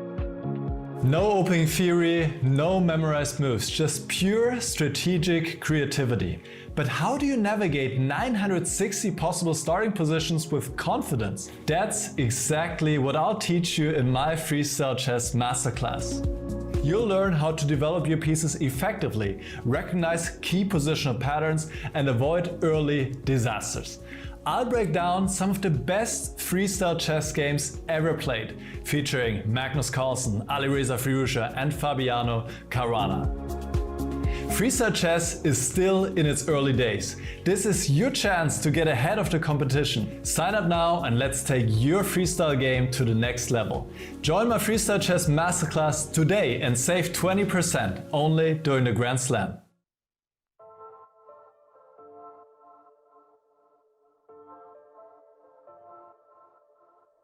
Trust me, I don't wanna beg you to love me, won't you feel me? I don't wanna force you to hold me. What if I keep you up?